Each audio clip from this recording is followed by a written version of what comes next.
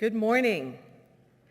His Excellency, Mr. Martin Roper, Governor of the Cayman Islands, the Honourable Wayne Panton, the Premier and Minister for Sustainability and Climate Resiliency, Judge Margaret Ramsey-Hale, representing Chief Justice, the Honourable Sabrina Turner, Minister of Health and Wellness, and Chief Officer Nellie Pucci, the Honourable Andre Ebanks, Minister for Investment, Innovation and Social Development, Ms. Heather Bodden, MP and Parliamentary Secretary for Social Development, members of the Mental Health Commission, members of the Alex Panton Foundation Board, distinguished guests, sponsors, speakers, delegates, and to the online audience, welcome.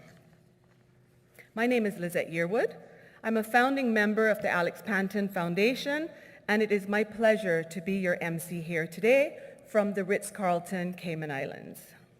Before we get started, here are some housekeeping reminders. Please turn your cell phones off or to silent. And as you're well aware, until yesterday, there were restrictions on indoor gatherings, so we made arrangements for most of you to join us remotely in order to ensure that the symposium is as inclusive as possible. Now that the restrictions are gradually being relaxed, thank you, Premier and Minister Turner, we look forward to seeing everyone again next year in person. We're still trying to make the symposium as safe as possible for all of you that are present here today, and so we've made some modifications that we'd like for you to adhere to during the course of the day. In particular, social distancing and mask wearing is strongly encouraged at all times when you're indoors.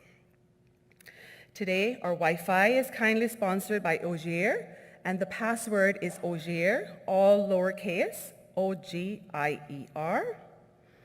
And this year, the program is available online by clicking the QR code on the tent cards on your table. And throughout the venue, it will be listed. And it is also listed on our Facebook page and website for the online viewers. The program today includes details of our run of show, our sponsors, and our exhibitors.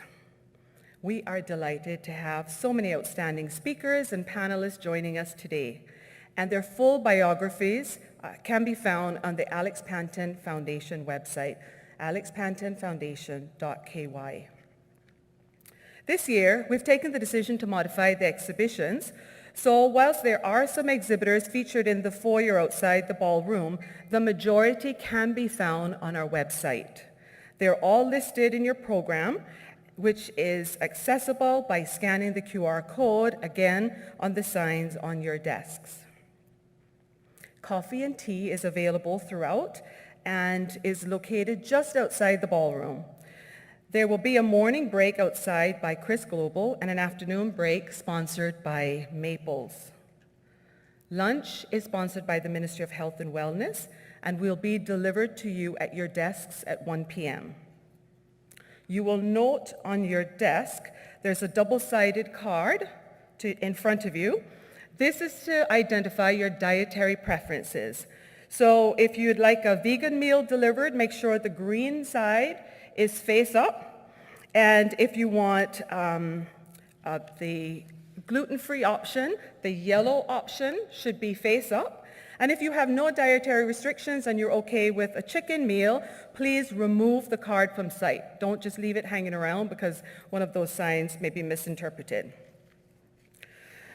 This is the 5th annual Youth Mental Health Symposium, and the Alex Panton Foundation is incredibly grateful to all of the support from the local community since we launched 5 years ago. We are especially grateful to all of our sponsors who allow the symposium to take place each year with no attendance fees to our delegates. Thank you to our 2 platinum sponsors, 3T Cayman MRI and DART, as well as our many other sponsors and our exhibitors who help to make this event free to all who attend. Details of our sponsors are on the screens behind me, and you will see that there are too many to list right now, but as we go along, I will identify and recognize them throughout the day's proceedings. Once again, we are extremely thankful to all of you for your support. Many of you have supported us throughout in these years. Also, to all of you who have supported us in other ways throughout the 5 years, helping us to fund the very important work that the Foundation does in the community.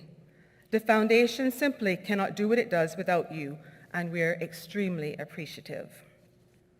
This year's theme, Thriving in Uncertain Times, is in recognition of the difficult few years we've had, but in particular for our young people.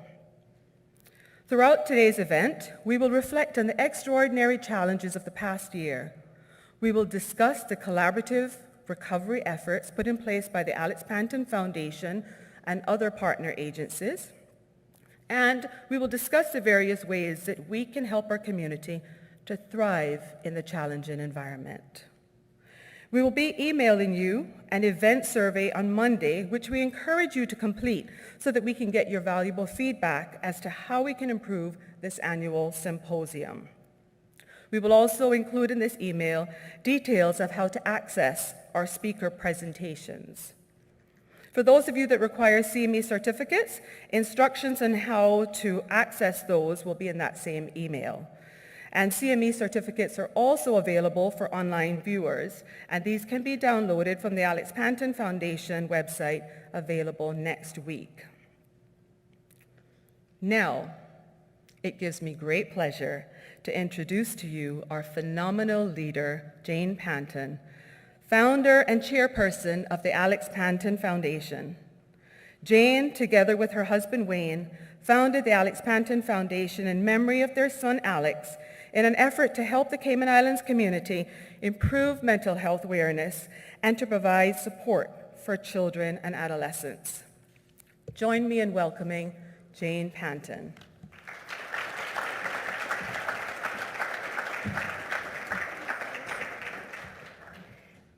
Thank you, Ms. Liz. Good morning, everyone.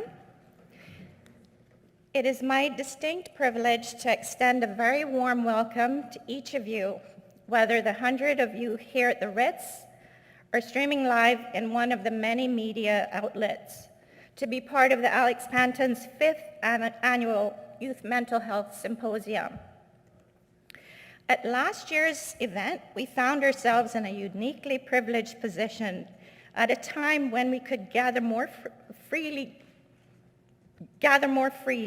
without as many of the critical public health and safety regulations that are in place now.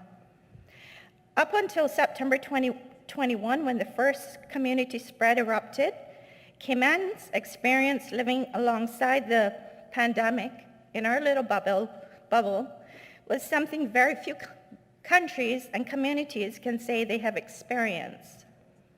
But as we continue to learn while living through the pandemic, change is inevitable and can happen so quickly. It is still grim, and coping is a challenge for many, and the struggle to thrive is a different experience for each of us. Our symposium's theme this year is Thriving in Uncertain Times. The grand scale of this pandemic and what seems to be an unending global effort to combat it has thrown us into uncertain times that are quickly changing. Some changes are good, some bad, but one moment to the next is so unpredictable. These past 2 years have been frustrating and terrifying, and for those of us who have lost people to the virus, heartbreaking. Although our journeys may be different, we're united in uncertainty of the future. And the Alex Panton Foundation has brought us together here today. Persons in our community from various sectors, parents, teachers, pastors, counselors, mental health professionals, and our very brave, motivated young people of the Youth Ambassadors Program to share their stories, and other young people as well. These will help us to thrive, or teach us they will share their stories and help us to thrive in these uncertain times. These last few months have been especially difficult for our community. We've lost loved ones to COVID, which have caused multiple families and friends to face unfathomable tragedies. We have also lost young persons to the unimaginable nightmare of suicide.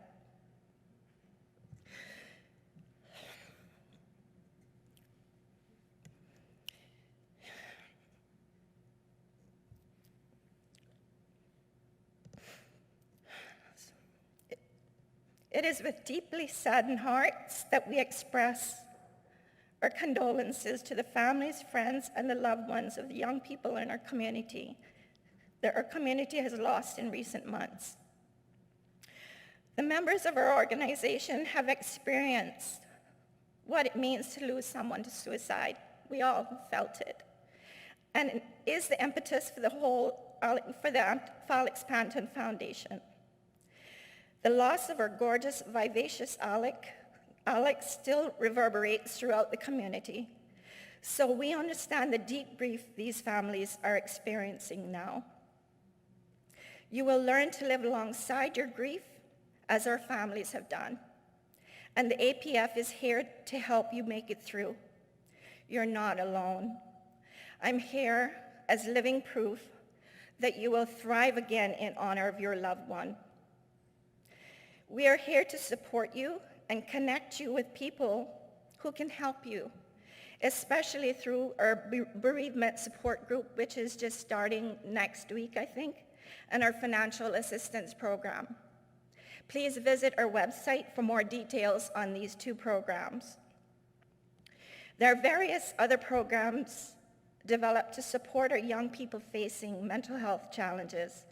The emotional literacy programs, Zippy's and Apple's Friends, teach our young ones just starting out at school how to cope with bullying, loss, and basically how to be compassionate to others and care for your own mental wellness from very young.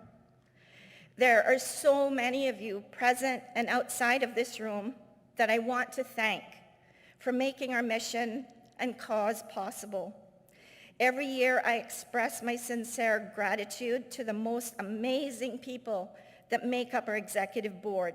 And every year, they just get more amazing as we gain experience on how to forge our mission to improve the mental health of children and young adults in the Cayman Islands through advocacy, awareness, and support. This year, we welcome Dr. Shreya Noria, who fulfills the role of our news post as project coordinator. Despite our infancy, APF is growing rapidly to meet the demand to improve access, awareness, and support mental health services. We are so grateful to have Dr. Shreya's support to oversee our clinical projects and initiatives, sorry, time's up, so that we can reach even more young people in the community. Not much longer, Ms. Liz. We know that our work and our efforts are needed now more than ever. We're so grateful for those other mental health professionals that continue to join us in our cause, such as the Clinical and Education Committee volunteers like our first presenter, Dr. Shari Smith, for your efforts to develop programs and practices that are crucial to supporting young people's mental health. Dr. Shari also runs the online support group for 12 to 17-year-olds.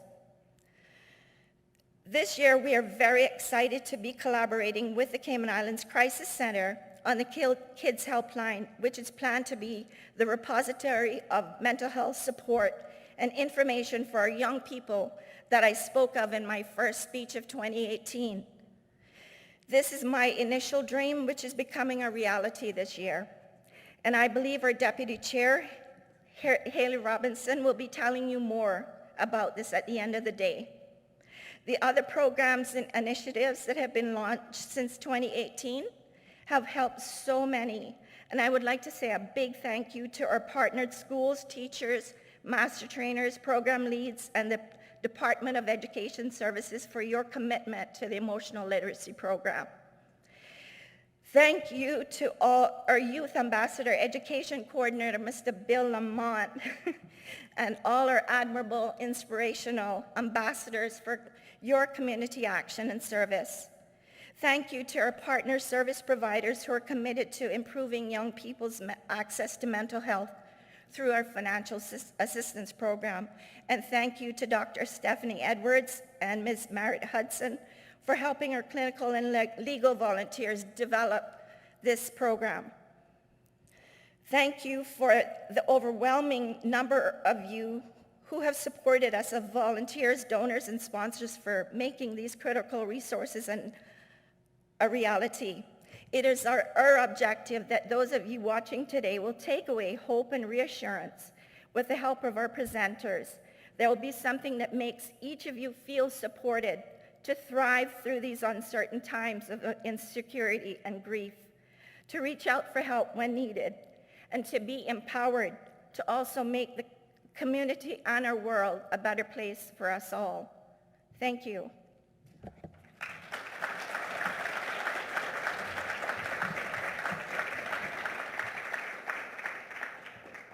Thank you, Jean, for continuing to inspire us all.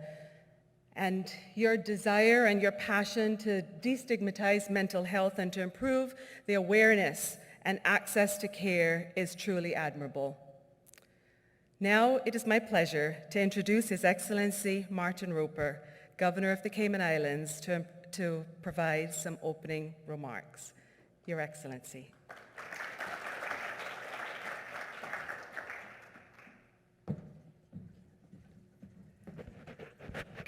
Good morning, everyone.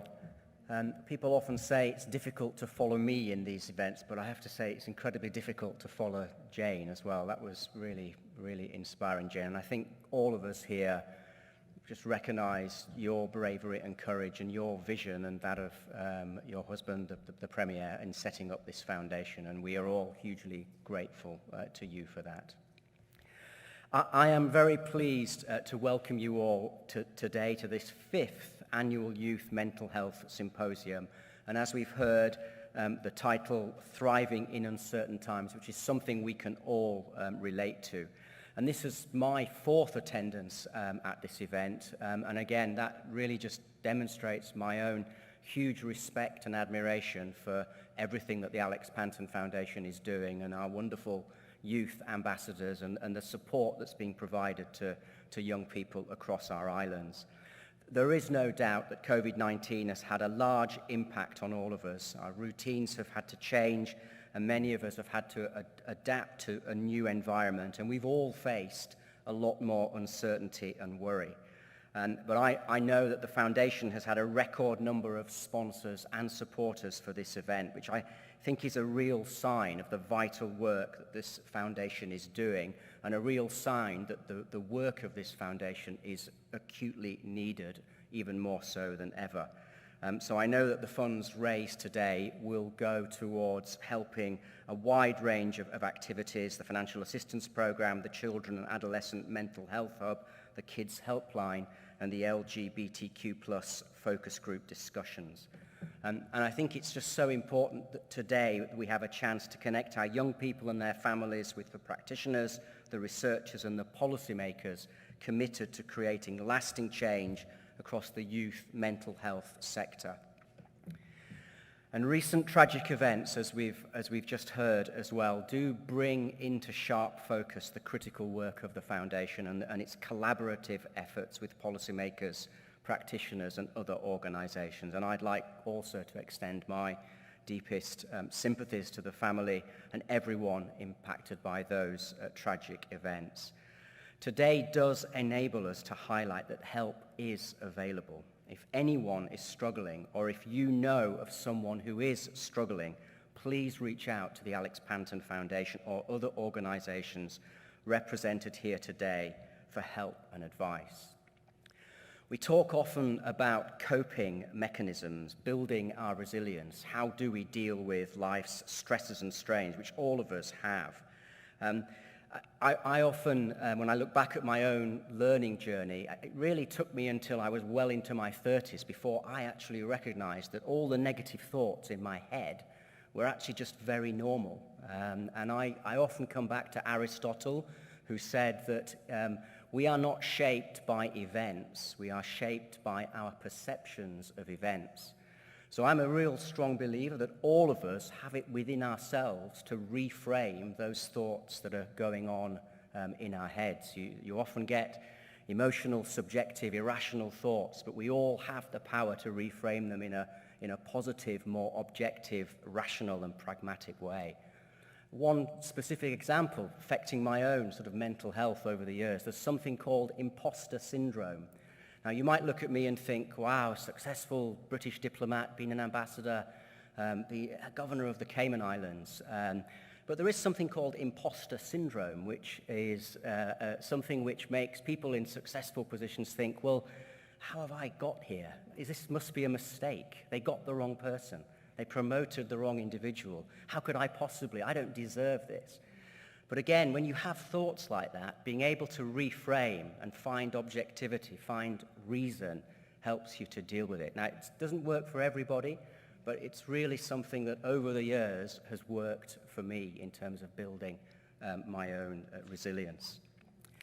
Now, I know that the 2020 Cayman Islands Student Drug Use Survey, I'm not going to go over the statistics, but I've seen them, and they are incredibly sobering. And I know you're going to go into that in more detail later, but I think they do underline yet again just how important organizations like the Alex Panton Foundation are to help us support people with poor mental health.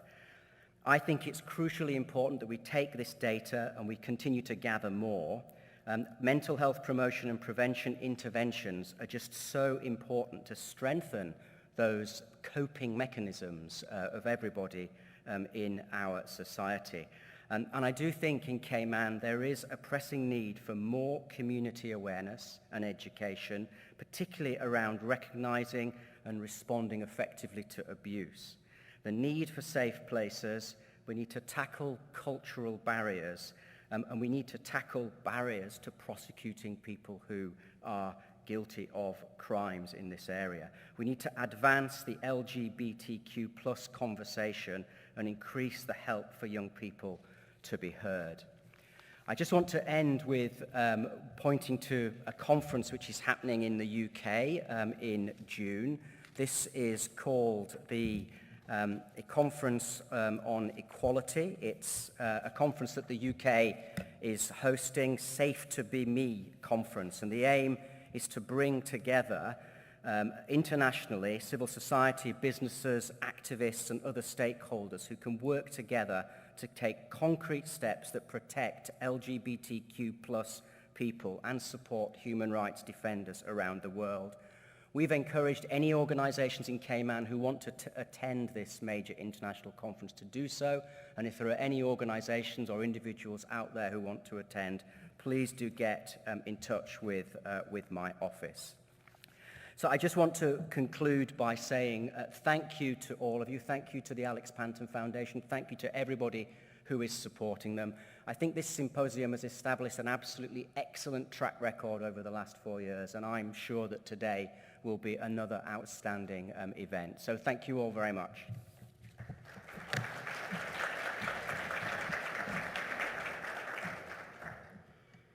Thank you, Governor Roper, for those encouraging words and for your support over the many years as well. I would now like to invite Honourable Sabrina Turner, Minister of Health and Wellness, to deliver her opening remarks. Honourable Sabrina Turner.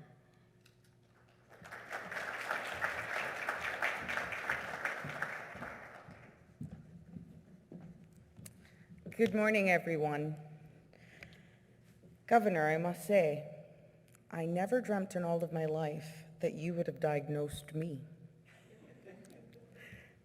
This imposter syndrome that you really explained here is something that I personally been through a number of years, and something that people have constantly asked me now that I'm in this position and I've connected with people. And you sit down and, you should reflect on where you're coming from, where you are, how you've gotten there. And you're like, is it me? Is it Sabrina Teresa Turner? Is it the alter ego? All of these things. Sometimes you doubt yourself, but then, of course, you spoke first. And prior to all of that, The ambassadors were excited to meet me. And that is what helps me remain focused, grounded, true, and causes me now, or empowers me more to continue on my journey and the opportunity to make a difference in the position while I'm here. But thank you for diagnosing me. I can now relate.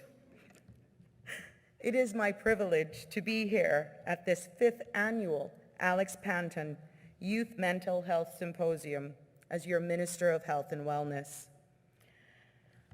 I would like to thank the Honourable Premier, Mr. Wayne Panton, and his dear wife, Jane, for working fervently to improve the lives of Cayman's youth in your beloved son, Alex's memory. Since the Foundation's inception, the Cayman Islands has noted its strong presence and in our community, and we've seen the tremendous impact that it has made on the lives of young people. The mission of the Alex Panton Foundation to improve the mental health of children and young adults in the Cayman Islands through advocacy, awareness, and support is a constant one, and can only be achieved if we make it a priority as a country. Now, the recent tragic events have solemnly reminded us of the work that remains to be done for our youth. And it is the reason that the Ministry of Health and Wellness is committed to strengthening the youth mental health support as one of our broad outcomes, and is preparing to open our long-awaited Children and Adolescent Mental Health Hub. Now, the hub, which will be housed on the Cayman Islands Health Services Authority Hospital campus, will be run in partnership with the Alex Panton Foundation and the Health Services Authority. Now, both the Alex Panton Foundation and the HSA have consulted with local and international experts on best practices, including triaging to determine the urgency of a mental health patient encounter and how to treat juvenile patients. It is our goal that our young people will be able to receive specialized mental health care in an environment that suits their needs. We are also working feverishly to open the hub within the next few months so that we can begin serving these very special members of our community.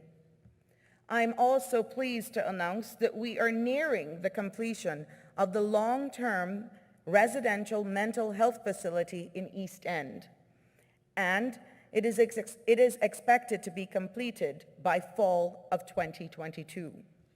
Now, this facility is being established for residents of the Cayman Islands who have serious and persistent mental illness, and it will allow them to be cared for holistically in a safe and secure environment, reflecting a therapeutic approach to care with the prime objective of being integrated back into their communities. Now, once completed, the facility will be able to house 54 patients across 9 cottages, with each cottage having 6 beds. The overall percentage completion of the main building and the cottages is approximately 81%.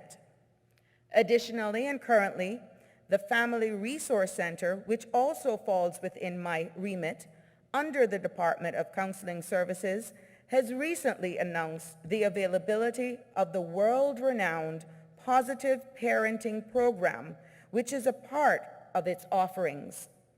It's also known as a Triple P. The program trains parents in necessary skills to raise confidence, healthy children, and teenagers through the cultivation of stronger family relationships.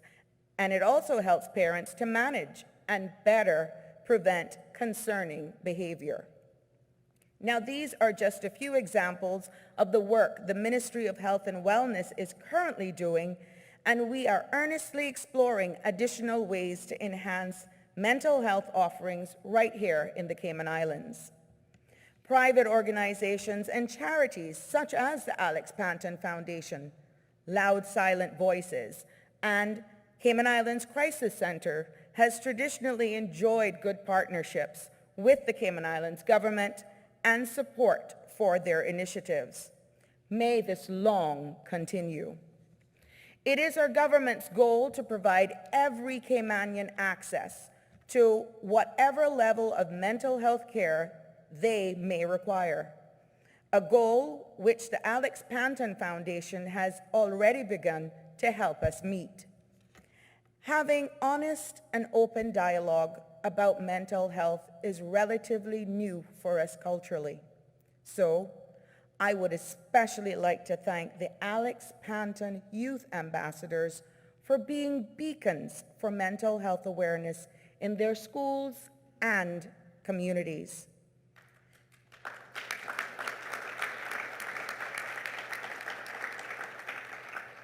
Now, each of you know best the challenges you and your peers face, and we as policymakers rely heavily on your insights to shape our decisions.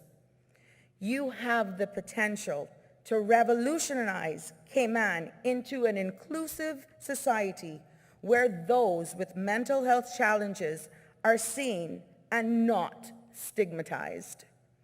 I applaud you for the work that you have already done, and I am so eager for what more you all, along with our assistants, will accomplish. In closing, I would like to thank the board of the Alex Panton Foundation for making this symposium a highly sought-after event for the people of the Cayman Islands and for giving clinicians, mental health advocates, and leaders like myself a platform to discuss such a meaningful topic. I look forward to learning from today's speakers and putting their insights into action for the betterment of our people. Thank you, and may God bless you all.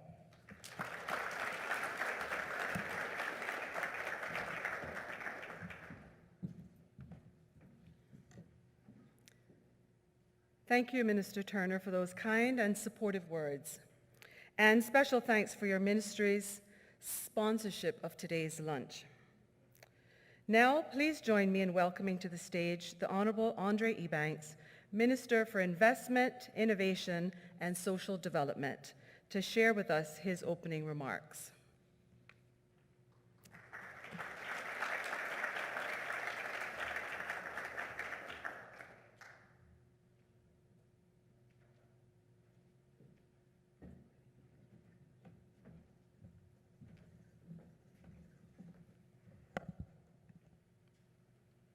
Good morning.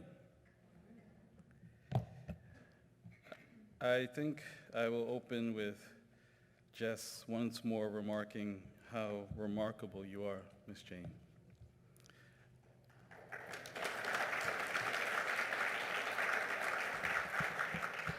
I'm not just saying this because your husband's my boss, but if anybody deserved to go over time, it was you. I already know how remarkable he is every day because I see him every day, but I don't get to see you as often.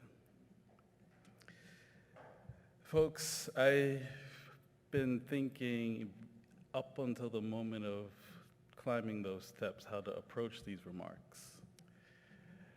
I think the ministry, if any staff is there, Ashlyn, I see you, if there are any others, have done a good job of providing notes.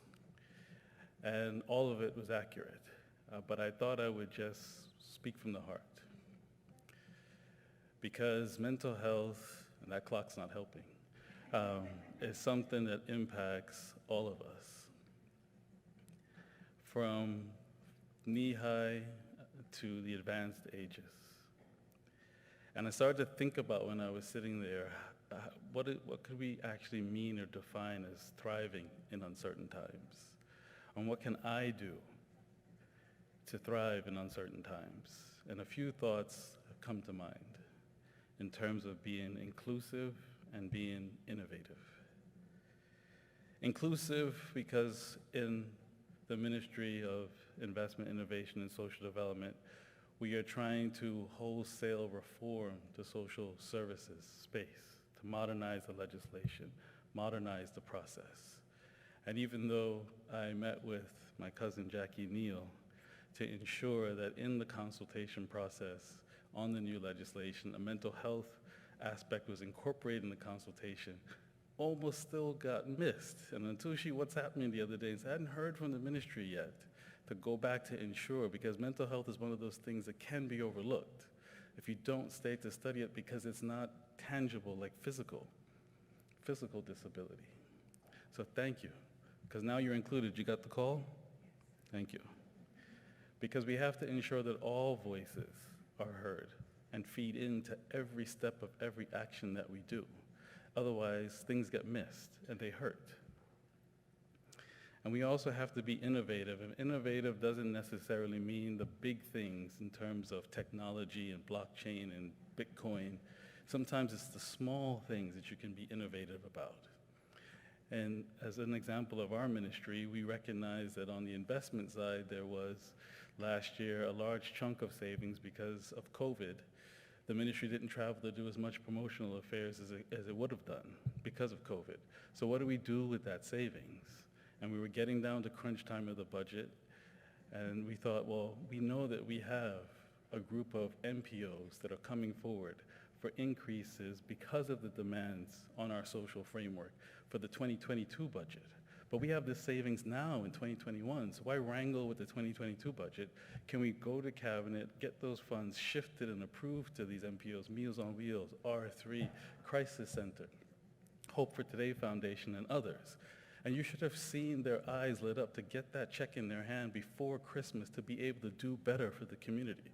So I push all of us to be more innovative. Think in your jobs, what are the small steps that you could take to get around the thing that seemed insurmountable so that you can do more with maybe less time and less toil. And I had an ulterior motive for grouping them all together for the photo op. It wasn't just to look pretty and show the checks. I was waiting and looking back to see when they all got in the room together if they knew each other. And I suspected that they didn't.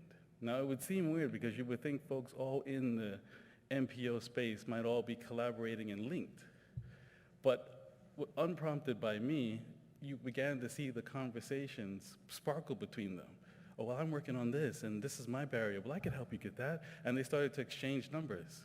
So the other piece of work that the ministry is going to embark on is to try to map the MPO space, to bring folks closer together, because it doesn't have to be on any one particular entity, government, or MPO together. We can do more. That's how I think we thrive in uncertain times. We've got to draw these links. I see Dr. Shari Smith. We had our time in COVID. Well, you were on this side of COVID in Cayman, and I was in London.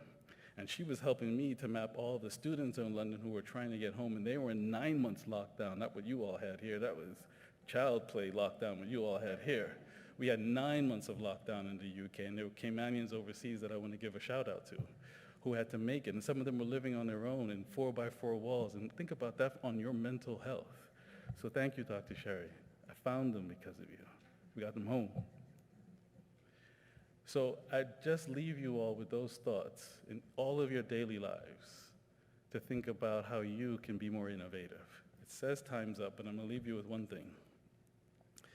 The Governor, you started this in terms of sharing your own mental health. I'll open up and share mine.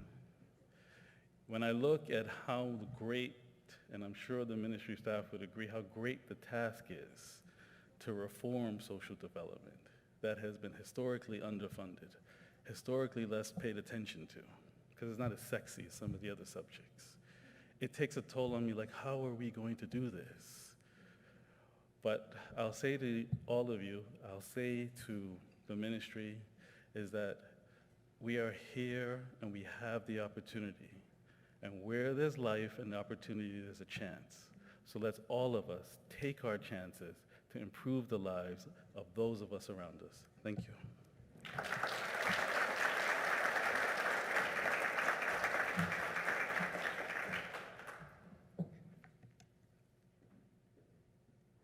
Thank you, Minister Ebanks, and thank you for your ministry's gold sponsorship, which shows the support of your ministry to this foundation. Next is Dr. Sherry Smith, clinical psychologist, who's a part of the Alex Panton Foundation Clinical and Education Committee, who will be setting the scene with her presentation, Planning to Thrive in Uncertain Times. At the end of her presentation, we will open up to questions from the audience. Please join me in welcoming Dr. Sherry Smith.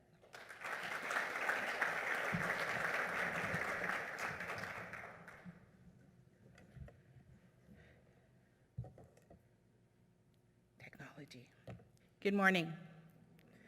Thank you, Foundation, Ms. Jane, Honorable Mayor, for this opportunity to speak about something that is so passionate to me. I am a daughter of the soil, born and raised here in Cayman, and there is nothing more important to me than my people, and even more so, the children of our country. So thank you for this opportunity.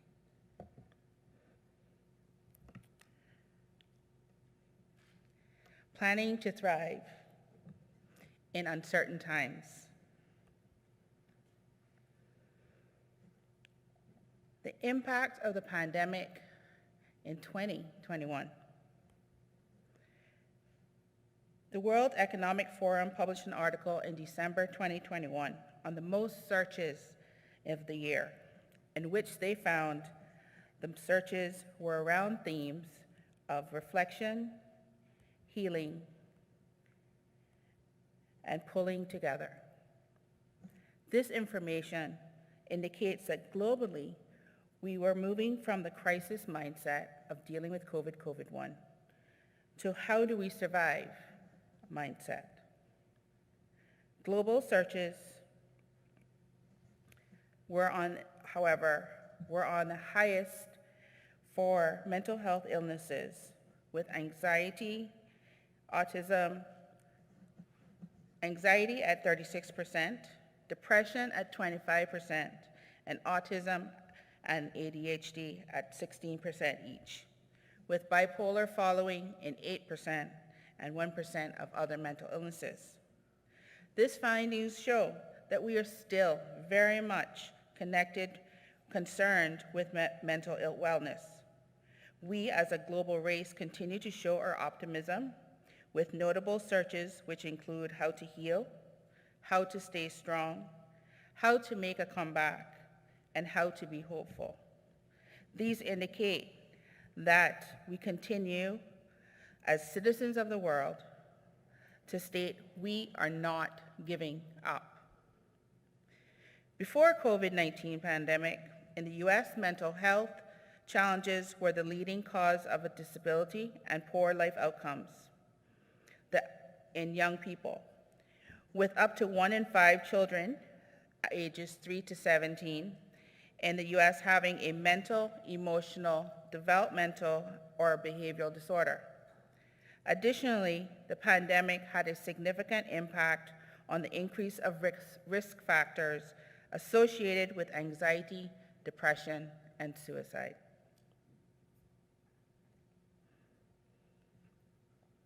Here in the Cayman Islands, it has been no different. Despite our decisions to postpone fully reopening for quite some time and ensuring the protective measures were in place for our people, the pandemic has disrupted the lives of ourselves, but especially our youth, in the way that they attend school, the social opportunities with peers and mentors, participation in extracurricular activities and competitions, the quality of their home life, despite their parents being at home for some time. The demands of parents' work commitments were still very much present, often resulting in increased frustrations and heightened emotions due to trying to balance work, school, life, and children. With the increase in the community transmissions, the health of their caregivers and themselves is even more of a concern. The pandemic's negative impact has also heavily affected our most vulnerable young persons, especially those youth with disabilities, youth from low-income homes, youth of the LGBTQ+ community, youth involved with social services or a juvenile court system, and let us not forget those of our young people who are studying overseas outside of the Cayman Islands, whether in boarding schools, colleges, or universities. They too have especially been impacted. Those who went from the protection of our bubble to a world of masks, social distancing, online instruction, school closures, limited access to academic supports. This is what happens with technology. Limited resources and access to academic supports, and not being able to compete in sporting and social activities as well. Risks of a new variant and changing restrictions on a daily basis. I cannot tell you, first of all, I am so thankful for WhatsApp, because my daughter messages me at least 2 or 3 times a day, and she's in the UK, and it's always about what Boris has now changed.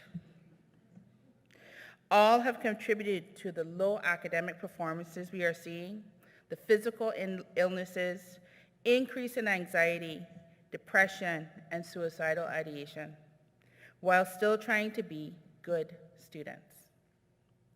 All of our children have been affected at some level by this pandemic.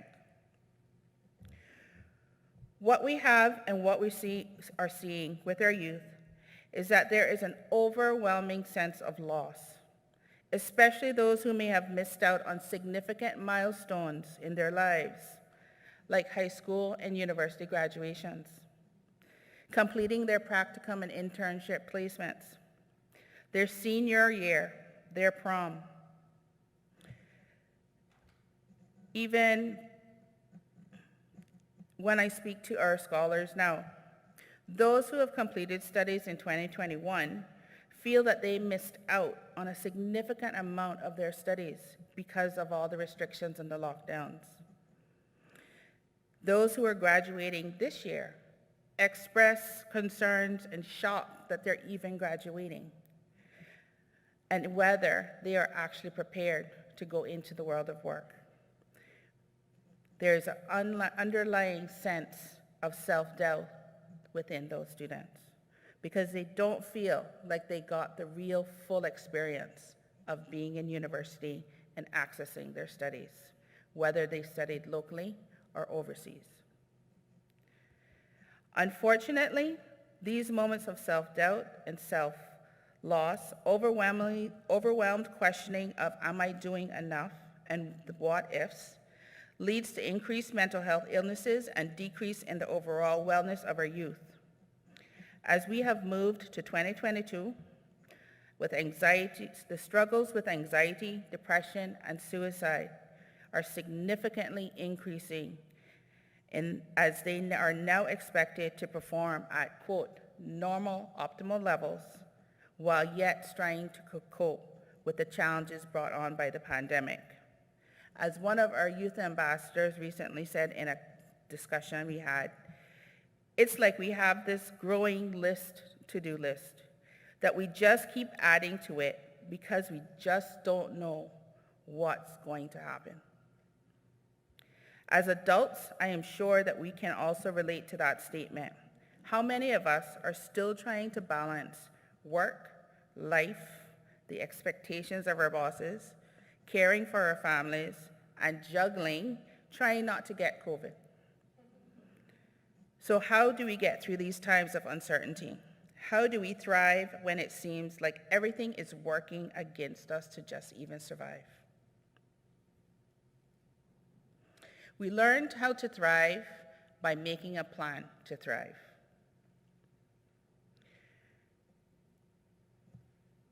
What we have and are seeing with our youth is that there is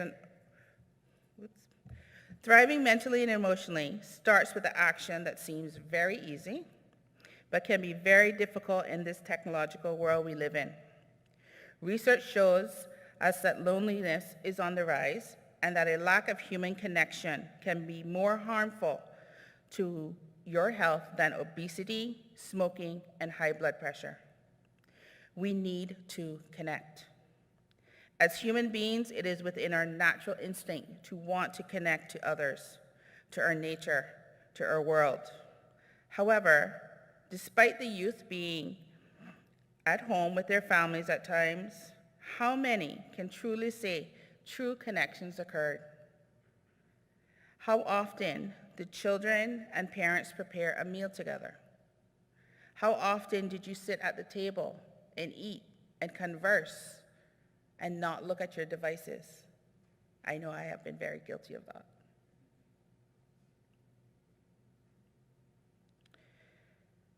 Connecting through conversation and the enjoyment of the meal is so important. How often are we really present when our young person is trying to share or paying attention to their body language, which is definitely saying, Mom, Dad, I'm not okay. But the words coming from their mouths are, I'm just fine, it's awesome. So some of you may say, but Dr. Shari, we have technology to stay connected, and this is very true. However, that same technology is creating a divide between our youth, our adults, our peers, and the world. We see it every day on social media of the way in which too much information is either being shared or negative, harmful statements are being posted that jabs at the person on the other side of that screen. I would strongly argue that for most youth, being able to hang out with their peers is better than being limited to online chats, even if when you're actually hanging out together, you're still on your devices. You also need to know what resources you have to access. Today, the youth are very active in various causes and outspoken in our community, and there are a vast number of resources for you, the youth, to access as well. If you are struggling with anxiety or depression, or just trying to get through life as a teen and have questions and need a safe environment in which you can communicate with peers, the Alex Panton Foundation has made available 2 resources that are free available to you. They are the Teen Talk online support group for teens 12 to 17 every other Saturday online from 1 to 2 p.m., which I have the pleasure of facilitating, and Breaking Barriers for those 18 to 30 at Parcel 110 at 12:30 to 2 with the facilitator, Shane Purcell. There is so many resources here in Cayman, just waiting for you to access them.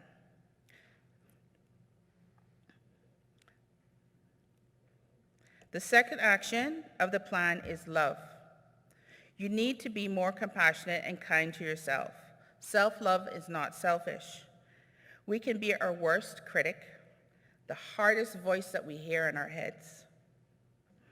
So it is important to continually remind yourself how amazing, awesome, and unique you are.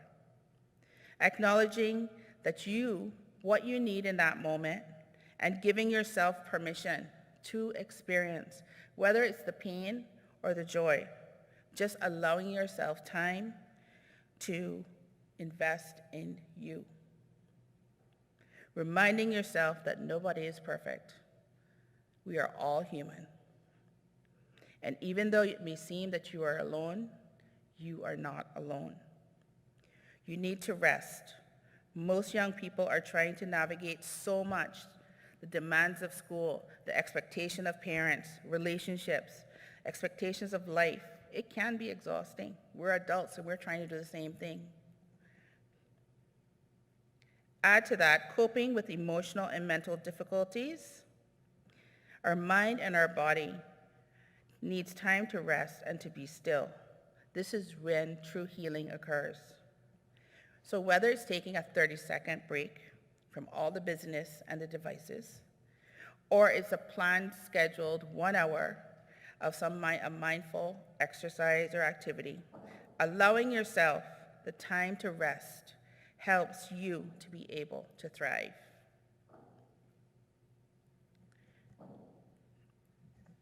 The third part of our plan is to move, whether it's physical exercise, working out at a gym, or taking a stroll around the neighborhood, or going for a walk on our awesome beaches that people are now flooding to get back in to do.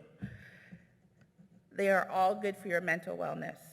According to an article released by the American Psychological Association in 2020, there is a growing body of research which suggests physical fitness is one way to boost brain health, and that regular exercise routine can decrease the effects of stress on the body, improve our mental health and mood, and enhance memory and cognition. Exercise fuels the brain's stress buffers. Exposure to long-term stress can be toxic to multiple systems in our body, even leading to more medical concerns like high blood pressure and a weakened immune system, which is the last thing you want in the world of COVID, along with mental illnesses like anxiety and depression. So therefore, in these times of uncertainty, the more you move, the more you thrive. The fourth action in the plan is to ensure that we nourish yourself. And I'm not just talking about the food. It doesn't mean only the kinds of foods you choose to eat, but also how you nourish yourself intellectually and emotionally. If you are mentally and emotionally drained or hurting, it is likely that you will also experience difficulty focusing, interest in hobbies, completing tasks, low energy, and learning and motivation, to name a few, which would obviously impact other aspects of your life, such as your studies. If you are nourishing yourself with wholesome foods and liquids, including water, exercising, and even learning something new or relearning something that you learned before, you will be supporting your overall wellness and strengthening your ability to thrive.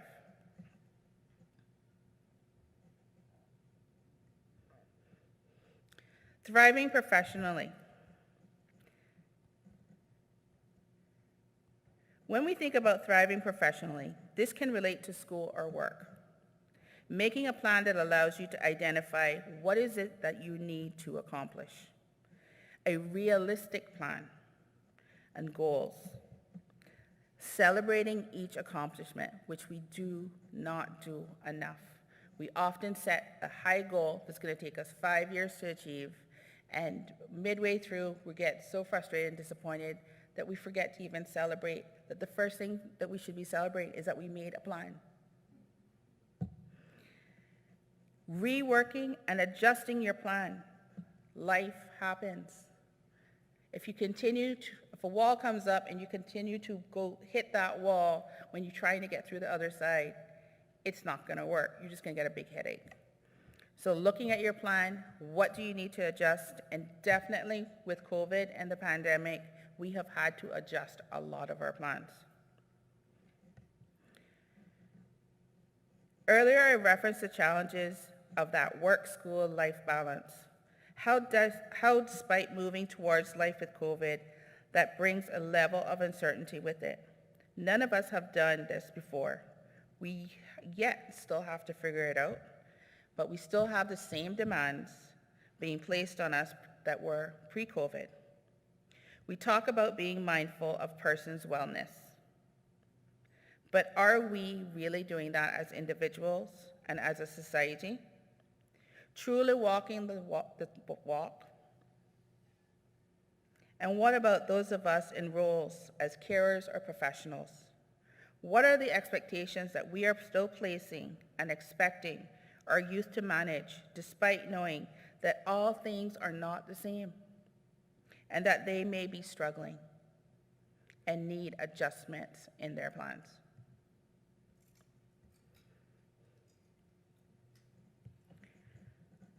So as a community, as the adults in charge, we have a significantly important role to play in ensuring that this plan works. We need to ensure that we are walking the talk. We need to be present with our youth and genuinely connect with them and hear what they're saying.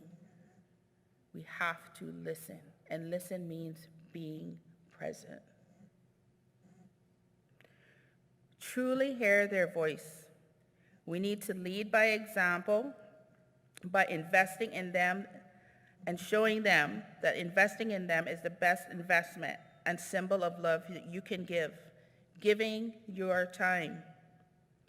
We need to work with them to make realistic plans for the present and the future, because there's still a pandemic. Making sure that they are ready and have the resources they need to thrive in this world, but not only making the resources available, but also ensuring accessibility to those resources. Lack of funding or insurance coverage should not prevent any child or young person to access the help that they need. We are the village, and we need to protect our vulnerable. We need to ensure that our children can survive in this world of COVID. Especially here in the Cayman Islands, there should be no acceptable reason for any youth to not receive the help they need to survive the world that we as adults have created for them to live in.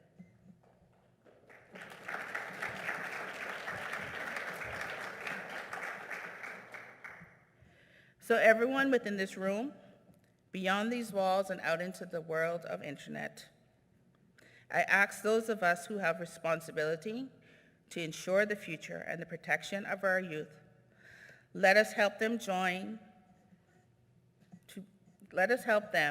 learn how to plan to thrive by connecting with each other, teaching them to love themselves, the importance of moving and nourishing their body and their minds, ensuring accessibility to resources, helping them create realistic plans, joining them to celebrate each and every accomplishment, and letting them know that it is not shameful or weak to ask for help.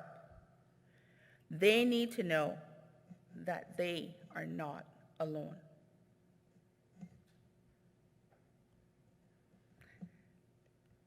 Thank you.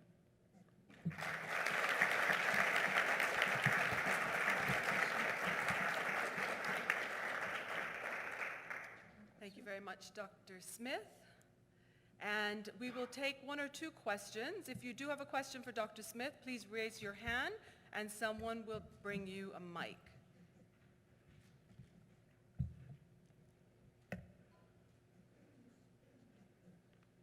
Okay. Well, I guess you've done such a... Oh, there is one question. There we go.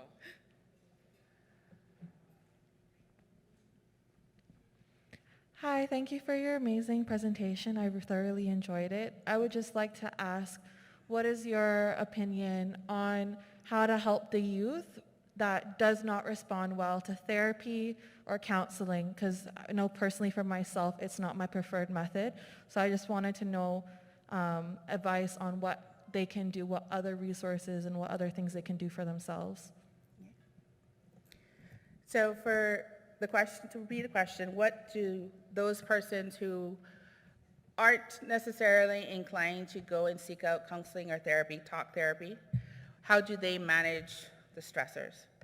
And what I would say is looking at the various resources that are available to you that you feel comfortable with. So whether it's your support system and your family and friends that you have someone to talk to, whether it is that we have the mental health helplines that are anonymous so you can call and talk to a professional, mindful activities such as yoga, painting, doing a yoga class. So finding what is going to help you navigate the stresses that you're dealing with, but making sure that you have someone that you can talk to, even if it's someone on the other side of the phone that you don't know, they don't know you, but you can get the help that you need. Okay. Thank you very much. Thank you.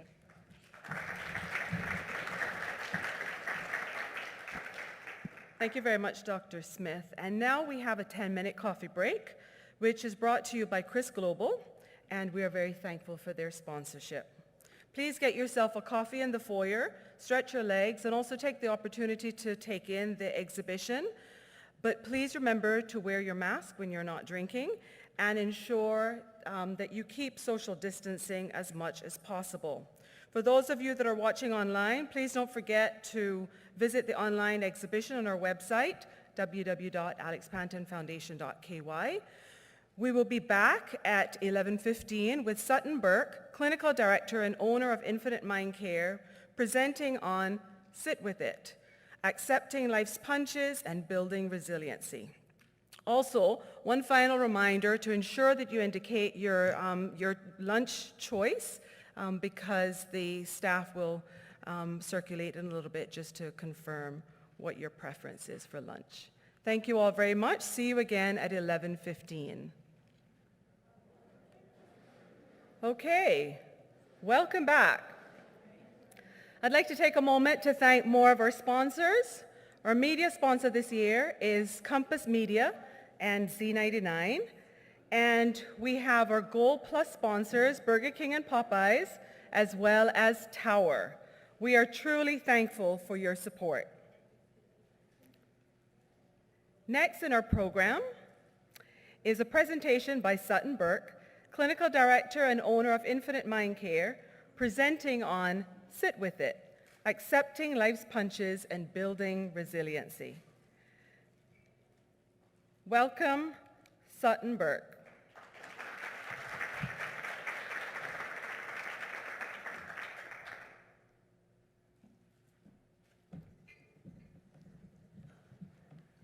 Hello, good morning. So I'm going to do things a little bit differently this morning and not use a PowerPoint. So you're going to see me looking down. I see now that I should have given something to everybody so I can just look at the screen, but that's okay. We're going to work with it. Last week, our community experienced a tragedy involving a teenager. Our community and the world we live in lost another beautiful soul. As a therapist, a mental health clinic owner, and as a mother, this scares me to my core. The reminder that I do not have the ability to control and fix everything, even though it feels like I have to, I should, I want to, is daunting. And it's a reminder that more has to be done. A time like this showcases just how important the Alex Panton Foundation is and the importance of continuing to raise awareness and support for our youth in this struggle. Not just with treatment, but by supporting our whole community in growth, understanding, interconnectedness, willingness to be vulnerable, to look inward, and truly embody what's came in kind. The title of my talk today is Sit With It, Accepting Life's Punches and Building Resiliency. In the therapy world, sit with it is something we say when getting people to acknowledge their feelings and sit with their feelings. It's also something that we do when doing exercises of exposure therapy used for treating OCD and anxiety disorders. The importance of sitting with our own discomfort as opposed to using some sort of escape mechanism to avoid what we are feeling.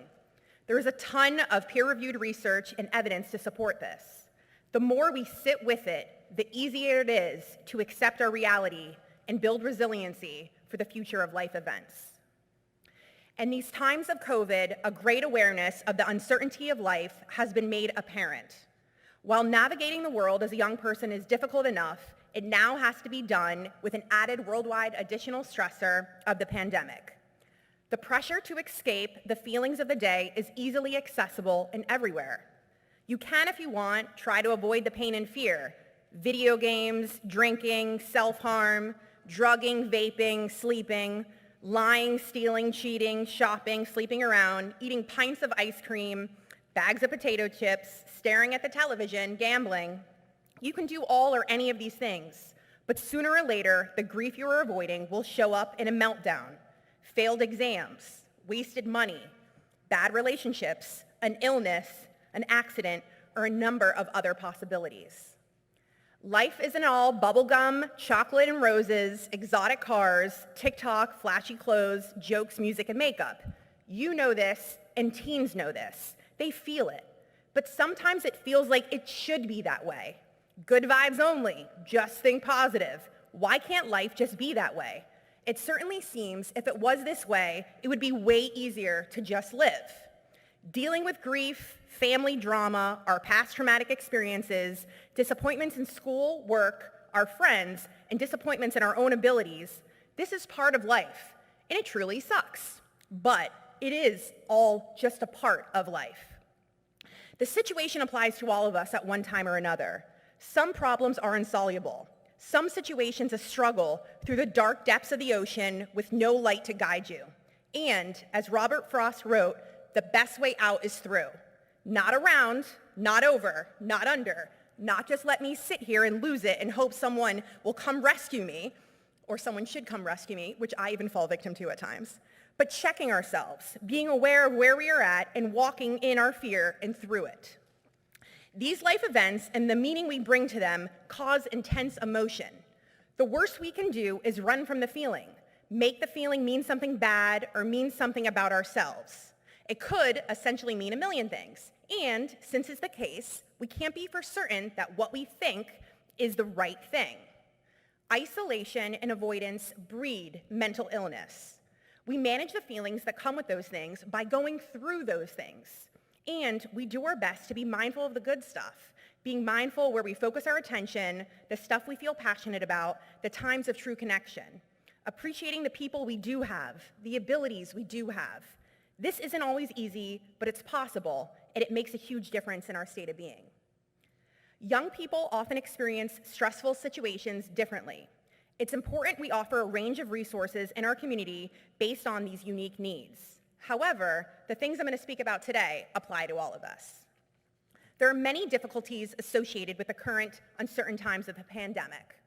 The more obvious ones are increased alcohol consumption or substance use, which can lead to a lifelong addiction, change in diet leading to weight gain and diabetes, change in sleep patterns, which can lead to insomnia, which takes a major toll on our mental health, ability to focus, be productive, and shortens our lifespan. Schooling and working online causes problems with focus and motivation in school when everyone is going back now in person. Also, there's OCD, obsessive compulsive disorder. For some people with a genetic predisposition towards some forms of OCD, contamination obsessions, and cleaning compulsions, the stress of COVID-19 is likely to trigger or worsen their OCD. OCD in general is the fear of the future, the fear of the uncertain, and certainly worries of the future are a major part of having OCD. This also has increased dramatically because of the pandemic. The not so obvious ones from the impact of lockdown is isolation. Limited peer interactions has become a notable driver of increased loneliness. There is a close relationship between loneliness and mental health, linked to increased stress, depression, paranoia, anxiety, cognitive decline, and is a known factor in suicide. It is also linked to heart disease and obesity. Less time spent with friends and lower social connection to lead to a potential loss of your peer support. Lower quality friendships and smaller social networks have been linked with greater distress and anxiety. All of this can link to lingering social anxieties. People are already experiencing social anxiety, and you can imagine with the pandemic, it's made it much more difficult.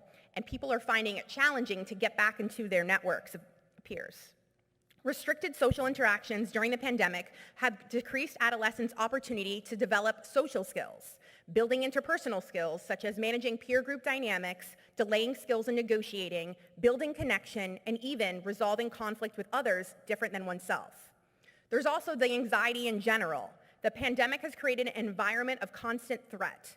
Our bodies can adapt to short periods of stress, but a constant sense of threat and sympathetic nervous system arousal can lead to exhaustion and negative effects on multiple organ systems.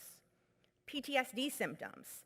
Many youth are recovering from traumas experienced during the pandemic, including the loss of family members, the burden of growing up quickly to care for younger siblings or relatives, financial hardships involving food and housing insecurities, and more. There's also the exposure to increased domestic violence and poverty-related stressors. Adolescents from disadvantaged communities are at higher risk of continuing distress, poverty, and missing out on educational and occupational opportunities. We also know that the LGBT community is so much more vulnerable, and especially during this pandemic, is even more vulnerable to mental health, in their mental health. And I really appreciate people bringing that up today and the panel that's going to be later talking about the research. Statistics continue to slowly come out in the impact of on the impact of the pandemic. However, it will be years before we truly see the effect. With all of this, we remember what happened to you is only part of your story. It is not about what happened to you. What matters is who you grew up to become in the aftermath. How did you survive, cope, grow, and thrive? No one can predict the future. It's not about what happened to, oh, I'm sorry, I just read that. No one can predict the future, but there is something you can do to better prepare yourself for whatever the next stage of the pandemic might look like and your future after. This is developing your resilience. Resilience can help us get through and overcome hardship. Resiliency is the capacity to recover from difficulties, changes, and misfortune. It's not just recovering and surviving. Resilience encompasses not simply avoiding negative outcomes in the face of challenge, but also cultivating growth as we learn to identify, optimize, and apply our strengths to overcoming that challenge and thriving. We can certainly get through something, but if there is a long-lasting negative impact, then we really need to do more to build our resilience to get rid of those negative effects.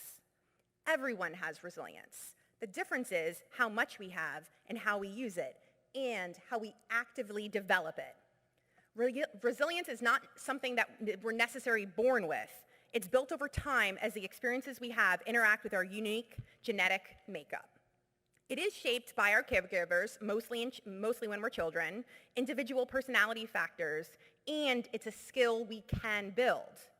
It's realizing you could do a lot more you give yourself credit for, even if it doesn't feel that way. Learning that life is very unpredictable and precious, so there is a need to cherish the little things.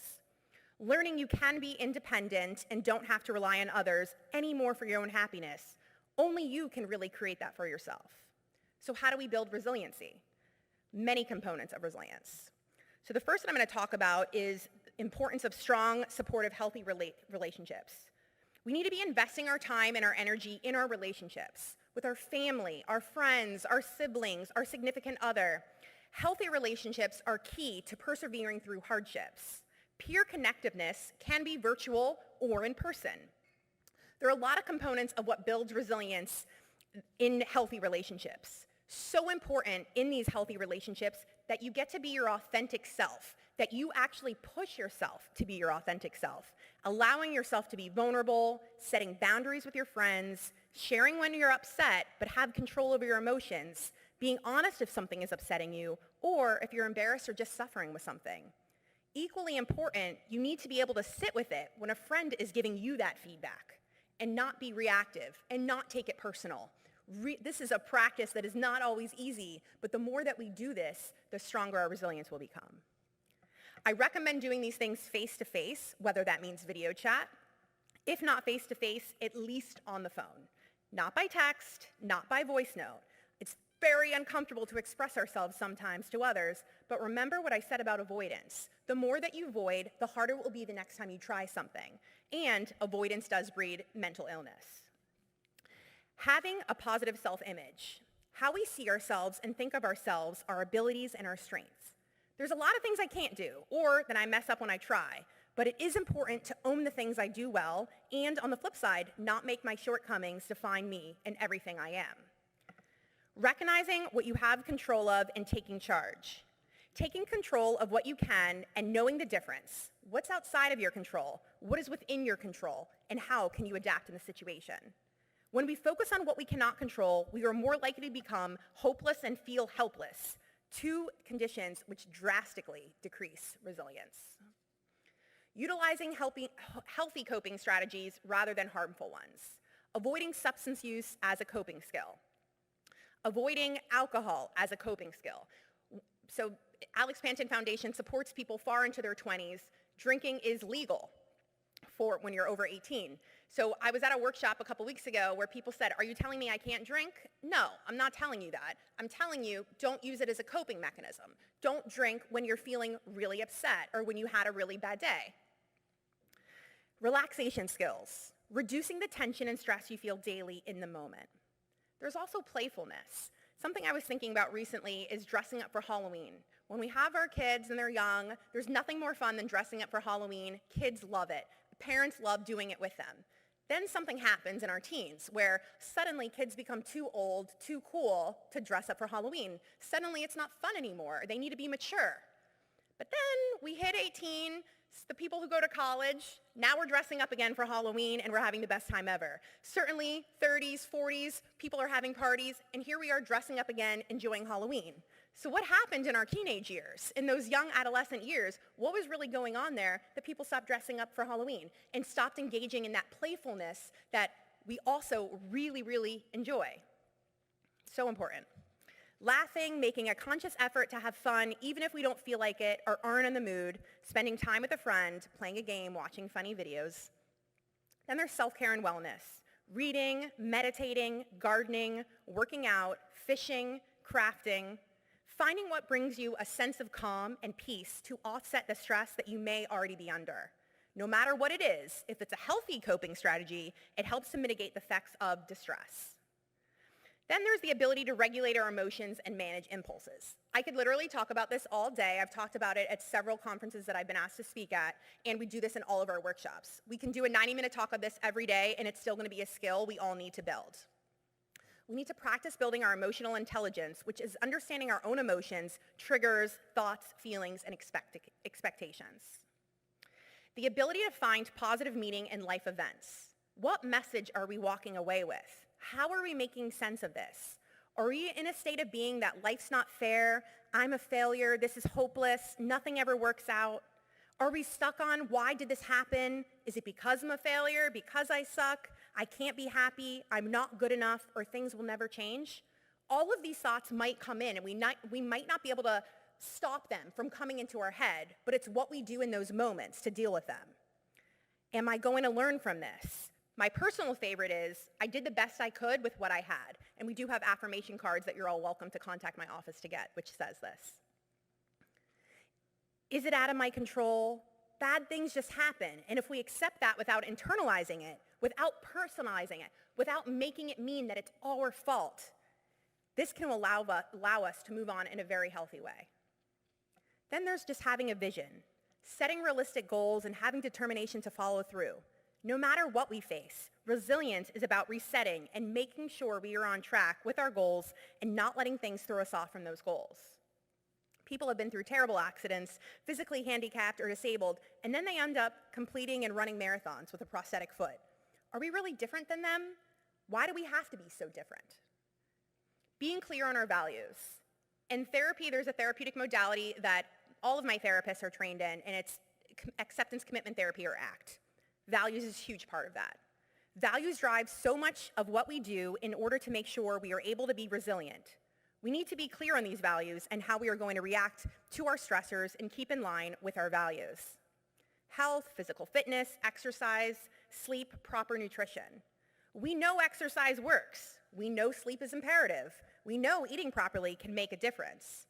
But if we don't take care of these things, if one building block flops, then all of the rest go. So these are things that we can all do, but then there's also some parenting strategies for developing resilience in our kids. Harvard University Center for Child Development has identified 4 positive processes that can help children develop resilience and better cope with adversity. 1, facilitating supportive adult-child relationships. 2, building a sense of self-efficacy and perceived control. And this is the belief in his or her ability to impact change within their own life, and us really helping our children cultivate that. 3, providing opportunities to strengthen adaptive skills and self-regulatory capacities. And 4, mobilizing sources of faith, hope, and cultural traditions. We can also be emotion coaches as parents. And I'm not saying anybody should try to be their kid's therapist or coach on a regular basis, but there is some emotion coaching we can do. Problem solving with our kids, helping them to develop a sense of agency, labeling and reflecting experiences and emotions to help them develop emotional intelligence and understanding. It's also important that when our kids see us going through something, we identify our own emotions. We say it out loud so they can learn to start identifying theirs. Being there for our kids in the small things so that they will come to you for the important things. Being fully present, caring about their favorite TV shows or current interests. Some youths may have different reactions to stress or be unaware of how to cope, so it's crucial that parents remain patient, understanding, and supportive. Parents should acknowledge their child's feelings and assure them that it's natural to feel a full range of emotions, scared included, especially during the pandemic when the situation is still constantly changing.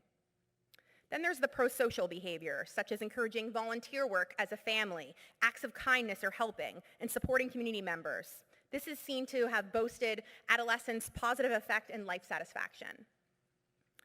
Parents need to play a key role in monitoring their children's use of digital platforms. Although virtual supports can allow youth to keep learning and stay connected, increased online access brings heightened risks for children's safety, protection, and privacy.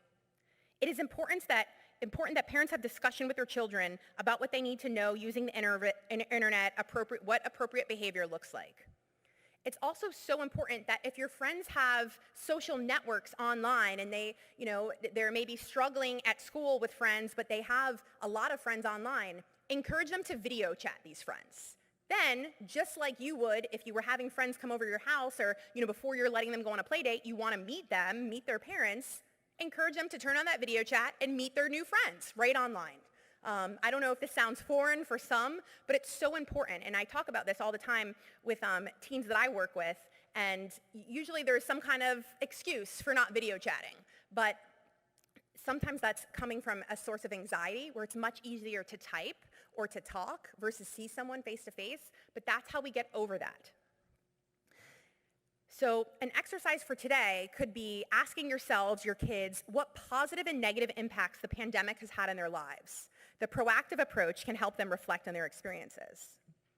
So it's not just parents, but it's the entire community, including the government, that can really help.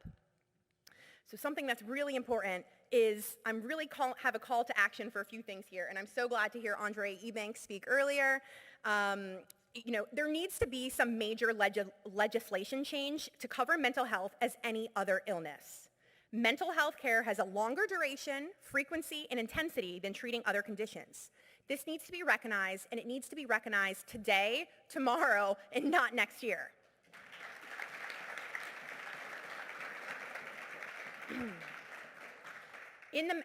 As a member of the Mental Health Commission and just as a mental health clinic owner, I've been speaking a lot about health insurance coverage. Now, Cineco is one thing, and this is an incredible insurance company that government provides for people, but no other insurance company is like this. And we really need to create legislation that is going to support more mental health coverage, and not just inpatient coverage. The reality is that most people will never need inpatient therapy. However, when they need inpatient, they need a lot more than $30,000. And they need this, they might need this a few times throughout their life. And again, it's going to be a larger amount than what we have. And I'm very curious why that amount has been chosen versus the amounts that we put towards for other big illnesses.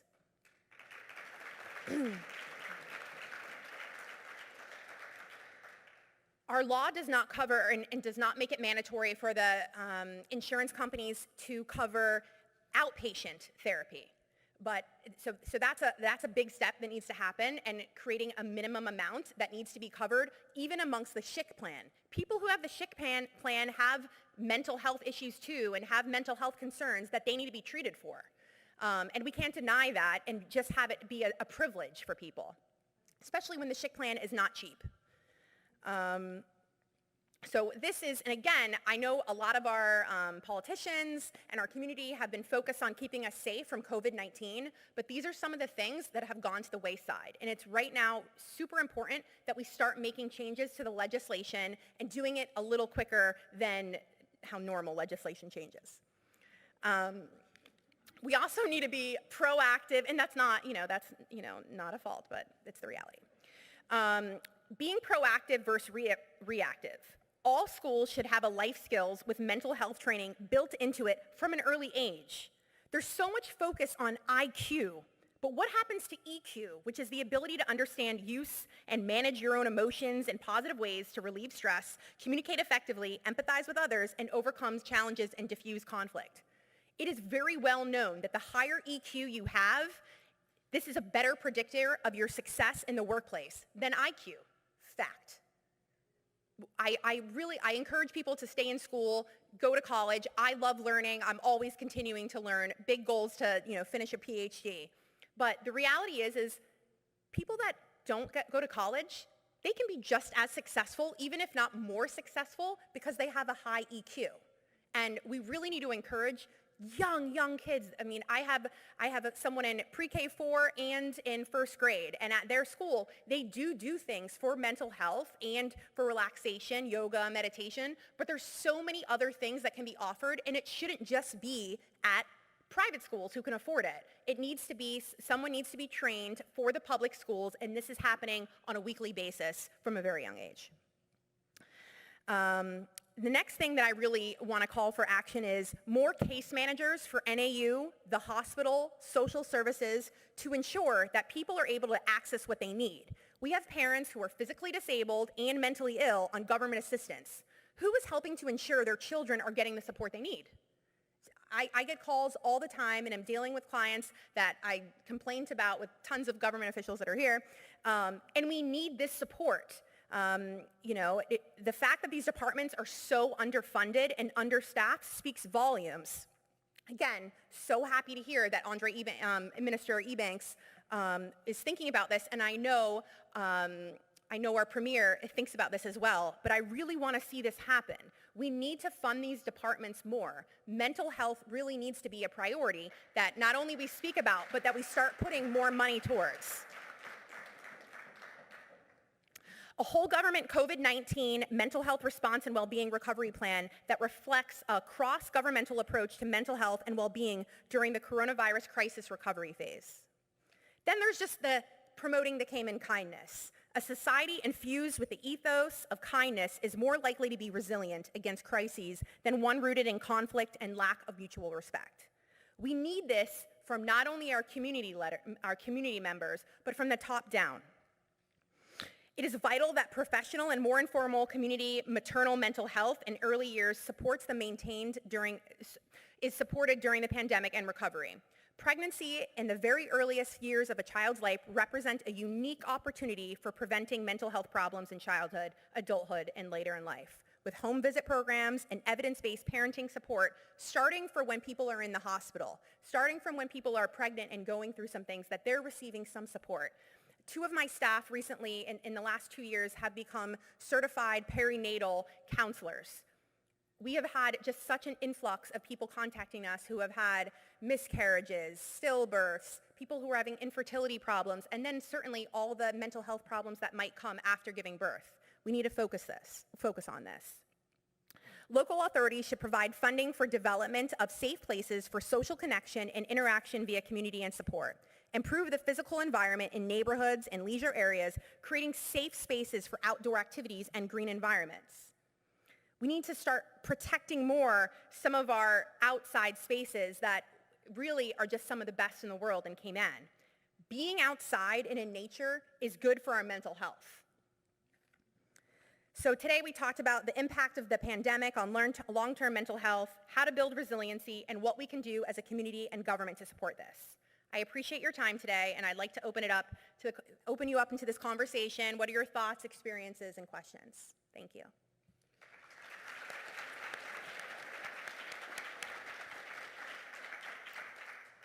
Thank you, Sutton. Now we have the opportunity to ask Sutton a few questions.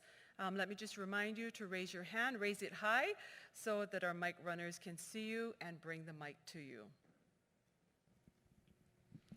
Thank you for this amazing presentation. I definitely appreciate the topics that you brought up that does need to be discussed and actions need to take place. I do have a question, if you can give your opinion on what should we do in a situation where a student confides in a school counselor requesting that they do not alert the parents, as it will make the situation worse, but they do it anyways, and so now that student is suffering worse off than before at home, and now they are traumatized from going to seeking any type of help. I understand this can be tricky, especially when the counselor believes the student is in danger, but is there anything that we can do? This is a great question.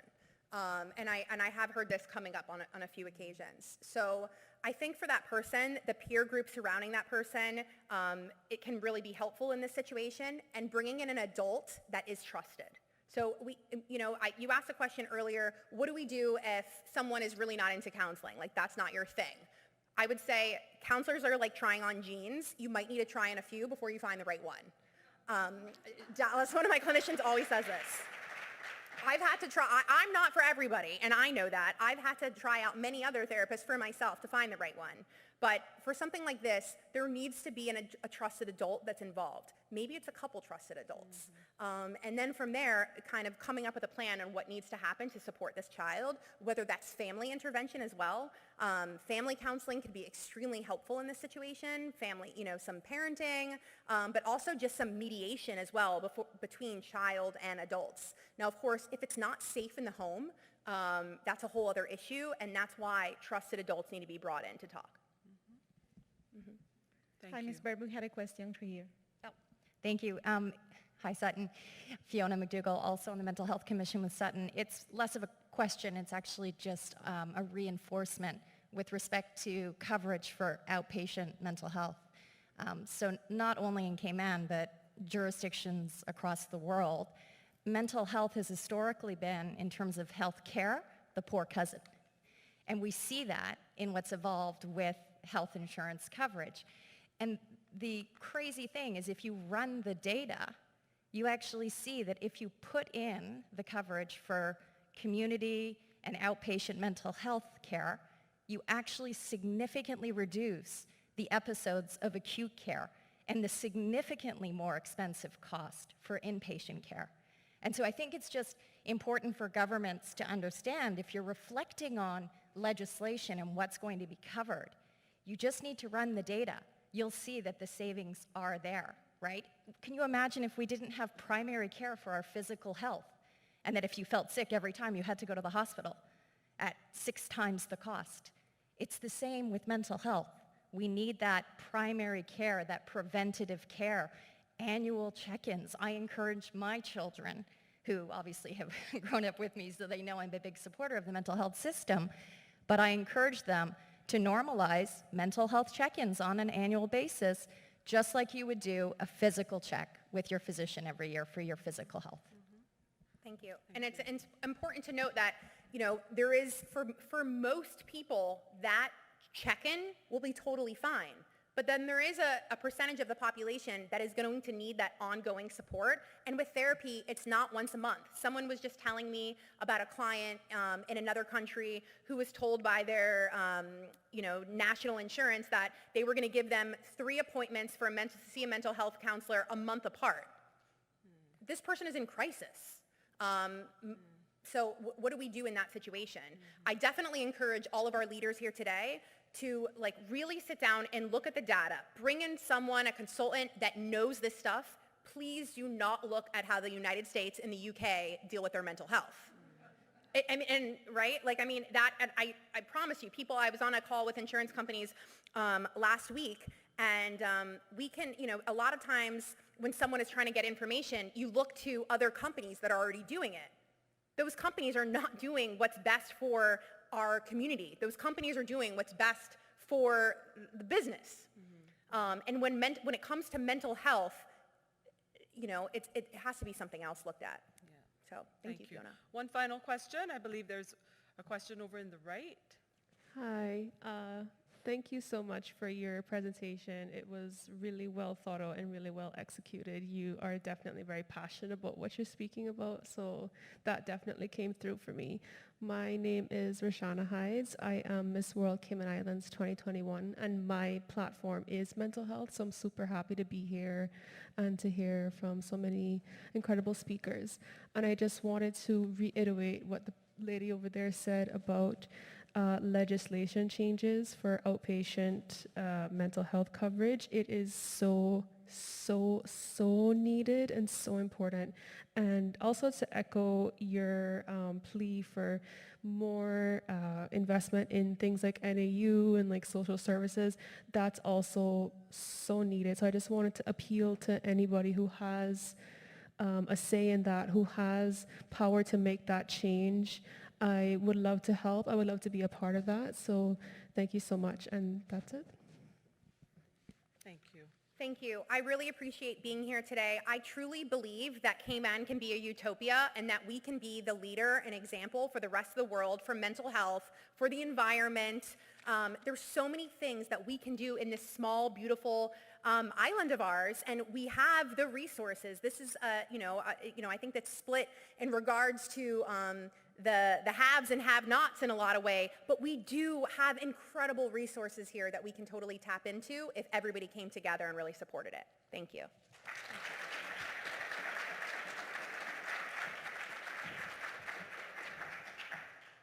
Thank you very much, Sutton. And we'd like to thank the sponsors and supporters of the Alex Panton Foundation who allow the foundation to offer its financial assistance program pending these necessary changes in the health insurance.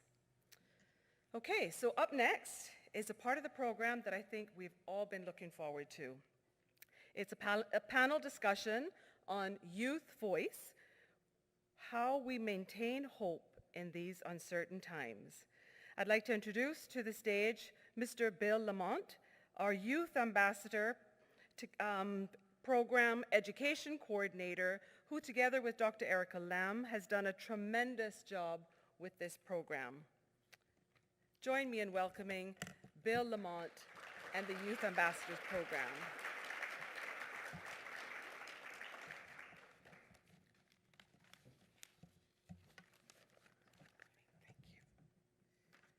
So, good morning and almost good afternoon. It's been so amazing hearing these speakers, from the governor to the ministers to the experts. So just another really big round of applause for all of the great voices today. It's just so awesome. And I'm going to make this pretty brief because I think the youth voice is so important. I just wanted to start with a message of appreciation for all of the people attending today, both virtually and in person, and especially to Jane and Wayne Panton for establishing a foundation that truly embraces and elevates youth voice. I think that is so important. And it's refreshing to see that during these challenging times, during COVID and the pandemic, that Cayman is embracing intergenerational conversations. These are healing conversations when we get people of all generations together to talk about the issues. And unfortunately, oftentimes our decisions globally are made while leaving out the very people who those decisions will impact in the future. So I commend our current government for really opening the door to these intergenerational conversations, and I hope that that continues.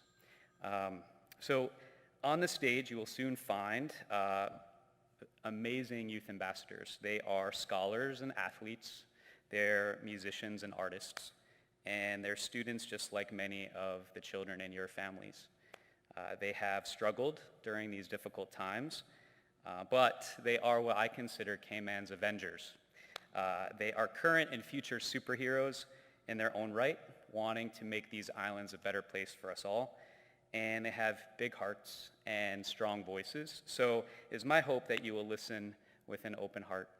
So I'm just going to introduce them really quickly. They're going to line up over here, and then we have an amazing moderator as well. So we have Soleil Parkinson, Isabella Davale, Dahani Baden, Lily Hogg, Jadari Lumley, and our moderator today is a co-founder of the Youth Ambassador Program.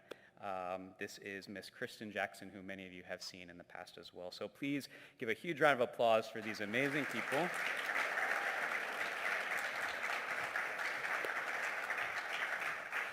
And I definitely encourage you to cheer when you hear something that resonates with you, and just give them as much support as you can. So thank you very much.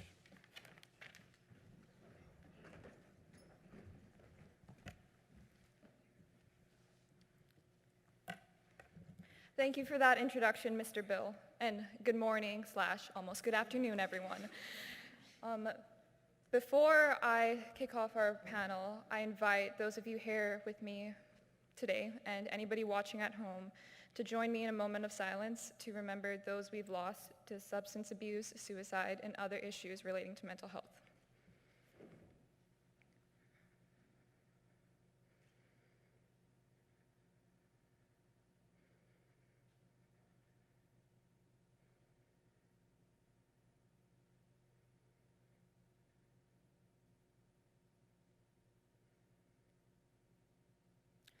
Thank you. I now invite the panelists to state their name, age, and school, and to make sure you turn around your name cards. Hello everyone, I am Jadari Lumley. I am 17 years old and I attend UCCI.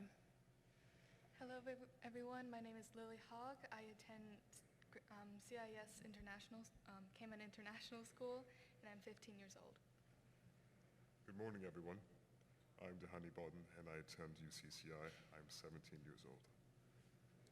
Hello, I'm Isabella Duvale. I'm 17 years old and I attend Cayman Prep and High School. Hello, my name is Soleil Parkinson. I'm 18 years old and I attend Cayman International School. Okay, our first question today is, what are the major issues facing teens today during these uncertain times? And guys, feel free to grab the mics and pull them closer to you. So, Isabella, would you like to start us off? Sure. I would just like to note that nobody is really doing okay in these uncertain times. And to add to that, as Dr. Sahari Smith said, it can feel like we often have a never-ending to-do list, and that is only exacerbated by the uncertainty of COVID-19.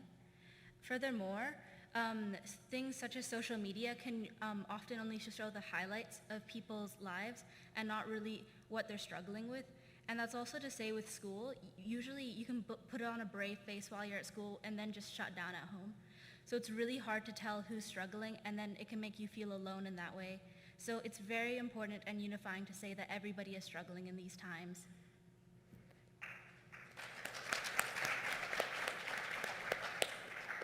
Thank you. Dehani? Adding on to that, adults really do pack on a lot of the stresses onto their children, which I think is an issue that a lot of people don't really address. The social stigma of wanting to grow up fast to take care of the family is something that's ingrained into us from a very young age. And I really don't think that we have a chance to really just facilitate that growth that we get, how we nurture our inner child, how we just persevere and adapt to what this situation currently is. So there are many things that a lot of teens are struggling with, and due to COVID, a lot of job opportunities have been sort of negated. And the parent has to really focus on that to provide for the family. So a lot of teenagers take care of their younger siblings. They take up a part-time job or a full-time one in order to support the family if they hadn't dropped out of school already, which is providing a lot of stress for the teenager, which could dramatically impact their mental health and their productivity. And anxiety of the financial stability of the family unit is an increasingly problematic thing that is occurring due to COVID-19. And I will pass that on to Jadari Lumley. Adding on to Dehani's points, burnout and depression also are quite prevalent during these times.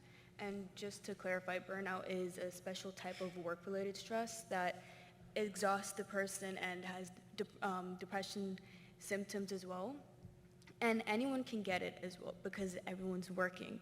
And so this happens especially in teens if they're taking up jobs, taking care of their siblings, and balancing school life and other stressors in their life. They can develop burnout and eventually depression, which can also lead to isolation because they have to grow up so fast, as Dehani said, and they don't connect with people their age anymore because they're too tired, too busy, or they're just surpassing their age level at this point. Lily? I'd like to agree with Jadari. Burnout is a really serious and real thing. Also, to answer the question, I think a heavily prevalent issue in teens' lives today is the rising rate of academical stress and a lack of resources and information on how to manage it. This has been an issue since before the pandemic, but as you know, the pandemic makes everything worse. I've noticed a lot of stress accumulates in the high school, as that's where teens my age spend the majority of their time. The environment can be very pressuring there to act a certain way and to get a certain grade. And there's this notion at school that our future success is dependent on our academical success. And what grades you need to get into college in order to get into a job. A lot of people's definition of success is getting into a good job. Nowadays, there's so much more pressure to get into a good college in order to get into a good job. And for some people, college is so much more expensive than it was back in the day, especially in the United States. So a lot of people are relying on scholarships to get in there. and this can therefore lead to the prioritization of grades and academics before mental health. And research has shown that academic stress leads to a very unhealthy mentality and increased likelihood of developing anxiety and depression, as well as bad coping habits such as using an excess amount of drugs, overeating, and social media addiction. So academic stress and stress about the future and jobs is a major issue concerning teens' lives today. Thank you. Soleil? Yeah, so especially during current times, I think an issue we're really dealing with as teenagers is the loss of social connection and affection. So due to the pandemic, we've had to deal with things like social distancing, masks, and quarantine, which have all changed our day-to-day interactions. So this, where we used to use physical and expressions to show how we're feeling, we've now had to focus on switching to communicating verbally how we're feeling, which can be a big switch for a lot of us and cause a lot of stress within teenagers. It can also lead to a lack of coping mechanisms, as lots of people use affection and interaction as a way of coping. Along with this, masks has also caused a large issue for connection for us, as we're no longer able to use facial expressions to show how we're feeling, and having to switch to learning how to use our voices. So there's a big struggle with learning how to balance being safe and healthy while also getting enough connection and affection to feel happy, supportive, and loved in our environments. So in summary, no one is okay. And as youth, we have some really heavy questions on our mind.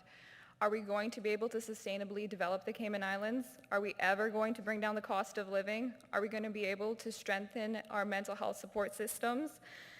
So this increased uncertainty leads me to my next question. How do we handle this? How are teens today able to cope with these situations in positive ways to tackle this uncertainty? So, Isabella, would you like to start us off again? Sure. So what I would like to say is that as nobody is really doing okay, building a proper support group with loved ones, friends, and family is extremely important, as you can ask questions and be checked on with your friends and family. It's important for you to check on them, and they can check on you. You can also bring comfort to yourself knowing that you have people who will talk to you and support you in your uncertain times and times of mental distress. Furthermore, communication is essential in building rapport and therapeutic relationships. So it's very important to have these good support groups, friends and family close to you, and all of that, just to help support you in these times. Thank you. Lily? To add on to Dahani's point in the first question, in a situation where parents and adults are taking stress and negativity from work and taking it to home, and how that's affecting the relationships at home. Some ways to cope with this would first being addressing the situation with your parents if it's appropriate and safe to, because sometimes people don't know how much of an effect they have. So they might not know how much an effect they have on you by bringing their stress home. And you don't know how much an effect you have by listening to them and understanding their situation. Parents aren't perfect, and we need to be more aware of that. We also have more of an effect by helping the social dynamic at home by eliminating some of the workload from the household. Little things like putting things away after you use them, or doing your dishes, or folding the laundry could be really good to help the dynamic at home and reduce some of the stress that your parents are already facing. Another way that you can cope with this situation is taking a step back. A lot of kids my age, when we don't want to deal with our parents, we go into our rooms. And this isn't so much of a bad thing. We need to make sure that we don't blame ourselves for other people's emotions, and not blame ourselves for what our parents are feeling and how they're dealing with their stress. We cannot control other people's emotions and feelings, but we can control our response to it. So having a healthy response could be just taking a step back from the situation and focusing on yourself and having a positive effect on yourself. Another thing you can do at the end of the day is using your parents' stress as a learning opportunity. Ask your parents what they wish they would have done at your age in order to prevent the stress they have today. Also, another thing that we need to remember is that how people treat others is often a direct reflection on how they feel about themselves. So some understanding, communication, and patience can go a long way.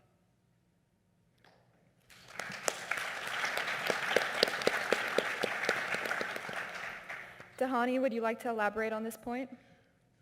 Yes, Lily's point was absolutely phenomenal. So just expanding on that, I'd like to really just define one of the first things that we learned as teenagers when we started quarantining with our parents. That is, if our parents are happy, we are. So, thank you, Mom. So there are certain things that parents should do and certain techniques that they should employ to really create an atmosphere of positivity, have a better outlook. There's certain languages that or cues that you should really avoid from showing your child to really keep them from assuming the worst of things. Because with the advent of us quarantining for so long, our morale has started going down. And I think we all really understood what sort of toll that had on our productivity. So if someone is struggling with their job and they're not raking in as much revenue as they should, I don't think that they should say, oh, we're gonna have to tighten our belts this month. Don't go socializing with your friends or anything because we might not make it to the end of the month. That is not the right thing to do.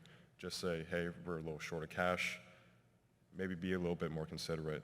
But it's just that change of language that can take you so much further, that gives them hope. I think that's really the main message of persevering through this. And another thing is being a shoulder of support for your parents, because if the breadwinner isn't really producing or being as productive as they should be, I don't think the child would thrive as much as they would. So in turn of just doing little things that help them become more productive. I know for a fact that I help my mom print things whenever she's just overloaded with work.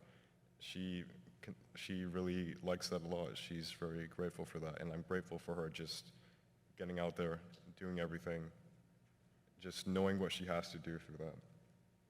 And sometimes students hold the majority of the stress because our parents might want us to just go ahead and get scholarships, but like Lily said, the threshold for becoming academically successful is a lot higher than it was a couple years ago.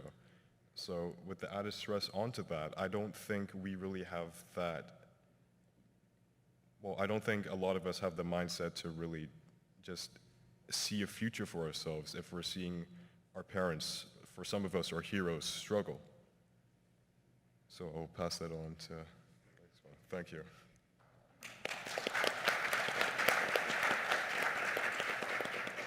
So, Jadari, can you tell us a little bit about coping techniques for stress? Yes, indeed. So we need to know that stress isn't just in our minds or manifests in our minds, it manifests in our body as well, because hormones called cortisol are released when we're feeling stressed, and it can increase the blood sugar, increase heart rate, and create tension in the muscles. And if we're constantly feeling this stress, it's going to exhaust and strain our body because it will affect all of our bodily systems. So it's important to know how to cope with these. And the first thing, which was mentioned previously, which I fully appreciate, is to feel your feelings. Don't bottle it up and make it flow, because emotions are biological. It's inevitable. You cannot get away from it. So to let it flow through your body, that's what it's supposed to do. And then eventually release it, because you don't want to hold on to it. Then after you felt your feelings and you're dealing with the stressful problem, then is to find the solution, find the root of the problem, be specific. And I'm actually taking a critical thinking class, and I got this from my textbook, Thinking Critically by John Chaffee.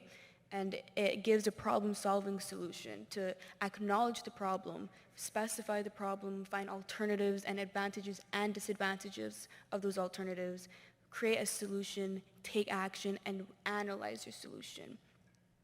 The next way to cope with stress is to just play with your inner child. Just because we're growing up doesn't mean we have to forget the pleasures in life that we took as a kid.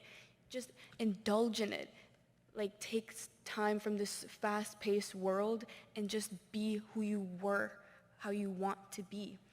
And then an underrated technique are breathing techniques. It may just seem insignificant that we're just breathing in and out, but there are actual techniques that help because it's biological. It increases oxygen to your brain. It lowers your heart rate and blood sugar. It's biological.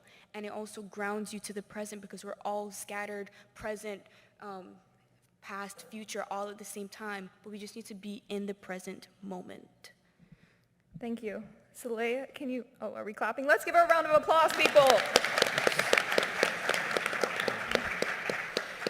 Soleil, can you talk about social interaction? Yeah, so I think when we look at coping with the lack of social interaction, it's first important to recognize it's okay not to cope. We're all missing this large component of our life, and it's okay to feel bad about it. But the first step we have to take towards coping with this is learning to be patient with everyone around us and with ourselves. Verbal communication is not the majority of people's strength. So switching completely to learning how to do this is going to take time and patience, and we're going to struggle. So we really just have to learn how to accept that it's going to be difficult and be patient with that process. I think a solution that can be really helpful in getting healthy amounts of connection and affection is working towards creating smaller, closer friend groups that focus on quality over quantity. So we can still maintain that affection and connection while also having the balance of being safe and knowing who we're surrounding ourselves with. Also, I think it's very important for us to focus on healthy social media use, where we're focusing less on glamorizing our own lives and using social media to connect with other people in our lives through calling, texting, but having healthy conversations that help us to connect without dealing with the possible unsafety during COVID times. So yeah, I think all of these things can help us as teenagers increase and maintain our connection.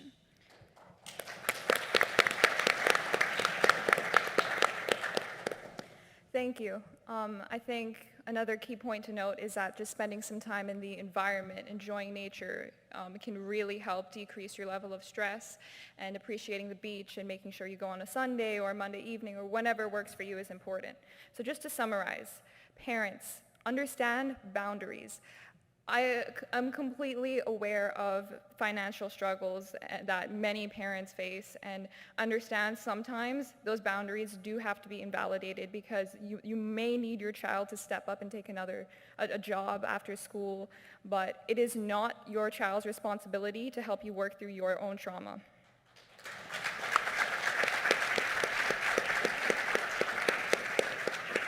And I hope all of you here today give yourself the permission to feel whatever it is you need to feel, whether that's grief, frustration, happiness, and grant yourself the permission to then release that emotion and to let it go. So on to our third question. What more needs to be done to help support teens in these uncertain times? Isabella? Yes, I feel like it's very important to note, and what I personally feel, and I assume many others feel, is that schools and the government have a very important responsibility in making sure that their students and children feel like they are heard and supported in these times. Schools need to have a bigger role in reducing the stigma associated with discussing these topics. And as, was stated previously, that I feel like having life skill classes will really help this, as it can teach students ways that they can cope with these feelings. But also to add to that, these lessons should not be restricted by age. As I know, like in the past, if you're in a younger year, people or adults might assume that you're too young to understand the feelings that older kids might be feeling, when that's really not true. And in reality, it's just restricting information that they might require at the time. And I feel like also teacher training is very important, as it can help develop skills that teachers can help students in lesson. And I would like to hand off to Lily to build on this point. Yes, I agree with all of Isabella's points. Schools can do so much more to support students' mental health. As I've mentioned before, academic stress is on the rise, and students' mental health needs to be taken into account before grades. Because believe it or not, when a student's mental health is good, so are their grades. So teaching students stress management and emotional intelligence is just as important as teaching them math and science to their future success. Another major solution to student stress at school is having more communication between students and teachers. A simple check-in at the beginning of class can give a teacher more of an insight to the student's needs and whether or not they should assign a bunch of work. This communication is critical for maintaining the balance between work and life for students.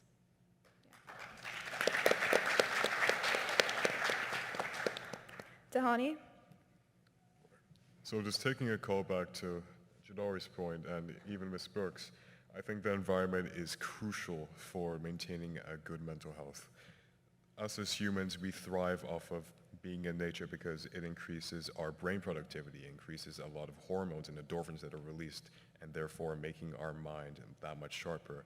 I believe in the mantra that a healthy body is a healthy mind, and that if you really take that to a higher level, you can just do anything. I don't really think that one person is just strong in one thing and they can't really do the other. I don't really like to believe in that sort of stigma that people just really can't flesh out themselves and go out and really facilitate their grasping their emotions, just to put it simply. Thank you.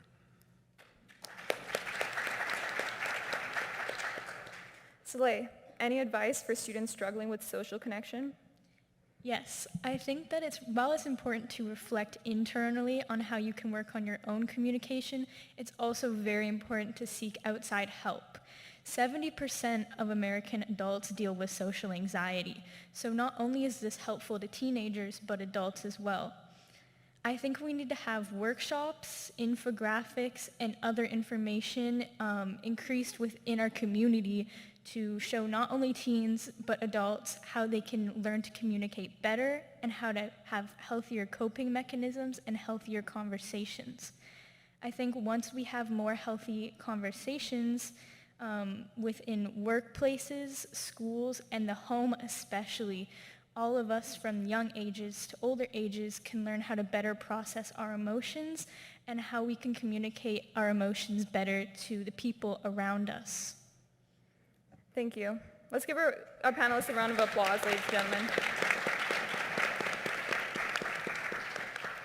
So, to summarize, what I'm hearing is that we need to streamline and support our systems. In 2020, the National Drug Council conducted its biannual student survey, and it spanned across grades 7 to 12 and encompassed more than 3,478 responses. And they found that 1 in 6 students, let me say this again, 1 in 6 students contemplated suicide. 1 in 6. There are 6 of us up here.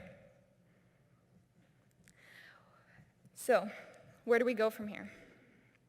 I think we need to have a national policy regarding what steps teachers, counselors, principals take when certain mental health circumstances arise. As a community, how do we talk about this tragic loss? Is it something we currently discuss in schools? How do we cope? Do we talk about how to deal with grief? Because, ladies and gentlemen, you don't move on from grief. You move forward with grief.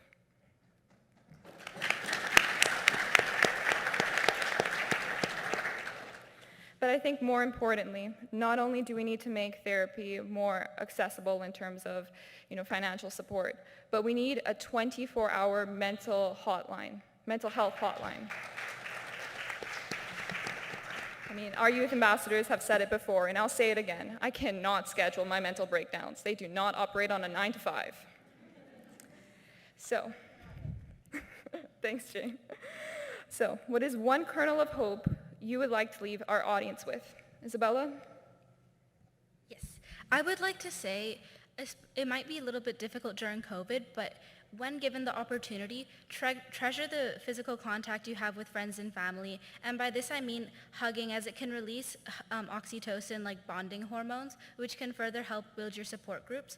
Furthermore, it also releases feel-good hormones such as endorphins. And appreciate your loved ones when given the opportunity. Enjoy the time you have together, as it's very important to have these relationships. Thank you.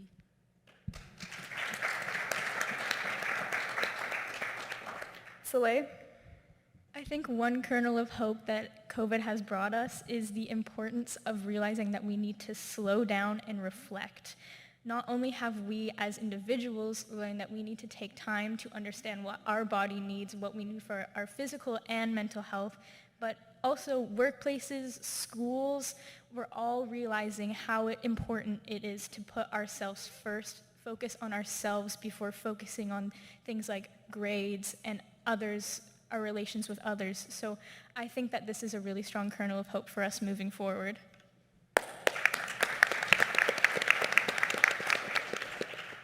Lily?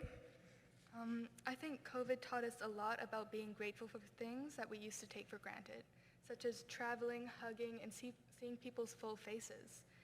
And given this in mind, there's still a lot of things we need to be grateful for, such as life. It's a privilege to be alive right now, even in these uncertain times. We're still able to breathe, even if it's through a mask. And we also need to take the time to show others that we're grateful for them being alive as well.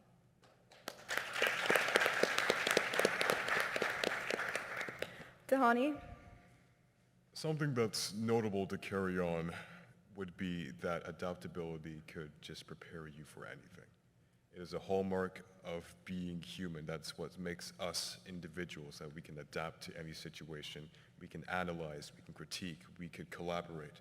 I don't think that we are all alone if we just make that final push to really put our minds together like we are now. I am really proud of the Cayman Islands and what they've been doing with regulating the COVID-19 virus. So I'd like to give a round of applause to the government in its entirety for helping us with that.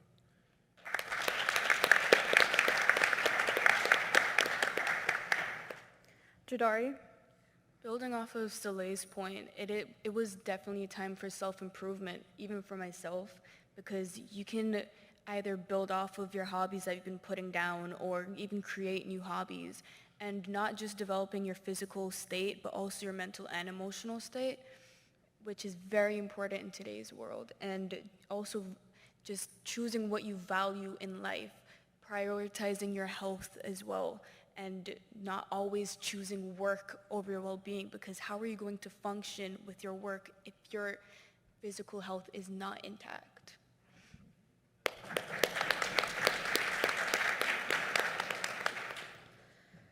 While the lack of completely bolstered systems may make you feel alone, to everyone here and watching at home, you are not alone. I would just like to reiterate that we're living in these uncertain times, and change has been accelerated. It was always there before, but we're at an increased rate now. But folks, change isn't the option. It's inevitable. Growth is. Growth is a choice.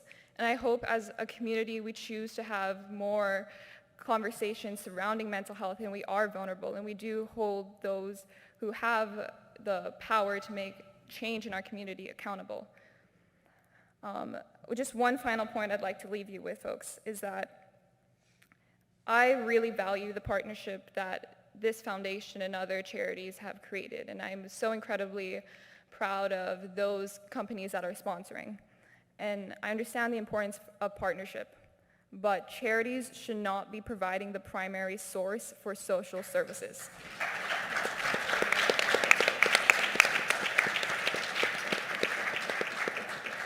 So I really believe, and everyone here and our fellow youth ambassadors watching at home, we believe that we will truly do better as a society and as a community to move Cayman forward, and we implore you to help us in that process. So I'd like to now invite the audience and anybody watching at home for questions. We're not going to bite. You promise not to bite? No, I think it was a really great point. I think it was by Isabella that the younger kids do understand. They are very smart. They pick up on a lot of stuff from adults and even the older teens in the school. So having someone there to, like you said, from a young age, to teach that emotional intelligence, right? And like what Sutton was talking about, can make a world of difference. I wish I had it when I was that age. but it does make a world of difference. So I think that was a really, really good point. If we get in earlier, we can help them navigate that challenging time of those teenage years. Thank you. I had a question over. I just want to say thank you so much. You all did an incredible job. And I look forward to speaking with you and seeing what you do, because this was a great conversation. I do love some of the things that you spoke about regarding parents really looking at themselves and how they can regulate their own emotions in front of their children or their teens. That plays a major role. We were doing a lot of talking here today, and certainly my talk was trying to help teenagers deal with their emotions and build emotional intelligence. And certainly this is a huge, huge, huge thing that all of us adults should be looking at for ourselves as well, which there's great books that talk about emotional intelligence in the workplace and how far this gets you. But for us to be doing this in front of our children, I think this was an incredible point that you made. Thank you. Hi, Isabella. Thank you so much for touching on the emotional intelligence of the younger, from the time they're really starting to go to school, even before that. But I'd also like to draw everyone's attention to the emotional literacy program that's in almost most primary schools in the Cayman Islands right now, and it's being very well received. I don't really have the stats on how many children it's reached, but if you go on our website, you'll learn about it, and if it's not in your school, which I thought it was, you can go on there and find out about it. I was looking for Dr. Lam, but she's not. Okay. 3,000 students, ages 5 to 9 right now, and I think we're also introducing a new program for teenagers this year.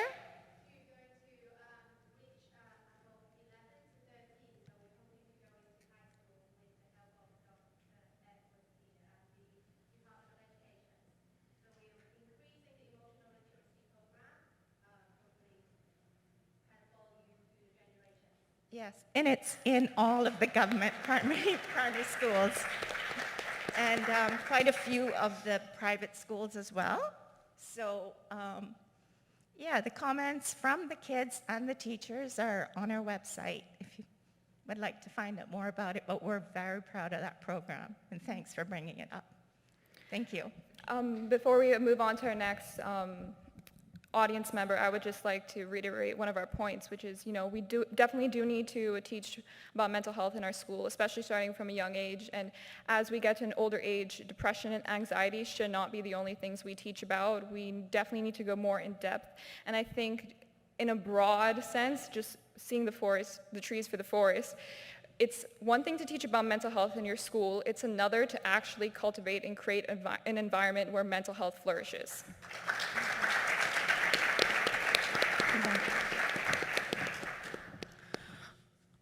I'm overwhelmed with you guys, and I've worked. And I say that because I've spent about 40 years of my life working here in this jurisdiction, in the world of children and family services and all that sort of stuff. And the fact that I can sit here and see 6 of you raise your voice so articulately. Young people 20 years ago, sadly, they weren't allowed to come to the table. This is just brilliant. But I want to, in a sense, act as an advocate on your behalf now. Age allows me to do that. I want to really speak to parents who are hearing me in that we have to take really seriously everything that you guys have said today and understand that the fact that you are coming with your voice and the articulate nature with which you bring it, that we need to look at ourselves and determine how we will respond differently in order to support you and all the other youth out there, because it is only when we join the party and hear you and see you as you are that things will change. Thank you. Before we move on to anybody else, I would just like to say it's not just parents, policymakers, teachers. Invite us to the table because you are deciding our future. I have a quick question. Sorry. Thank you so much, you guys, for that presentation. Sorry, I'm here. Last year, you guys were so impressive, and this year again, you've just inspired and motivated and challenged me as an adult in this community, as a mental health professional in this community, so I thank you for that. My question is sort of my other hat that I wear, which is a football mom, is what role does sports play in helping thrive through very difficult and uncertain times? Do any of our athletes want to take that question? Oh boy. I mean, just speaking off of my experience, I use it as a medium to vent a lot of the stress that I have that I build up through school. So I just started doing things like jujitsu, and I'm doing a lot of like functional fitness with kettlebells and things like that. But that's perfectly applicable to things like football as well. So when a child is, I would say, perturbed in a way, then just that collaboration, because it's a team sport, right? It makes them more confident and allows them to really just grow the skills that they never really had or had a lack of. So, I mean, just, it really opens so many doors for them. And I mean, I don't think that it's something to be scoffed at to really help your kid. Yeah, if I could add to that as well, I am not a sports person, I'm going to preface that, but I think sports can be a really good output for students. Getting out of bed, getting out and doing something and moving is so good and releases such good chemicals into your body, and especially within team sports, you can find a community there. You can find people that you already have something in common with to bond over. So I just think having sports or any type of group community, whether it's arts or any of that type of thing, can just be such a good opportunity to connect. I have one more question here, Christine. Well, I come from a student background as a medical student, so this is a question pertaining to medicine and your experiences with the medical system. Would you say that your experiences have been more proactively better because of these implementations in the system, or have you seen that we have constantly had to reevaluate our systems and improve them in a different manner, for the youth especially? I've definitely seen changes over the years. In December 2020, suicide was decriminalized, which I think is a big step in getting insurance companies to cover expenses just across the board. And anytime youth are given a platform, we break little barriers to have these conversations and to keep raising awareness. I think specifically relating to medical facilities and medical systems, having a facility in East End is great for long-term patients, but that is not going to solve the root of our problems. We can't just keep sending people away. We need to get down to the core issues in our community, you know, whether that's not covering up sexual assault and having conversations about race and income disparities in the community.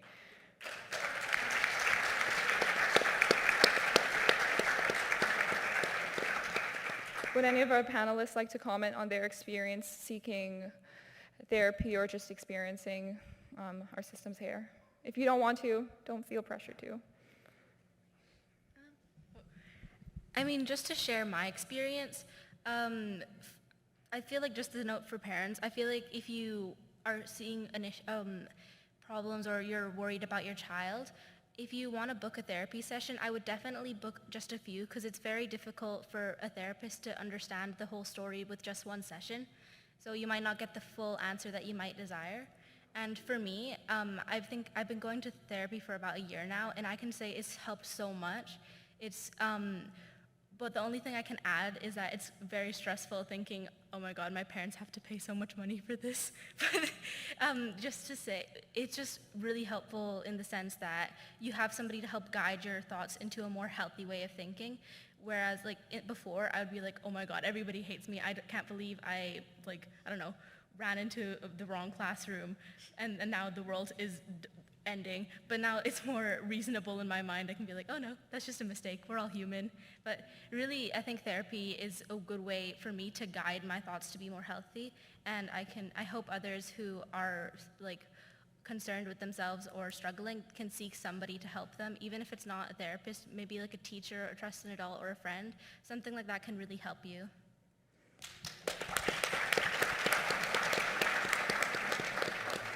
Thank you for that question, Isabella. I think really what you're trying to hammer home there is that we should not feel like a burden in asking for professional help. So I see a question over here. I had a question, not just for the youth panelists, but for all the leaders here, since I have their ears at the moment.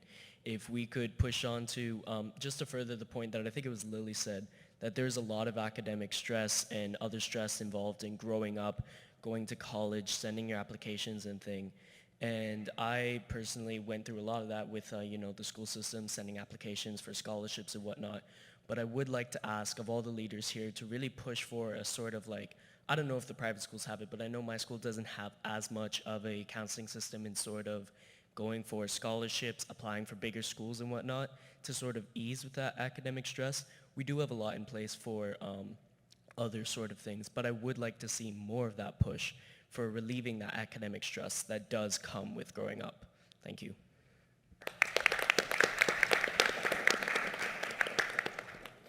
Thank you for letting us speak, and we look forward to next year.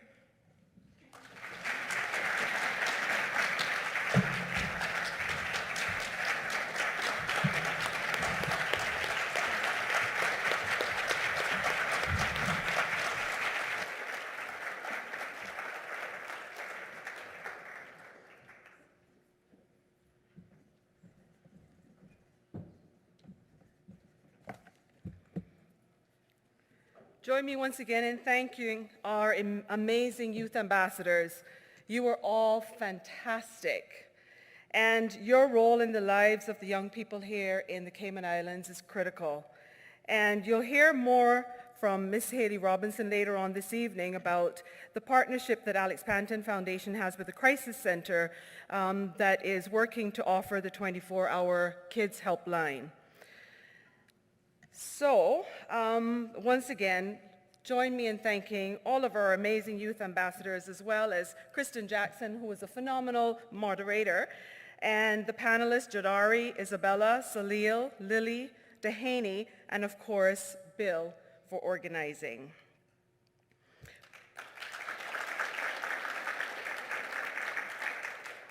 For our final session before lunch, I have the pleasure in introducing Deirdre Carmola, who is Special Educational Needs Case Manager, Inclusion at the Ministry of Education.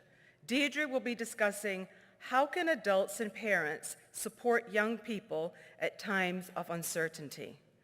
Again, there will be an opportunity at the end to ask questions, so please make a note for the end of Deirdre's presentation. Deirdre.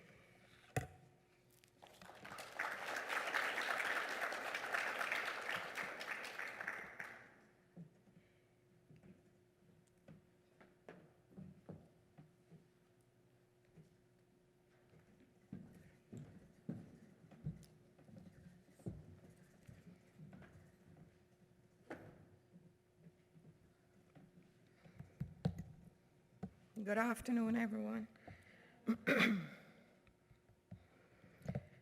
Well, I have to tell you, it's a pleasure to be here. It's an honor really to have been chosen to be able to speak and to address the assembly we have here, the young people. I want to commend you on your debate. The young man with the voice that I can't get over. If my son wakes up in the morning and he sounds like you, I don't know what I'd do, but what a wonderful voice you have. I hope you continue to use that to present what knowledge you have, and that is a voice that certain persons will hear. Not to say that that voice is any more important than anybody else, but God gives us all gifts, and I think your voice is one of those gifts that the Lord has blessed you with. So, to begin, I want to say that, let me just see if I can fix this. I wanted to talk about just what some of them said, what can parents and adults do? And I think what's important for me is I've had such a struggle. I come from a family of civil servants. I told them when I was a young girl that I was not going to be a civil servant. Here I am, a civil servant. And so my mother was the first director of social services, and my father was the fourth port director, and so they laid this foundation of help for people, and in that came this great build of compassion that I've had to maneuver, and I feel like if I could take some of my compassion and just drop it on everybody, it would relieve some of what burden I feel that I carry when I think about the children that I've worked with through scholarships, through PTA, my own, and those that are coming forward, and even those that we deal with now with special education needs.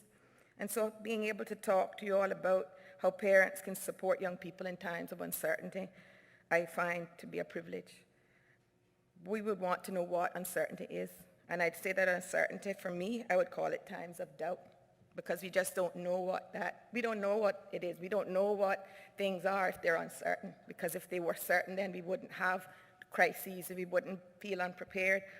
And some of what the young people there talked about was, where are the adults in this, you know? And so that's what I felt was something important to share. Why do adults and parents need to know how to support young people during times of uncertainty? Well, just imagine how we as adults feel, and here we have teenagers and young people barely managing through regular, everyday life. And to doubt this and to feel like a young person as though they're looking into a world so unfamiliar to them, they don't know whether to stand still, to run, to cry, laugh, scream for help, or just to head back to bed and try to sleep it all away. Because sometimes that's what I try to do. I wake up and I'm still there.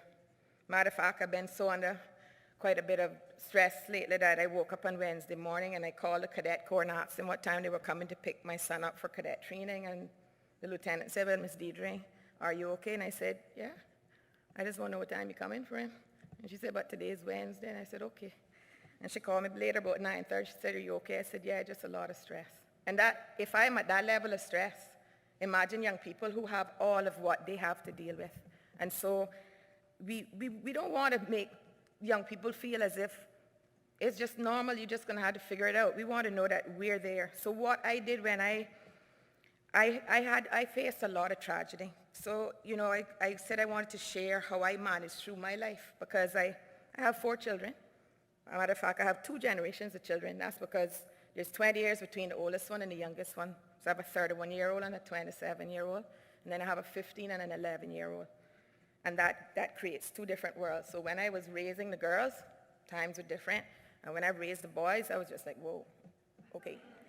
We don't just say, go and put this on, because then there's a debate and why that didn't match and what. And I'm not used to all of that. And certainly we weren't raised that way. You're told to put on your shoes. Shoes are on, long time. And so we've got to learn to maneuver. And then I have 3 grandchildren.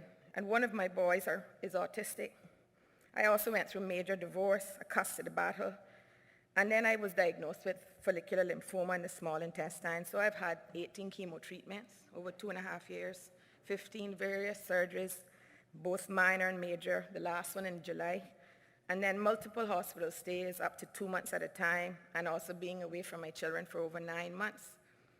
And in all of that, I kept thinking, what's going to happen to the children?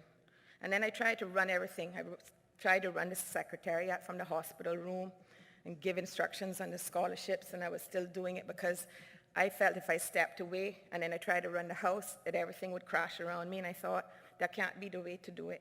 So what did I have to do? I felt that I had to not just get rid of the uncertainty, which I described, that was on me as on an unprecedented level, but on my children. So I decided to reach out to all the people that I thought could help me. And I decided I'm not going to try to go to people who can't help. I'm going to go to people who are professionals in their field, because I'm a professional in my field, and I don't want you to come and ask me about, you know, how to dig a deep well. I want you to come and ask me how we can put a child into a special education need placement if they're warranted for that. Or ask me, just what Chad asked, how do we get you overseas to university and how do we relieve some of that stress for you? And that's where my help comes. But I had to go to my parents. I had to go to psychologists, both DES psychologists and our private sector psychologists, who have been absolutely amazing. I went to my pastors, various pastors. I went to siblings, my siblings and friends, and then those in the mental health, because I knew that they had the tools that I didn't have necessary for me, twofold, to manage two different generations of children and manage these young children, young grandchildren as well, because those grandchildren also came with some special education needs which we had to look at and we had to maneuver around. And, you know, having done all of that and that sort of reflection, I then said, well, I need a tool up, because I know that when you go to your job and you think about your job, you think, how do I tool up for this job? What other skills do I need? Well, we need skills as parents. I didn't wake up being this perfect parent. I really don't want to be a perfect parent. I want to be a parent that learns and develops, because that's soon how we grow. And so I said, what do I need to do? So I had to attend Cayman ABA because I didn't understand the autism. And he's so bright. And at the same time as being autistic, it was overwhelming. So I went to class for that. Then I had to go to counseling for myself. I reached out to the HSA psychiatrist, and on that call I kept thinking, suppose somebody knows that you're reaching out. What do you think they're going to think? And I just thought it can't be bothered, because it's not about them. This is about me. And then I got these 4 children and 3 grandchildren, and then I had 1,600 children on scholarship, and I thought, that's a lot of children. So, you know, how do we do this? And then I said, let me go and get help, and let me find the tools that would work for me and for the other activities we have in life. But I want us to also remember to tool up as parents, not because we're bad parents, but so that we become the best parent that we can be, and so that we are not also just beating ourselves down, but we bring ourselves up. And I'm going to share something that Dr. Day shared with me. And she said that an unregulated parent cannot regulate an unregulated child. And that's really, really important for us to walk away from today. I can't be all together and my child is right there suffering and think that I'm going to pick him up and patch him up when I'm barely patched up myself. So that is why I reached out for help. I said I fell back also on my own religious upbringing, and I prayed and I leaned on God for understanding. Some days I've cried so much that I don't know that I had that level of grief, but you see, the tragedy that I went through and the cancer and all of that, that left me with grief that I had to deal with. So I didn't want my children who thought I was dying, which I was at that point in time, having to deal with that and not knowing how to do that, and then watching me crash and burn, because I thought, if I crash and burn, they're going to crash and burn. The whole of us going to crash and burn. That's not really an option.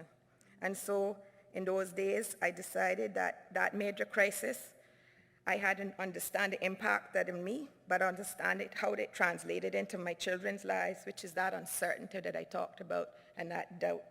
And each one of us has our own belief systems, but I strongly believe that the God I serve, he doesn't wake up each morning and pick on us and say, okay, today is Lizette's day, tomorrow is Ween's, and the next day is going to be Miss Angela, and I'm going to mess them up because I don't have anything else to do. We don't serve that kind of God. But I know that he's also there to ground us. And whether that's your belief system or not, that's okay. I just want to talk to you a bit about what worked for me. And I'm not here to force my beliefs on you, but I just want to give some example. And so I prayed, and then I asked people to pray, because there were some days that I couldn't speak. There wasn't anything to say, and I thought, what do I ask him for? Why is all of this happening to me? And then I thought, well, if I feel this way, imagine all the young people, how do they feel? And I'm almost 50 years old. So this is where my whole thing about tooling up came from.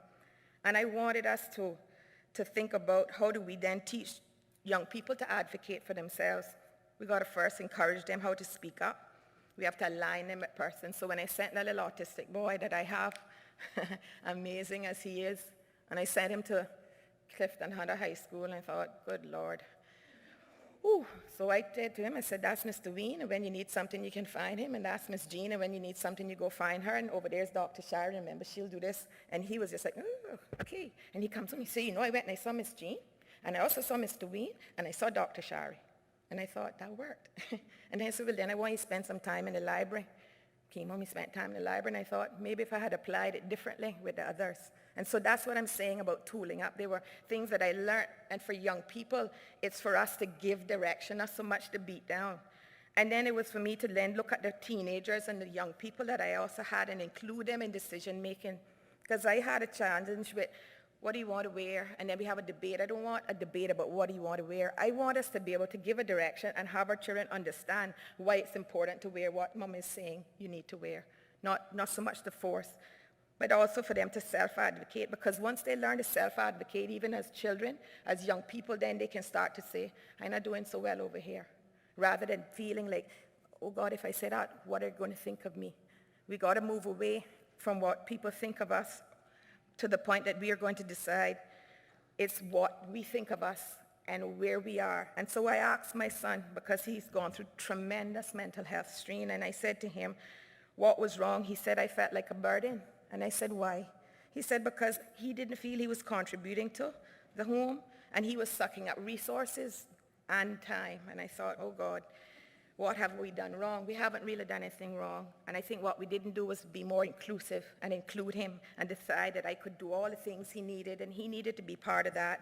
So I had him be responsible for particular things in the home. He takes care of the washing. What a boy can wash clothes. My clothes are pressed and washed, but that's what he felt that he could do, and he's okay with that. He's not my slave. He is not anything like that. That is something he wants to do, and he said, Mama, from time you've allowed me to be inclusive of what is going on in our house, I feel so different about who I am. And that has helped him. I'm not saying that's going to help every child. I'm just giving an example. And so we found a solution that worked. But at the same time, I decided he needed counseling. And so we all do counseling. And I've decided to do the counseling sessions all at the same time, whether we're at different places, because I now running myself to pieces. And then my children can realize that Mama does counseling as well. And so the little 11-year-old says to me, you know why I like what you're doing? Because you learned how to deal with me as an autistic child. He said, because you didn't understand.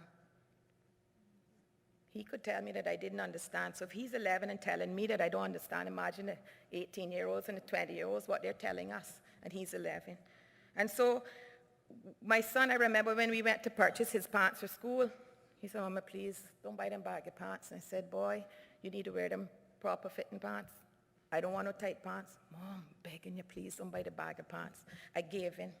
He got sick, and he was sick for 8 weeks over the October-November region, and by the time he came out of that, their pants were big. And he was able to wear the smaller pants I agreed to buy. And he said, you see, you and I would have had a real problem if you had bought them baggy pants. And so that just reminded me, allow him to be part of the decision-making and the self-advocacy. Each young person has to find themselves. They have to figure out their purpose, as we're all born with a purpose. But to succeed, those young people need a community behind them that will accept them for who they are, and what they believe in, and the attributes that they bring with them, void of discrimination, ridicule, and hatred. I have made a determination that my heart is going to be free from guile, free from hate, free from anything that prevents growth. I would not have healed from cancer. I'm not asking you, I'm telling you, I would have not healed from cancer. I would not be here if I had allowed myself to be contrite and to be full of things that wouldn't allow me to expand and to learn. And so I believe that is what we bring to the table as an adult to our young people. We teach them that we have no space for guile. We have no space for hatred. We have love and compassion, and people must be kind. And kindness is what's going to heal our young people.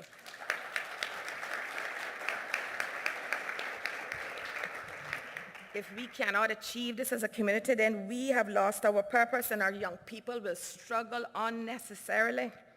My children's survival is based on my survival rate and my journey and how I maneuver through that journey. And if each one of us must make the decision we want to survive, then those young people will participate with us in that survival trek. It's a survival trek. We all have a tool. We all have whatever we need, and together we plow through that. But they're also all wired differently. Teenagers' brains develop differently. They have a different way of processing information, completely different to ours.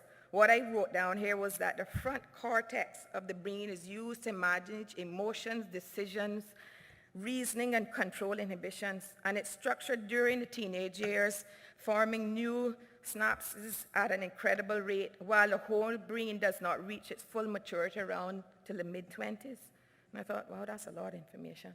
So if that's how they work, imagine they're trying to facilitate all the stuff we're trying to facilitate, and they haven't even yet properly matured. So we cannot expect them to be at this wonderful, extreme, glowing thing that we think that they should be. And some of the warning signs of a troubled teen we need to watch are rapid changes into their personality, failing grades, persistent sadness, anxiety, sleep problems, some things that can indicate depression, bullying, any sort of emotional stress, and then take any suicidal ideation seriously. And I want us to also encourage them to go for help and for us to attend with them. I didn't take my child and drop him off at Miss Lizette's door and said, boy, go so talk to that woman, and figure it out. I went with him and I sat with him, and he, myself, and Miss Lizette figured it out. Not really Miss Lizette, but I can just use her, you know? And that's what was different. And our judgments, what we have to learn is that our judgments mostly have to do with us, not the people we judge. And the same is true when others judge us. In most cases, we judge others in order to feel better about ourselves because we ourselves are lacking self-acceptance and self-love.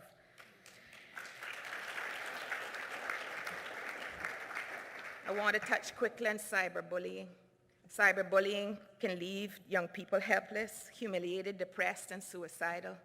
And there are ways that you can protect yourself and your child from cyberbullying. Pay attention, because cyberbullies come in all shapes and sizes. They can torment you 24 hours a day, and that technology that we have is so powerful. It reaches so many people in the press of a button. It'll make them feel hurt, angry, afraid, hopeless, isolated, ashamed, and full of guilt. And sometimes there is no guilt to feel. It's the guilt of what burden has been laid, because innocence is one thing. Remind yourselves that innocence is something. You don't always have to spend your entire life proving innocence. What you should be spending your life is saying to people, here I am.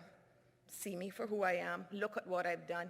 Judge me based on that. Don't just spend time trying to do something else just so that you have the power to do so.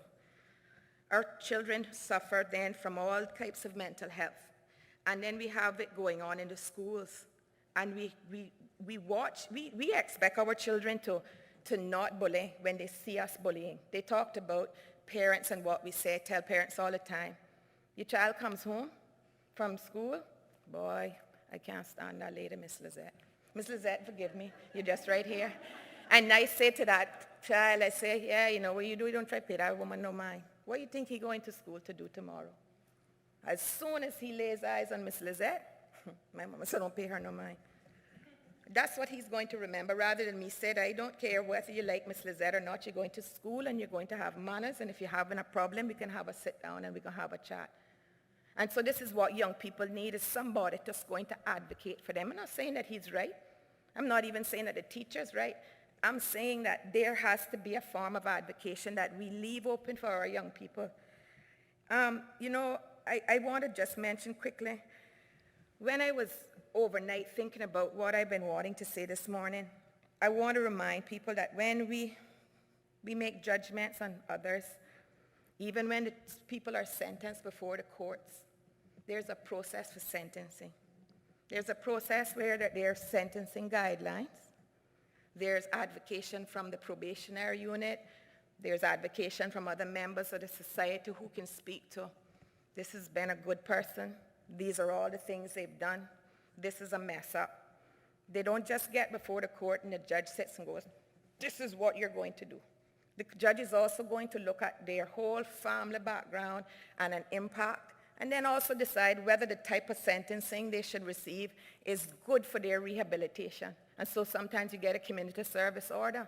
And so when I speak about that, I speak to that because sometimes our young people, when they're judged and they are given specific sanctions out of school or outside of school, some of them are so harsh and so unrealistic, but given the circumstance they're facing, that creates so much trauma and so much mental health, they don't recover.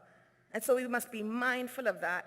Are we, when we're sanctioning, doing it in such a way that we are not breaking our children? What's the point of us breaking every single child and then expecting them to come out on this side whole and feeling well about themselves? It can't happen.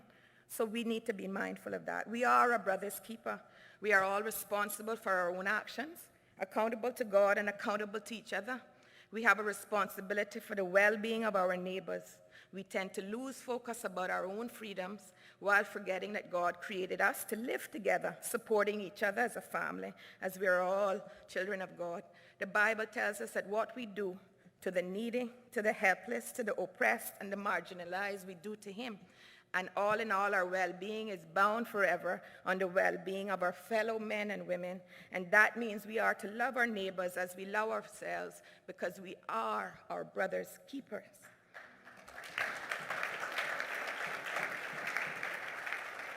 I want to challenge that group of young people that were on the stage. I want you all, and I wanted to advocate for this. I want to see what fundraising I can find, because I want young people to create a self-help youth app. I want an app that when you get on that and you have a particular need, you punch it, it takes you here. There may be questions that lead you over here, or there may be a talk back, or like Kristen advocated, that it's a 24-hour, that maybe you just don't need to speak, because sometimes you just can't speak. You just want to punch the button that says, today, this is how I'm feeling, and it's level 5 today, or it's level 50, and that then takes them there. I challenge young people to create an app. I want to have funding coming behind this app, because I want that app to have a prize for that child or those group of students who can create that app, and that app then serves to facilitate this mental health stigma and the removal of it. And that is one of the challenges. I want to remind persons that the Alex Panton Foundation has a link on there for resources with all of the facilities on the island that provide mental health and for safeguarding, and to please access that through the Alex Panton Foundation. Mr. and Mrs. Panton, Mr. Premier, Ms. Jean, thank you for the opportunity, and thank you for honoring your son and having the Alex Panton Foundation. This has done well for this country. It's going to do well for our young people. I thank you for your time.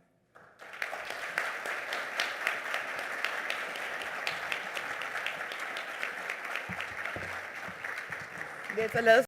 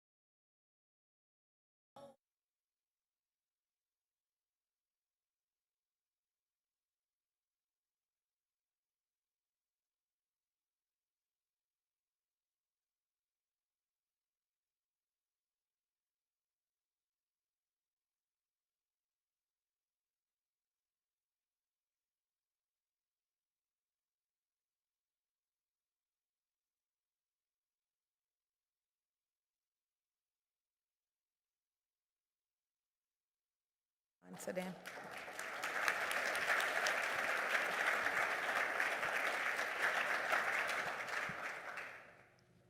It's okay. I might not laugh and about anything to say. Oh, Ms. Ramsey. Well, I have one question, Deirdre, which is, did you really write that speech this morning? Yes, Have you thought about it last night? I actually sat and wrote it over there.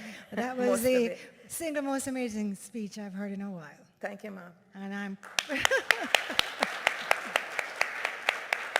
I'm pretty gobsmacked you only thought about what you wanted to say last night. You're the first person to mention children who are in conflict with the law. And obviously, for those of you who don't know me, I work in the court. Who laughed? Some people do not know me.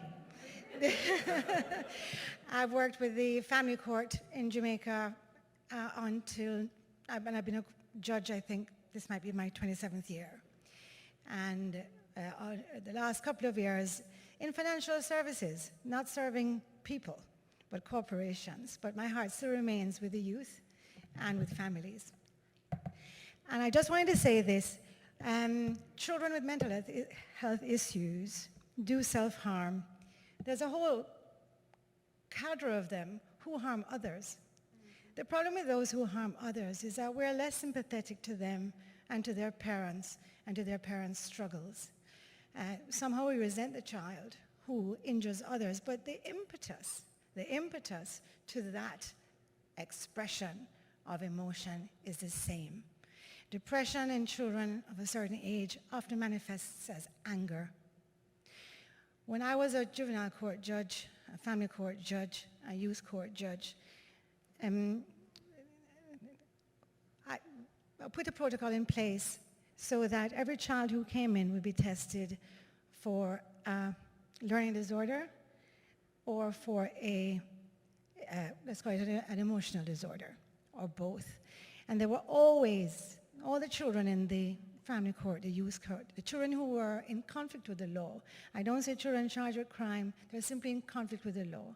All of them had one or other of these things, just like Deidre described.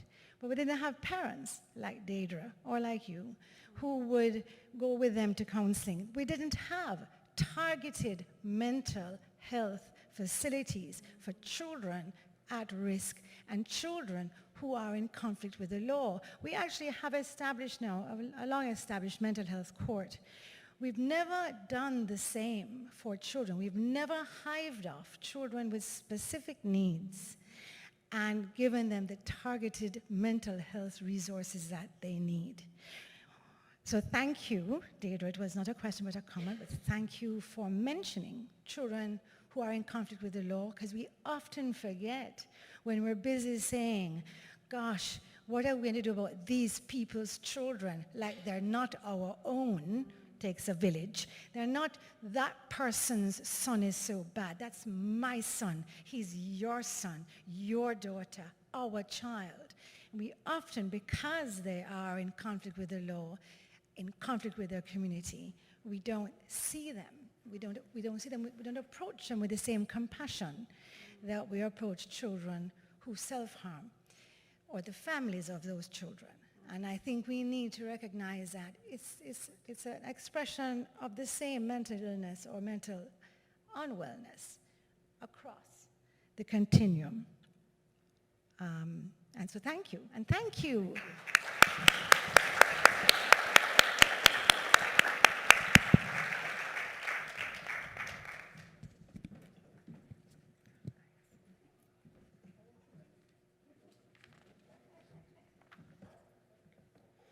Wow.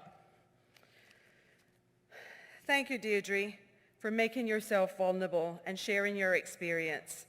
And I can assure you that the challenge that you extended to the young people is something that's in the making with the kids text line. And we're excited to share more about that with you all later on. At this time, please join me in also thanking our sponsors, the Ministry of Education, Health City Cayman Islands, Cynical, and Aspire.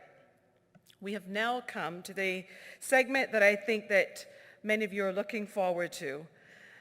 Here, for those of you here in the ballroom with us, you will be served lunch at your desks. If you haven't done so already, please indicate your dietary requirements by showing the card. If you don't have a special dietary requirement, please put that card away. The green side is to be left visible if you like a vegetarian or vegan meal. The yellow side will be visible for a gluten-free meal. If you prefer to have your meal at the desk, feel free to do so, or you can go out on the terrace as well. One final reminder, the lunch boxes that your meal is served with is yours to take home afterwards. The symposium will resume promptly at 1:40.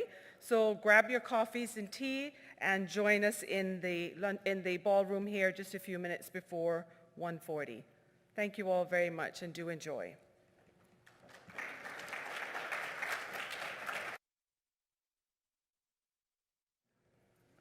Good afternoon and welcome back, both to you in the Ritz-Carlton Ballroom, as well as to our online attendees. And please join me in thanking again our major sponsors, DART and 3T Cayman MRI, Compass Media and Z99, Burger King and Popeyes, as well as Tower. We hope you've enjoyed your lunch that was kindly sponsored by the Ministry of Health and Wellness. Thank you very much. And for those of you that are just joining us, here are a brief number of housekeeping reminders. 1, please turn off your cell phone or turn it on silent. Wi-Fi is kindly sponsored by Ogier, and that's all lowercase, O-G-I-E-R. Tea and coffee is located just outside the ballroom. And at about 3:20, 3:25, we'll be having an afternoon coffee break sponsored by Maples. We're delighted to have so many outstanding speakers and panelists joining us today, and their full biographies can be found on the Alex Panton Foundation website, www.alexpantonfoundation.ky. Now, before I invite up our next speaker, I've been asked by Premier Panton if he could have a few minutes on stage. So please join me in welcoming Premier Panton.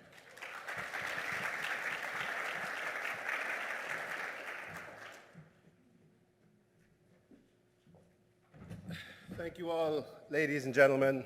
Thank you, those who have been watching online. For those of you who have followed the Symposium and the activities of the Foundation, you will note that, well, you know the old expression about behind every good man, there's a good woman or a strong woman. In relation to this foundation and my political involvement in the past, I never ever wanted the fact that I was involved in politics to have an impact, a negative impact on the outcomes of the work of the really, really important work of this foundation. So I have been more or less the quiet man, husband behind my wife, who has been such a driving force and has done such an excellent job in representing the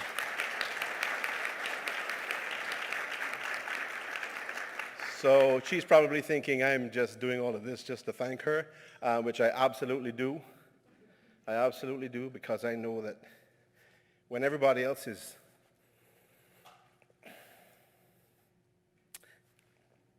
sorry, folks.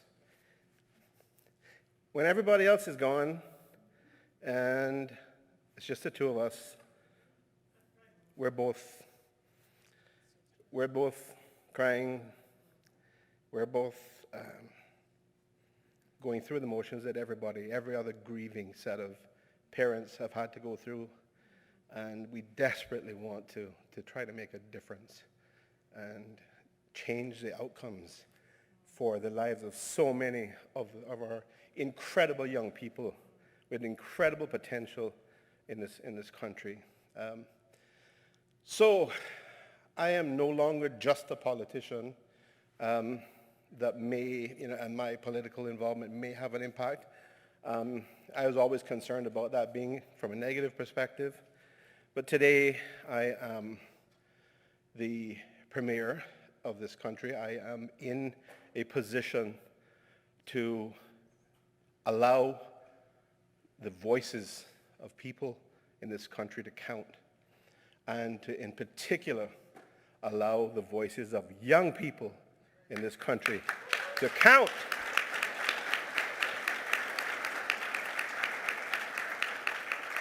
And I know we have had some incredible speakers here today, and I thank all of you. You have been amazing. You know, Deidre was speaking earlier, right after the Youth Ambassador program representatives of the foundation.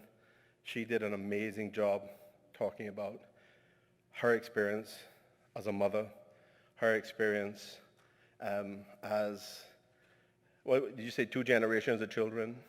So some of us have had the difficult job of trying to raise 1 generation of children. She's had 2.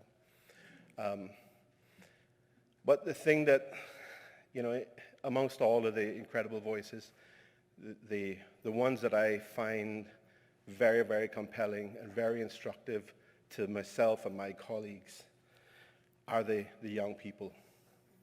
Because as a government, we are here to represent the interests of everybody, but we're also looking forward because none of us want to be in politics except to leave a very positive legacy, to make a very positive impact for the future of our country and the future of the young people in particular of this country. That is why we're here.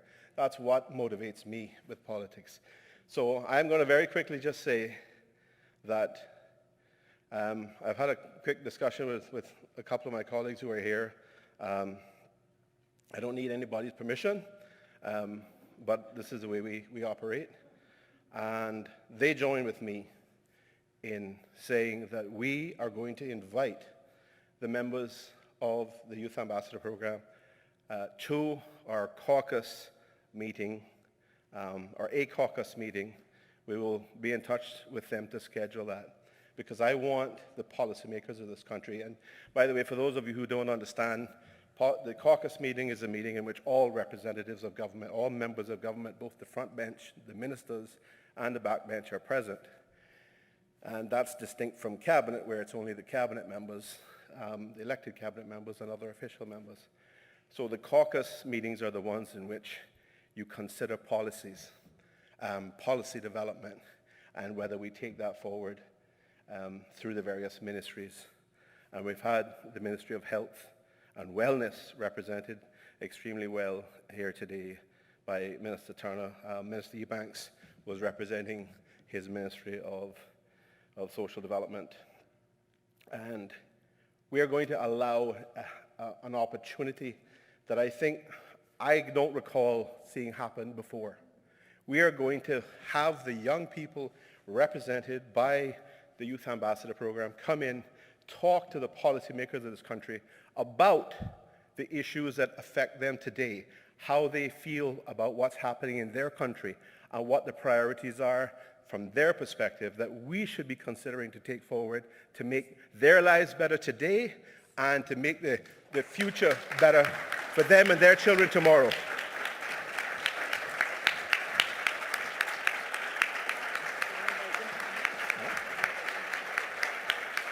I just want to invite them to come up. I want the members that are, at least those that are still here, I know there may be one or two that left, please come up here just for a moment so that we can see everybody again.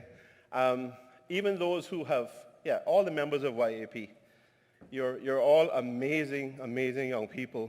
And I want you to know, and I want your parents to know, that we listen and we want to consider your perspectives. Your perspectives are very, very important, because too often the voice of the youth is paid lip service to, and the voice of the youth is not properly represented. I also want to say that before I even announced this, when I was talking to my colleague, Minister Eubanks, he had already gone and spoken to some of them and said he wants them to be involved in some of the social legislation, social development legislation that he's bringing to make a big difference. So we're all thinking about this alike. Members, we will be inviting you to a special meeting. And I want to tell you, I'll be in touch. Bill, I know you are a driving force behind this as well. So you'll have to be involved in the collaboration, but I want these young people to reflect to their views and their feelings and their goals and their aspirations and their dreams for a life in this country today and tomorrow to the policymakers of this country, because it is critically important that they do so. Danny, I don't know if you sing, my brother, but I tell you what, we got we got the next Barry Cook here, I think, if he can sing.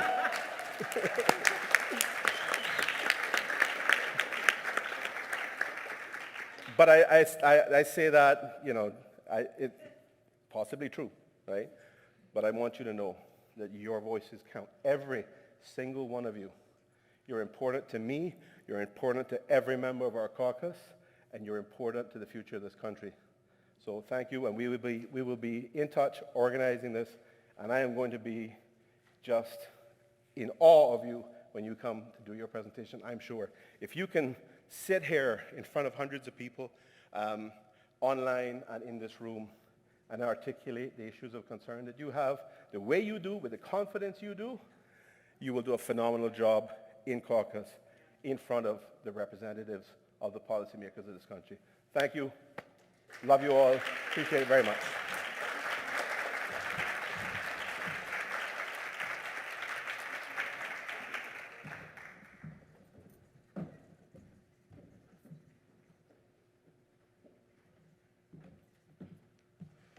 Thank you so much, Premier Panton. Thank you for helping the Alex Panton Foundation realize their vision and mission through the voices of the young people, because how much better can we do than to hear from them what they need for us to do to help them. So thank you very much for that support. Next in our program is Pastor Christopher Murray, school counselor at John Gray High School and leader of Boys to Men program. He will be speaking on the topic of touching tomorrow from today, the value of mentoring. And joining Pastor Murray are Seaford Russell and Mark Phillips. Please join me in welcoming them to the stage.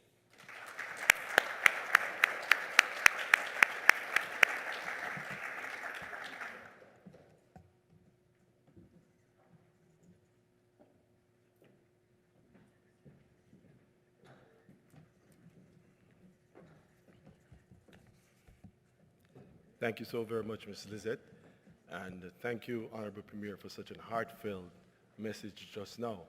I think Dahani's voice makes mine sound like I'm still going through puberty. And I'd like also to thank the governor in his absence for starting my introduction when he mentioned the imposter syndrome individual.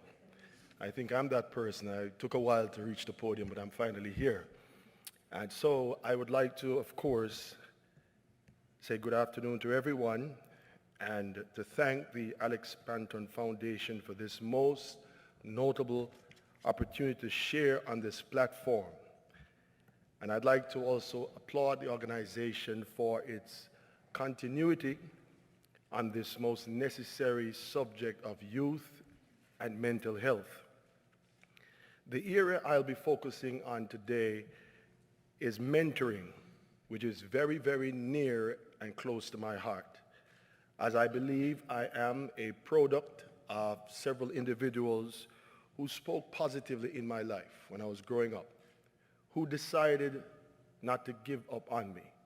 Several individuals who decided to love me the most when I deserved it the least. And so because of that, I believe strongly that it has helped me to develop into a healthy mental state even from I was a teenage boy. And when I consider the word mentoring, several words comes to mind, such as a facilitator and such as a tour guide to guide young men along life's various challenges, along the vicissitudes of life. Someone who will be helping others to charter the way among everything that life has to offer. And so for the past 17 years, I've been a school counselor here in our beloved islands, and so I automatically became a mentor, a tour guide to several young men. I began my counseling career at Her Majesty's Prison, and while there, I was assigned to the juvenile and young offenders sections. And while I was there, I witnessed and experienced a strong flowing pipeline from the high schools straight into the prison. And I became very, very, very disheartened by it, because I eventually started to develop relationships with these young men who would share their innermost desires and wishes. Some would say they wish they could get a second chance. They wish that somebody was there to help them along the way before they made the heinous mistakes that they did. So an overwhelming feeling came that I should leave the prison and start working into the high school and help create what is considered like a blockage to the pipeline from the schools into the prisons. And so I was granted the opportunity to become a counselor at the middle school, then called George X, then / of course, John Gray High School. And we started a program there, and you'll see various slides will be running. I'll be pointing out one in particular shortly. We started a program there called Boys to Men, and this program gave me access to mentor so far a generation of boys, totaling to over 500 boys so far. Thank you. We were able to touch tomorrow from today. We started a program with only 3 boys. 3 boys began the program, and I'm very, very honored to say presently one of those 3 boys that began over 10 years ago is sitting on the platform with me this afternoon. And of course,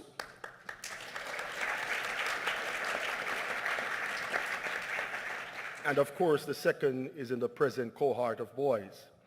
Now, there are 3 words I have focused on during this 12 years span that helped me, I believe, to be effective in the area of mentoring. Those 3 words are identity, relevance, and etiology. I wonder, can you say it with me, right? I'm going to count to 2. 1, 2, identity, relevance, and etiology. Now, number 1, identity simply means in this context, being able to maintain who I am amongst a group of boys, who the adult is or who the teacher or mentor is in the room, and never risk trying to be a friend at the expense of losing my identity as the adult. So maintaining my identity helps to preserve and protect one word. Now that's the picture I wanted to stop at. If you can just quickly look, anybody notice anybody familiar in that picture there in shorts? So that picture there was taken over 9 years ago, and why it struck me and left an indelible mark on me, that's the Honorable Premier, Mr. Wayne Panton, with a group of 4 boys. We were sharing different boats at the time, and he was teaching the boys how to fish. And why it struck me is 9 years fast forward, he's the premier of the country. So one of those boys, or all those 500 boys, nobody knows what their future holds. I want to say amen, right? So maintaining my identity among the boys helped me to preserve and protect one word, and that one word was respect. I've found that if respect is lost, it takes sometimes a lifetime to be regained. The next word is relevance. And I particularly like this one because I found that remaining relevant helps to create a solid relationship with young men. Relevance is important. What I mean by relevance is being able to maintain a bridge between oneself and young people, which might require something that makes others feel uncomfortable, and that word is disclosure, which is being able to simply say, I have been there too, and I surely understand.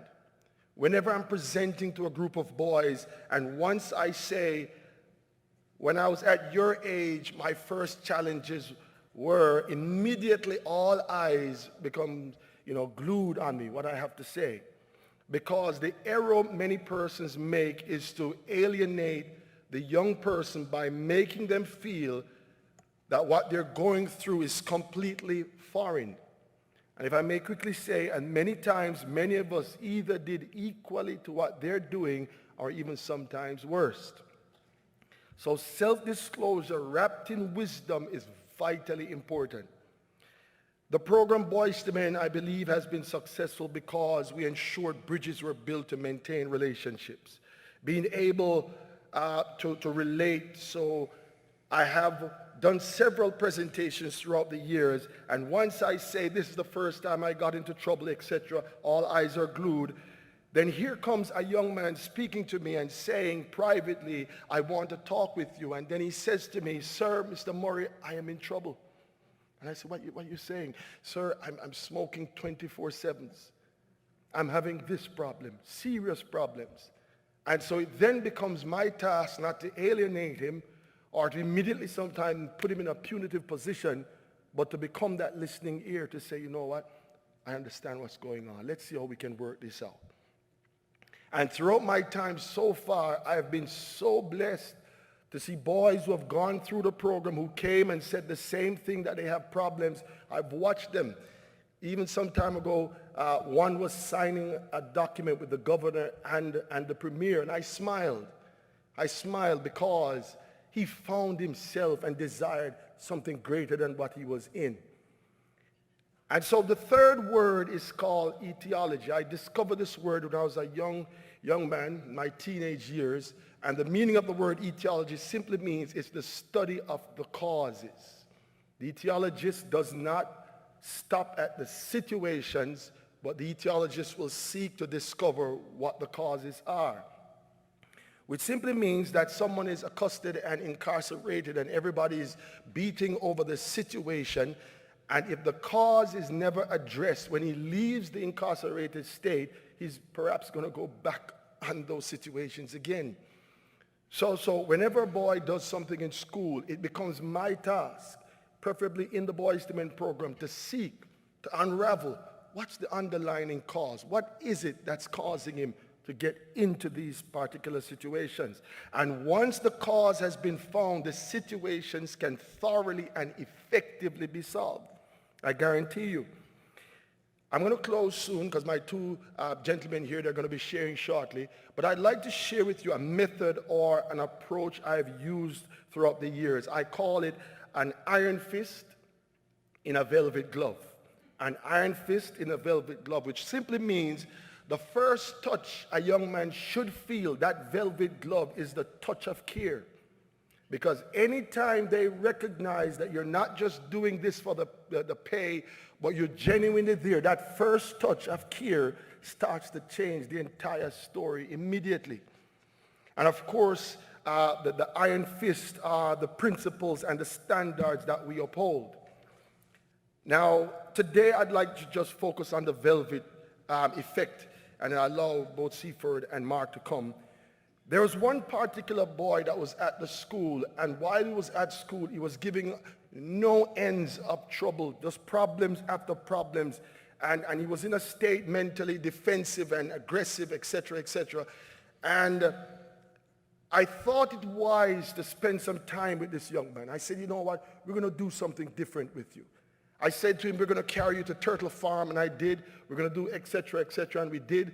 And the young man turned around to me and he said to me, Mr. Murray, if you keep on treating me this good, I have to change.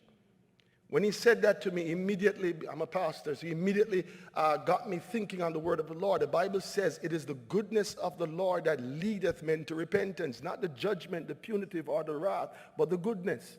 And that young man started to evolve. And I really believe goodness, care, and love brings lasting change. Now, there was another young man, and this young man, he was like a mini hurricane. A mini hurricane. When I would be in my office, in the main office, I would hear him coming from outside loud and coming, and the EOs had a challenge with him. And I recall one particular day that when he was coming in, you know what they call the Tasmanian, yeah, right? He was coming, and I jumped up, and I locked the door. I said, not today, Bobo. I locked the door. And I watched that little guy came up to my door, held on to the knob, and started riding the knob, saying, Mr. Murray, Mr. Murray, Mr. Murray, Mr. Murray, Mr. Murray, Mr. Murray, Mr. Murray, Mr. Murray. And I'm in there looking at him saying, until I heard that iron knob broke. And he stepped in like Superboy in my office, said, I am here. And you know, it struck me that if he was fighting so hard to come to me, I should spend some time with him. I said to him, you know what we're going to do? We're going to go fishing one day. And I took him fishing.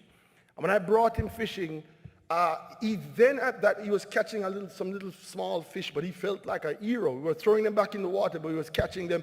And I was there with him, and he said something to me that went deep into his heart. He told me what we could do to help him.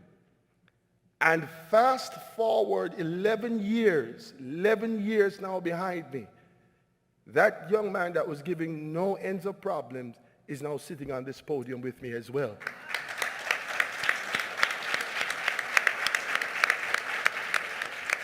I will say to you also, you know, he's going to be getting married two weeks from now, and I'm the pastor that will be officiating that wedding. Quite a handsome fellow.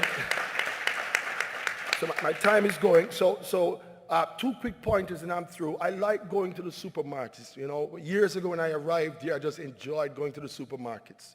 I won't say which one in particular, right? But I just enjoyed going there. And why I enjoyed going there, I would say to the workers there, where is the milk? And the guys would say, go down row 3 on the lower end, or where is the chicken? They'll say, go on the 5th row, etc., etc. I just love how they can identify where things are. But on one given day, I asked a gentleman, and the gentleman didn't point where the item that I wanted was. You know what the gentleman did? He said, come with me.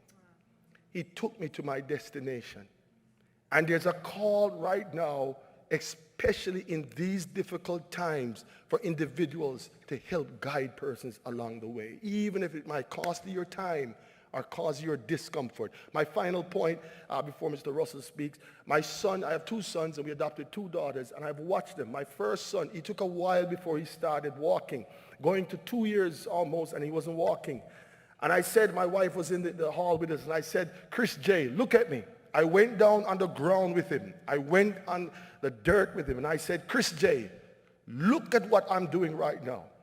And I struggled, and I stood up, and I took 1 step forward, then another step forward, and would you believe me that my little boy at almost 2 years old looked at his father and did the exact thing and never went back to the ground. If we can ever help somebody by setting some examples, by reaching out. Children spell the word love as T-I-M-E. Thank you so very much for your time. Mr. Russell will now share.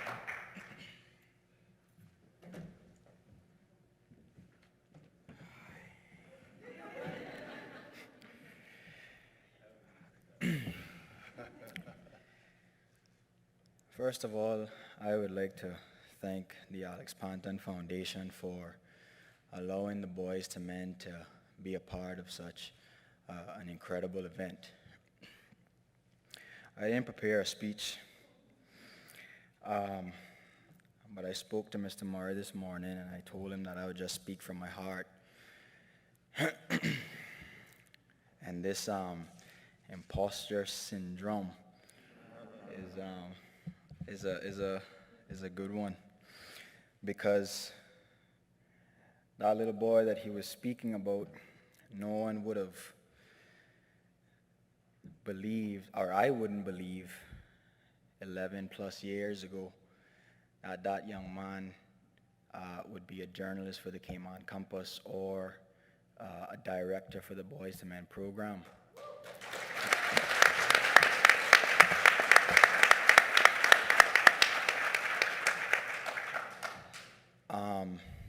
But I'll give you a little bit of insight of who that young man was and why it's important for Country Builds Community. That was the slogan that the Premier had during his campaign. And Country Builds Community is community builds country. Apologies. The community plays a massive part in helping one individual life get better. not just the Boys to Men program, and of course I would love to promote the program here, but it's a cohesive effort. Everybody is involved in trying to change someone's life, and I'll, again, get a little bit into my life story.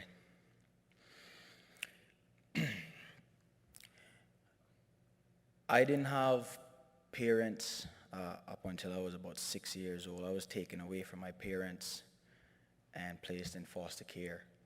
My mother was a teenager when she had me. We lived in cars where the gas was low. I had to turn down the windows. Mosquitoes would come in and bite us. Ivan came, and we lost our home. A lot of people were struggling that time. We lived in a tent for 3 weeks. 6 people lived in a tent for 3 weeks. We were homeless, family of 6. We were moved into some trailer homes, and I stayed in those trailer homes for about 7 years, where Mr. Murray met me. During that 7 years of my life, I had witnessed everything a child was not supposed to witness. And it's only now that I've grown up and I look back and I say, wow. But at the time, I was just living in it, so it was normal. And I saw drugs, I saw ammunitions, I saw people get beat up. I was one of the people beating up people. In fact, when I was 11 years old, that was the first time that I was ever arrested and put behind bars. And it was because I held a knife to a police officer's face. Judge Ramsey was sitting in here earlier, and she can tell you that that is the truth, because she was actually the person that dealt with that case, and she threw it out. When you are young and going through a lot of things in life, you don't necessarily know what you're doing as a child, because this is your lifestyle. This is how you were raised. This is how you were grown. And the first thing that society does is count you out. I can't count on my hands how many times I heard about people saying that Seaford was never going to make it to be nothing, right? And they had reason to believe so, I guess.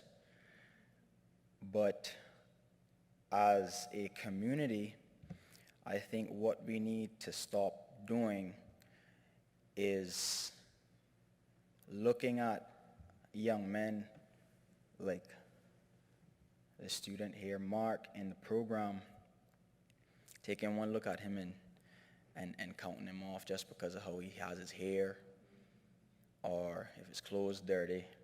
You just never know a child's circumstance and the anger that they bring to school because of their upbringing and their home. Let me tell you something. I had police breaking down my front door to come and search for drugs in my house at 2 a.m. in the morning right before I had to go to school. Okay? I lost my brother. My brother was murdered in 2011. And then less than a year after that, they sent my father from Honduras back to Cayman in a box. That's the type of stuff that a lot of these young men have to deal with, and they come to school and they get in fights, they're angry, they see all these different stuff, but the first thing that we do is count them out. But we never know what they're going through. All it takes is for us as adults to pull them aside and say, how can I help you? And be kind, exactly. And sometimes we might not be the person to change that individual, but at least we plant the seed. And that's all we have to do. Take a little bit of our time to plant that seed in someone's life. You never know how it's going to change. Mr. Murray here, he he has been a part of my life for a very long time, and I can tell each and every one of you in here that he is dedicated to looking after young men. And it is his passion, and I give this man so much credit. He deals with the thick and thin of things in school and John Gray, which got good ratings during the inspection. I think they got the best rating out of all the government schools. So it shows where the program is heading. And I'm also pleased to announce that as of a couple of weeks ago, Clifton Hunter has now joined the program. So we're reaching out to as much young men as possible. And of course, the Minister of Education has been on our backs to get the program in Lehman Scott and Cayman Brac as well. So we'll be moving down there hopefully later on this year. But my final message would be, again, to don't ever count out a young man because he got in a fight or because of how he looks, or if you see him riding his bicycle out on the street barefoot. Because I was once that young man. And I guess, I don't really want to boast or, but thank God that the Seaford of yesteryear is no longer the Seaford of today.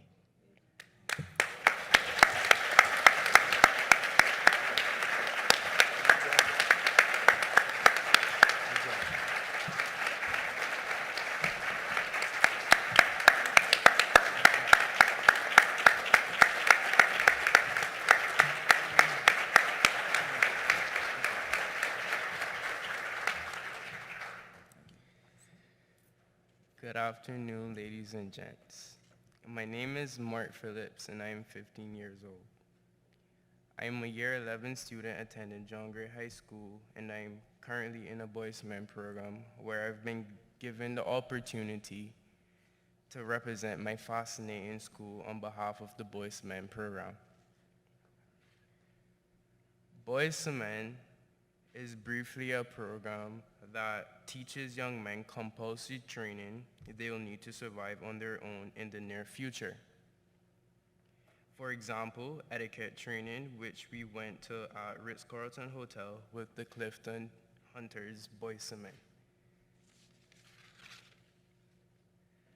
Before joining Boys Men program, I've had a difficult time making the right choices and hung around the wrong group of friends, which has led me to getting in trouble more than once. Shortly after joining Boys Men, I started to bring my personal problems to the surface, which helped me grow as a person in many ways, more than one. I was always told that I needed to change, but no one told me how to change. Mr. Murray and Mr. Seaford has been a big part of me changing as a young man, and I'm forever grateful for their encouraging words and caring actions towards me. As I continue to hear motivating words from Mr. Murray and Mr. Seaford, I will strive to be the best man I can be. Thank you for listening to my story.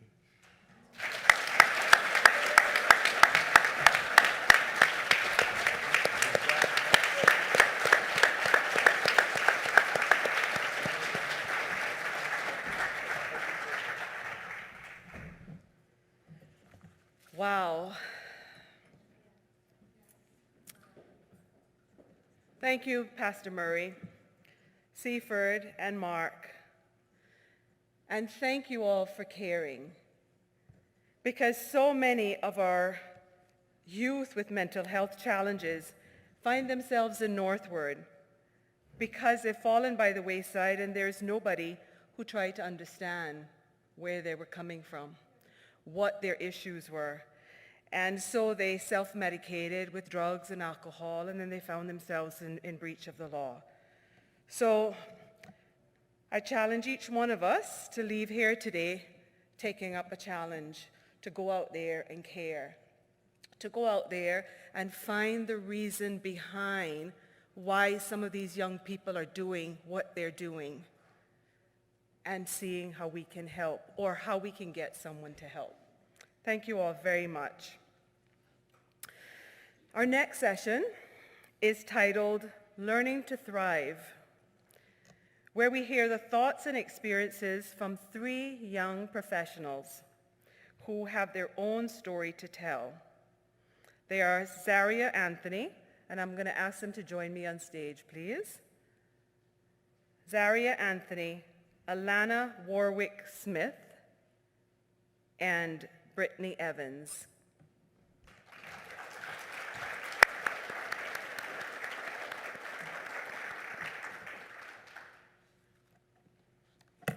First on is Zaria. And Zaria is going to speak from the podium, from the JC. You guys can hear me, right? Okay. Hi, guys. I'm like really nervous, but so if I was to ask you guys what anxiety looked like to you, I guarantee you a majority of you would tell me it's like nail biting, it's shaking, it's a dry mouth, it's trembling. And if I was to tell you what it meant to me, it's the most terrifying feeling you could ever experience because you don't even know who you are anymore. It's like you're a passenger in your own car and you could full on get in the driver's seat and drive and control your life, but you're too afraid to get in the driver's seat, of course. So before lockdown, like I was really excited to stay home. I got paid to play video games and sleep in and take naps when I wanted to. And of course, after a while, it dawned on me that we really were in a global pandemic and that people across the world were dying. We didn't know what this thing was. We didn't know what it did. And eventually that began to eat away at me. So as I began stressing more and more about the lockdown, how I couldn't see my friends anymore, I couldn't go to school, I couldn't work, that impacted me physically and I couldn't sleep anymore, I couldn't eat anymore. Like if I tried to eat, I would throw it back up. If I went to sleep, I would sleep for 2 to 3 hours a night and then I would wake up and I wouldn't be able to fall back asleep until like the very next night. So like a week I probably got 16 to 17 hours of rest if I was lucky. So you guys have heard of the mind-body connection, right? Whereas like your mental state is reflected through your physical being. So for me, as I continued stressing about quarantine and the lockdown, that affected me physically. So like I said, I couldn't eat, I couldn't sleep, I had insomnia, all sorts of stuff. So I remember this one day, I just tried to switch up my routine and I practiced makeup more. It's something I really got into during quarantine. And I remember this one distinctive day where I was just on the floor doing my makeup and my arm started hurting. And it could have been a muscle pain, it could have been a gas pain. I wasn't sure like what it was, but I went to Dr. Google. I was like, hey Google, like why is my arm hurting? And Google's like, oh, well, you have 10 minutes to live. You're gonna have a heart attack. And you know, there's that logical part of me that was like, you know, it's just the internet. Like, who listens to anything on the internet? And it was on like Wikipedia, which is even worse. But you know, that unstable part of me that was literally breaking down during quarantine was like, you know, maybe Dr. Google's onto something. So I went to my mom's room and I should have just asked her like, does anybody in our family have like heart problems? Like, do you think of a blocked artery? And she's like, why are you even asking me these kinds of questions? Like, you're not gonna die or anything. Like, I promise you you're okay. But I didn't listen to her, of course, because Google knows best. And I made it a habit to go to the ER like once or twice every 2 weeks. So I was constantly familiarized with the same nurses and the same treatment. And they would do like an ECG scan on me where they hook up a bunch of like chest patches onto you and they monitor your heart rate. And they would explain my abnormal heart rate is due to anxiety-induced palpitations where my heart would beat irregularly. And they're like, you know what, you're not dying, your adrenaline's high, and you're okay, like you're just panicking and that's why your heart's beating regularly. I'm like, well, Google said I have heart problems, so I'm not gonna listen to you. And this became a habit for like the next 2 to 3 months. And then one day I met a nurse that I've never seen before. Like I said, I was familiarized with all the staff there. So I met this nurse for the first time and she didn't check my vitals. She didn't like evaluate me in the slightest. She looked at me and was like, okay, like what brings you here? And I was like, oh, well, I feel like I'm dying. I can't sleep, I can't eat. Told her everything I told the other nurses. And she said, okay, I'll be right back. So she goes to the back, comes back up front and looks at me and says, well, miss, in times like this, you need to like talk to God and drink tea and you'll be fine. And I didn't even know how to react to that. I was like, oh, so like lavender tea or something? She's like, yeah. So she sent me on my way, literally just told me to pray and drink tea and that everything was be okay. And I told my mom, and she was understandably furious with what that lady had said to me. So after deciding on what we should do, I went to Doctors Express, which was one of the very few facilities that was willing to take in anybody at the time as long as you had no COVID symptoms. So I went in there, and I was checked in within like the first 3 minutes of being there. I spoke to a nurse, and she didn't hit me with the, oh, well, times are hard, you should exercise, or you should drink more water, you should take deep breaths. She told me, you know what, I know exactly what you're going through. I had anxiety when I was pregnant, and this is how it went for me, and this is how I dealt with it, and this is how I'm doing now. And that was the most intimate conversation I've had with anybody in regards to my health at all. And just talking to her, I felt human again because, you know, like I'm not crazy. It's just times are hard, and this is just my new reality. So after talking to her, she sent me over to Dr. Rebecca Deasy, and Dr. Rebecca Deasy was the first professional that I actually believed that I was gonna be okay. Like, not only did she prove to me that I was okay by checking my actual vitals, but she was like, you know what, like, your BMI is fine, oxygen's fine, blood pressure's fine, everything's fine, it's just your anxiety, and I promise you that you're gonna be okay and that we are here for you. And just the we are here for you completely did it for me, because that's the first time somebody told me, like, hey, you're gonna be okay, and I'm here to listen to you, I'm here to take care of you. And that's really all I needed to hear, to know that somebody was gonna be there for me and that, like, I wasn't losing my mind. So after that, I was prescribed a benzodiazepine called lorazepam, which is an anxiolytic sedative that's just made to, like, calm you down and to help you relax. So that worked for a while, and of course, drugs don't fix everything, obviously. And I did not put in the work to get better. I just relied on lorazepam to keep me asleep and to keep me calm. And not long after that, I ended up having like the worst panic attack of my life, where I was collapsed on my driveway, screaming and crying at the top of my lungs, begging my mom to not let me die. Like, take me to the hospital, don't let me die here, please don't let me die. And her saying that, of course, made her emotional and made her cry, because what are you supposed to do when your kid tells you, like, to save me? Like, I'm dying, like, my heart's gonna stop, kind of thing. It's like, I mean, I wouldn't know what to do if that was my kid, but my mom just gently ushered me to the back patio. She sat me down, helped me through my breathing exercises, and just reminded me, like, hey, you're gonna be okay, tell me what's been going on. And for the first time, that entire breakdown, I finally told her, like, what's been happening with me, in depth, of course, and that was the first time she told me that she would actually be there for me.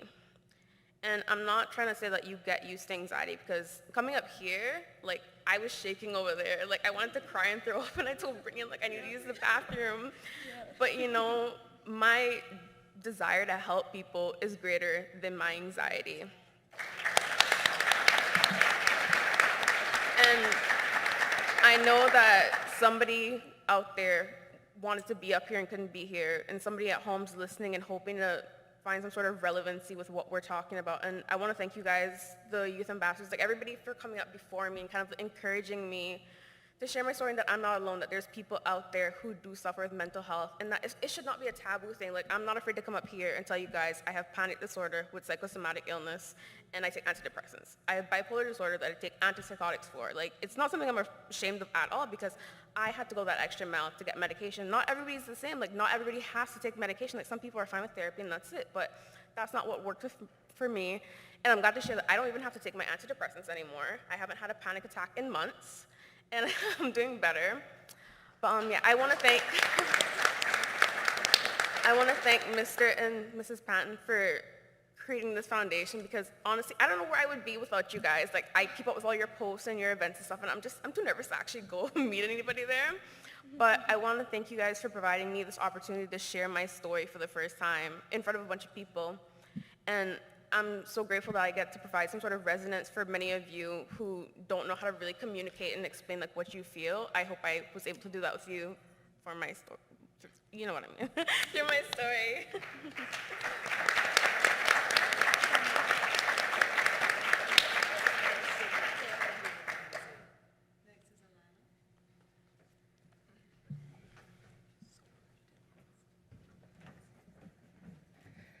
Good afternoon, everyone. Can we clap for Zaria one more time? That was amazing.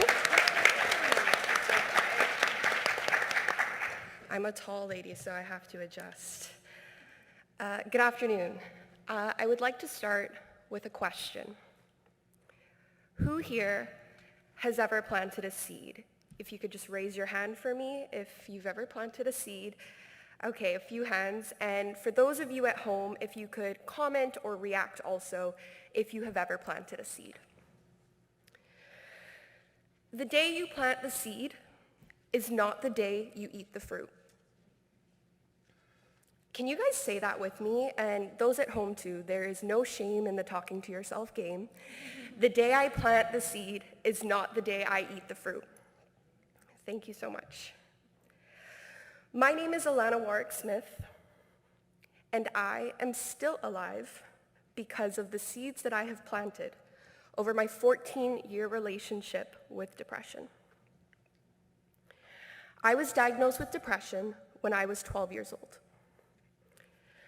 I thought a lot about what I wanted to say today, what my 12, 16, 19, and even 22-year-old self would want me to say, what she would need to hear. And I settled on being honest. Sometimes life really sucks. And that's the best word I can give it. I think we skirt around that a lot as adults, but I remember what it was like. I remember what it was like, and I think about it every day. But I put myself forward to talk to you all today, because if I can give you 3 tangible takeaways or seeds, and I promise I didn't consult with Boys to Men, it just happens we're all given seeds today, from my experiences that have helped me with my journey of learning to thrive, maybe, just maybe, things will suck a little bit less. Most of you would have notepads in front of you or access to the notepad on your phone. For your first seed, I'd like you to pull up either of them or get ready to write. I want you to write down 3 things that make you excited about life. And I'll give you a second to do this. And for those of you at home, if you could maybe share those in the comment section, if you are comfortable. 3 things that make you the opposite of sad. My 3, I love to play Wordle in the morning. I love to go to Mambo Italiano at Tilly's on a Saturday night. And I love driving around and listening to my favorite soca songs. This list can be as small as smiling at a stranger, or it can be as big as taking a flight. This list can and should be filled out every time you experience small or big moments of joy, so that you can always go back to them. This list should be non-exhaustive and full of things that make you happy when you are sad. This is your emergency kit. If your mental health is anything like my mental health, you have a second job. Just trying to keep up with your obligations when your mind gets the best of you. Some days, you are full of energy, and every dish in the sink gets washed. And maybe for those who are a little bit younger, you have the energy to study for 6 hours, or you can take a walk around the block. Other days can be worse. Those are the days when it hurts to get out of bed and you can't remember the last time that you washed your hair. I know that we've all had some of those days. We cannot change the hand that we have been dealt, but we can win this game. Your second seed involves another list. I'm really sorry. For your second seed, I want you to divide your daily tasks into high energy and low energy. And to explain that, this is super personal to each person. Your list will look different than my list. As an example, my low energy task that is accomplishable even on my very worst of days is that I can spread my bed. I can do that one task for myself to set myself up for success. I can plant a positive seed to start my day. We live in a constant productivity culture where every day needs to be productive in order to be seen as successful. And that is simply not true. If the most you did today was turn on your laptop to attend this symposium, I am proud of you. I want you to maximize your high energy days and be kind to yourself on the days that you don't have it in you. You're going to create your high energy and your low energy activity list to work with what you've got. The third and final seed that I have to share is get it off your chest. I actually wanted to say, get that bleep off your chest, but I don't think Miss Lizette would let me do that, so that's what I wanted to say. And all jokes aside, the worst days of my life were the days that I suffered in silence. You do not have to do this alone, and you are not alone. Can you guys say that with me, please? You are not alone. Mental health care can be expensive, and I really wanted to be inclusive in this speech. I feel very privileged that I have been adulting for the past 6 years, and I can afford mental health care now, but I remember when I couldn't. For those with financial limitations, my recommendations would be the Counseling Center. If you could write this down, please. Their website is dcs.gov.ky, and they offer free support to residents of the Cayman Islands. Also, a new form of assistance, which I was so excited to hear about, was the financial aid through the Alex Panton Foundation, whose website is alexpantonfoundation.ky. And you know, each journey is personal, and my journey is not your journey. And if you are not ready for counseling yet, some of the things that I have found solace in have been poetry, journaling, vlogging, and literally recording talking to myself just to get it off of my chest, and attending support groups such as Breaking Barriers. You need to get these thoughts out of your head. And it doesn't matter how it happens, but please prioritize getting them out of your head and off of your chest. The day you plant the seed is not the day that you eat the fruit. The 3 seeds that I've provided here today will only work if you let them. They will only work if you water them and allow them the chance to grow. To recap, they were creating your emergency kit. This is the list of actions and activities that you can do to combat the days when you are the saddest. Starting a high energy and low energy list as a low-cost way to manage the day-to-day expectations of life. And 3, getting those feelings off of your chest via counseling, journaling, vlogging, or support groups. And I would like to leave you with a final thought.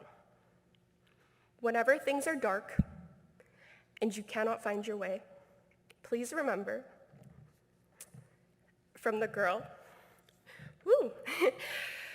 whose last day was supposed to be the 18th of July, 2011, you are not buried, you are planted. Thank you.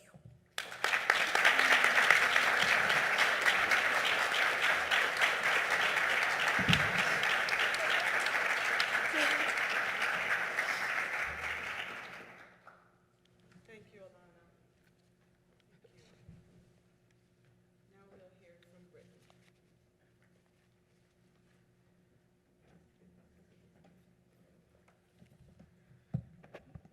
I'm very short, so I apologize.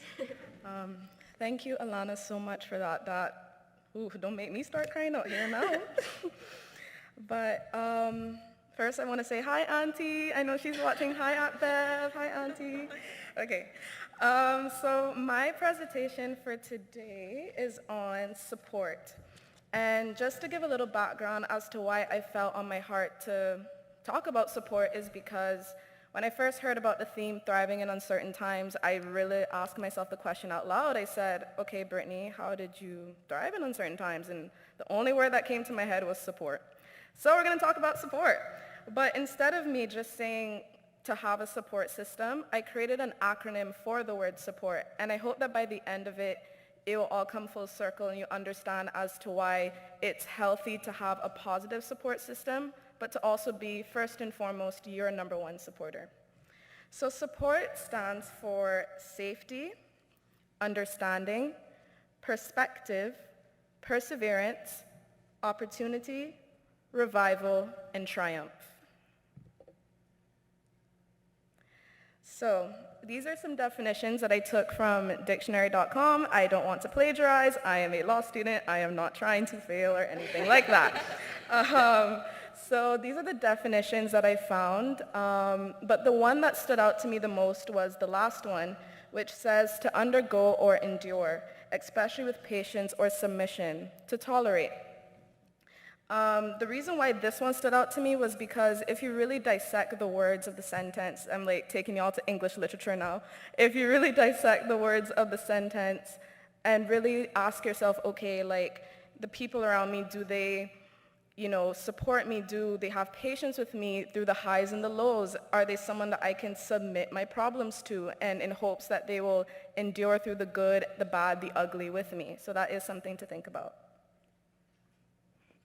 So I invite you to ask yourself these 3 questions. First, do I physically feel safe in this environment? Do I feel emotionally and mentally safe? Is this person someone that I can trust and feel the safety on all levels? I know you're probably wondering, okay, why do I physically have to feel safe in this environment? Like, it's my mental health, but actually it has everything to do with that. I remember when I was off to school in the UK, I had to move back home because the house I was in was really toxic. And one of the girls was really difficult to live with. And I mean, she was horrible. She broke our bathroom door. She completely made our lives a living hell. And I remember, I'll be calling my auntie saying, Auntie, I'm so sick of this girl, blah, blah, blah. And I'm just venting. And there were times I had to stop midway because I can feel her by my door listening to what I was saying, and that in itself caused more animosity, more issues in the house the next day, trashing our stuff and throwing stuff on the floor and just being a nuisance. And that's when I realized, mentally and even physically, I don't feel safe in this environment because God forbid I say the wrong thing and she hears it, it makes my life more of a living hell. So that's why that's important. The second one is, do I feel emotionally, mentally safe? For this one, I truly sympathize with my fellow LGBTQ plus members because coming out to your parents is not easy. I have friends who refuse to come out because they're scared of the reaction, and parents, I get it. You didn't grow up in a time where being gay was normal. You didn't grow up in a time where you have different genders and identities and all these things, but as a country, as a world, we do evolve. And my thing is, I don't think your child will find comfort being kicked out the house because of who they love. I don't think that's right. And I just want you to bear in mind that it's hard for them too. As hard as it is for you, it's also hard for them too. The last question is this person someone that I can trust and feel safety on all levels? And the one thing that came to mind was the gossip culture I find here in Cayman. Yes, it's very easy to gossip. Sometimes you do it without realizing, but I would like to treat people's information as treasure. If you have something rare, you don't want to just give it away for free. That's something you want to hold on to. And I suggest that, yes, it may be great office gossip or school gossip to talk about who having who baby and this and that, but, you just don't know why that person they chose you because they trusted you with their information. And so I just ask, when you catch yourself ready to tell someone something that probably shouldn't have been said, just bear in mind that, that person came to you in confidence and trust that you would keep their personal information safe and private. So the next one is understanding. The word that came to mind was toxic positivity. And it is the mindset that even when faced with hardship, people should always maintain a positive attitude. While toxic positivity is often shared with the best intentions, it lacks compassion and can shut down opportunities for connection.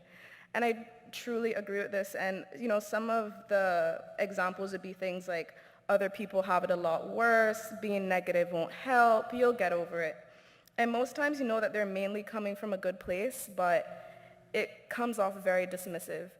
And I would like to say, for someone like myself who struggles with depression and anxiety, mainly depression, I have persistent depressive disorder, One of the things we all have in common is that we often want to feel understood, and we always feel misunderstood. We feel like no one gets us, we feel like we're crazy, and to say that to someone, I think that just creates that barrier even more, like, well, I don't want to open up because you're just going to tell me I'm going to get over it, when that's not how I deal with things. I need to cry, I need to let it out.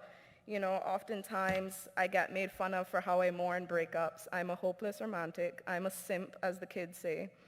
But, you know, everyone grieves in their own time, and I just don't think it's fair for people to just try to be positive as just coming off really dismissive. So that is something to keep in mind. Perspective. There is purpose in our pain, but within our pain, we must find perspective. I found that having a positive perspective shifted my mood on previous situations immensely. Breakups and people I thought I would never get over, I finally did, and I'm still learning to recognize my worth. When trying to find perspective, you must acknowledge and accept that those feelings are present.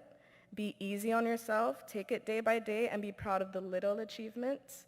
Confide in your friends and family, journal those feelings, and feed your spirit, whether that be church, meditation, prayer. For me, I go to church and I pray when I can, but for you, it may be meditation, going to a yoga class.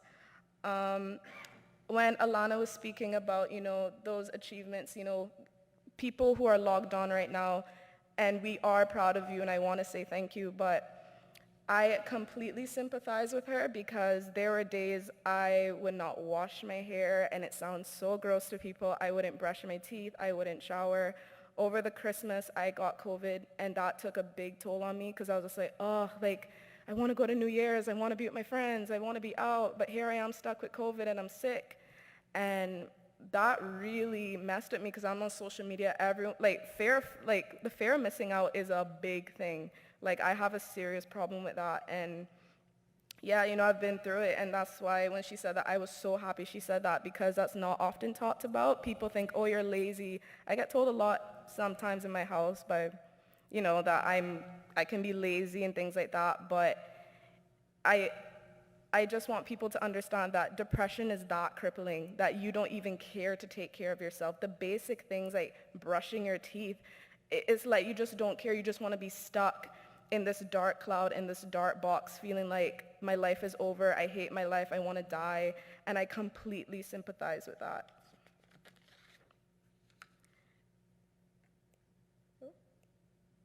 There we go. So perseverance.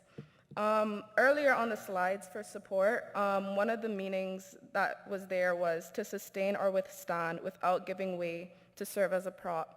And to me, perseverance is very important, because, you know, it really helps you to remind yourself, okay, life is going to throw you so many hurdles. That's just life. But reflect on a time where you got through a really hard time and you actually survived. Like, for me, I am terrible at math, hence why I chose law. I will never be an accountant. Don't ask me to count your money. I am terrible at math, and I failed it probably 3 times.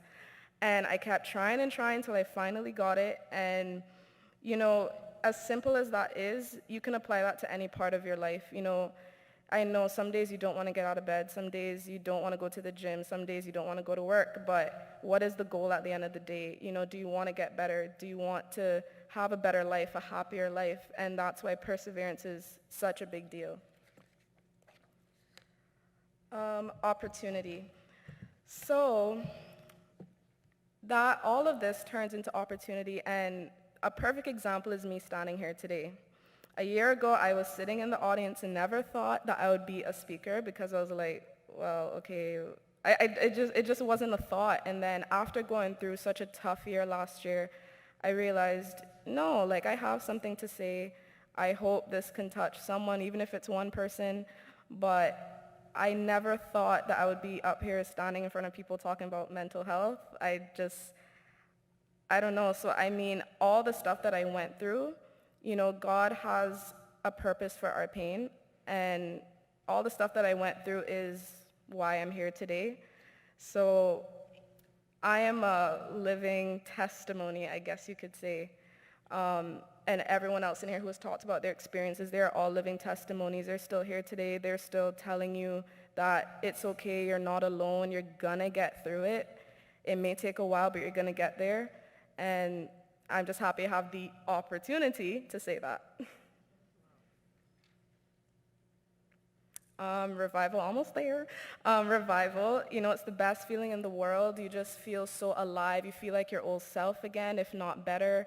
You really feel as if, okay, yes, pain and problems is still gonna be there, but it's starting to lift off of your shoulders.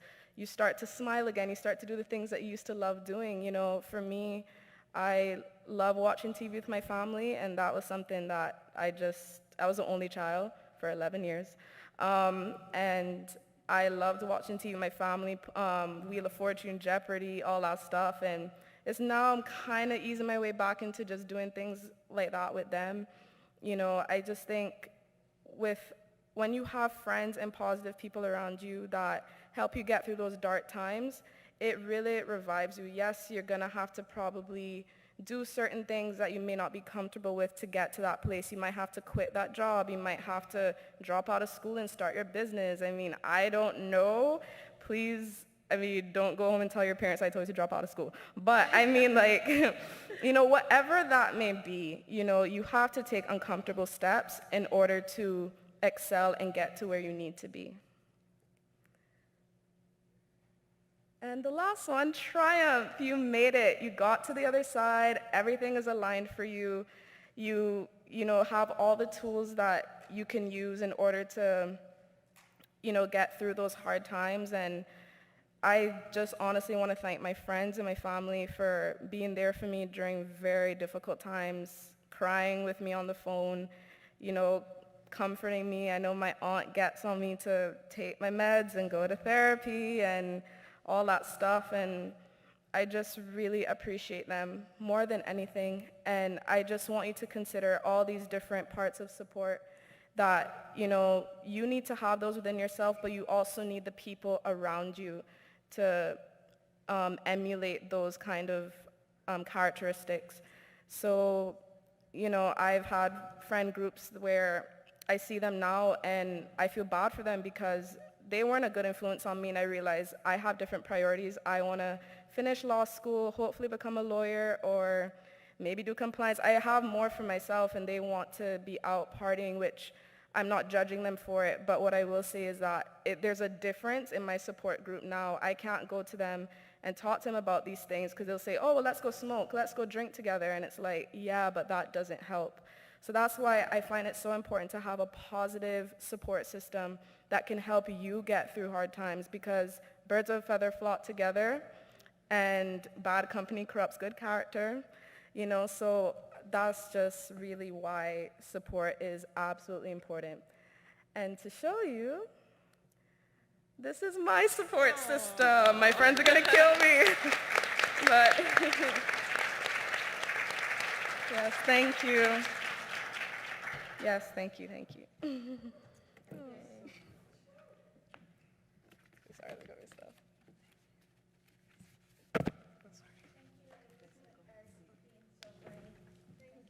Thank you, Ms. Jane. Ladies and gentlemen, join me in thanking these phenomenal 3 young ladies, Zaria Anthony, Alana Warwick-Smith,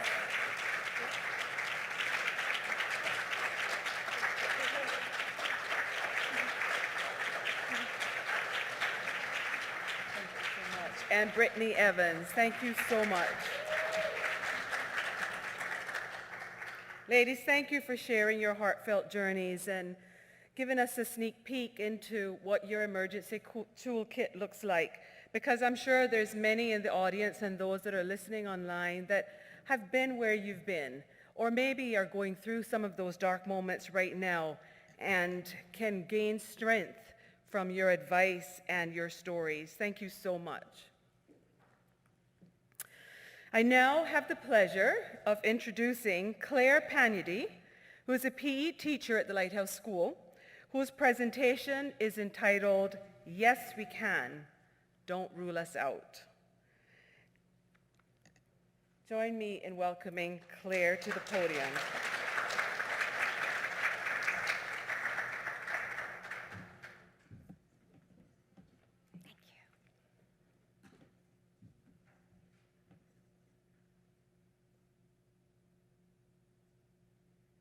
Hi, my name is Claire, or in the form of dance. I'm really grateful to be invited here to talk about Lighthouse School. Please stand if you've had any involvement in our school at all. Thank you, and thank you for helping, supporting, or in any way that you've been a contribution to our school. Thank you very much. A round of applause. Yes, we can. Oh, that was quite loud, sorry. Don't rule us out. No one likes to be excluded. No one likes to be invisible. No one likes to be ignored, right? And that includes the students from the Lighthouse School. A good school, according to the last 2 inspections, I don't agree. I would say we're excellent in all areas, but don't tell the inspectors. Thank you. They might not be happy about that. So, let's see how this works. This is the Lighthouse School. It's based in Red Bay, and it's a thriving school. There is never a dull moment. I'm not going to sugarcoat it. It can be a challenge.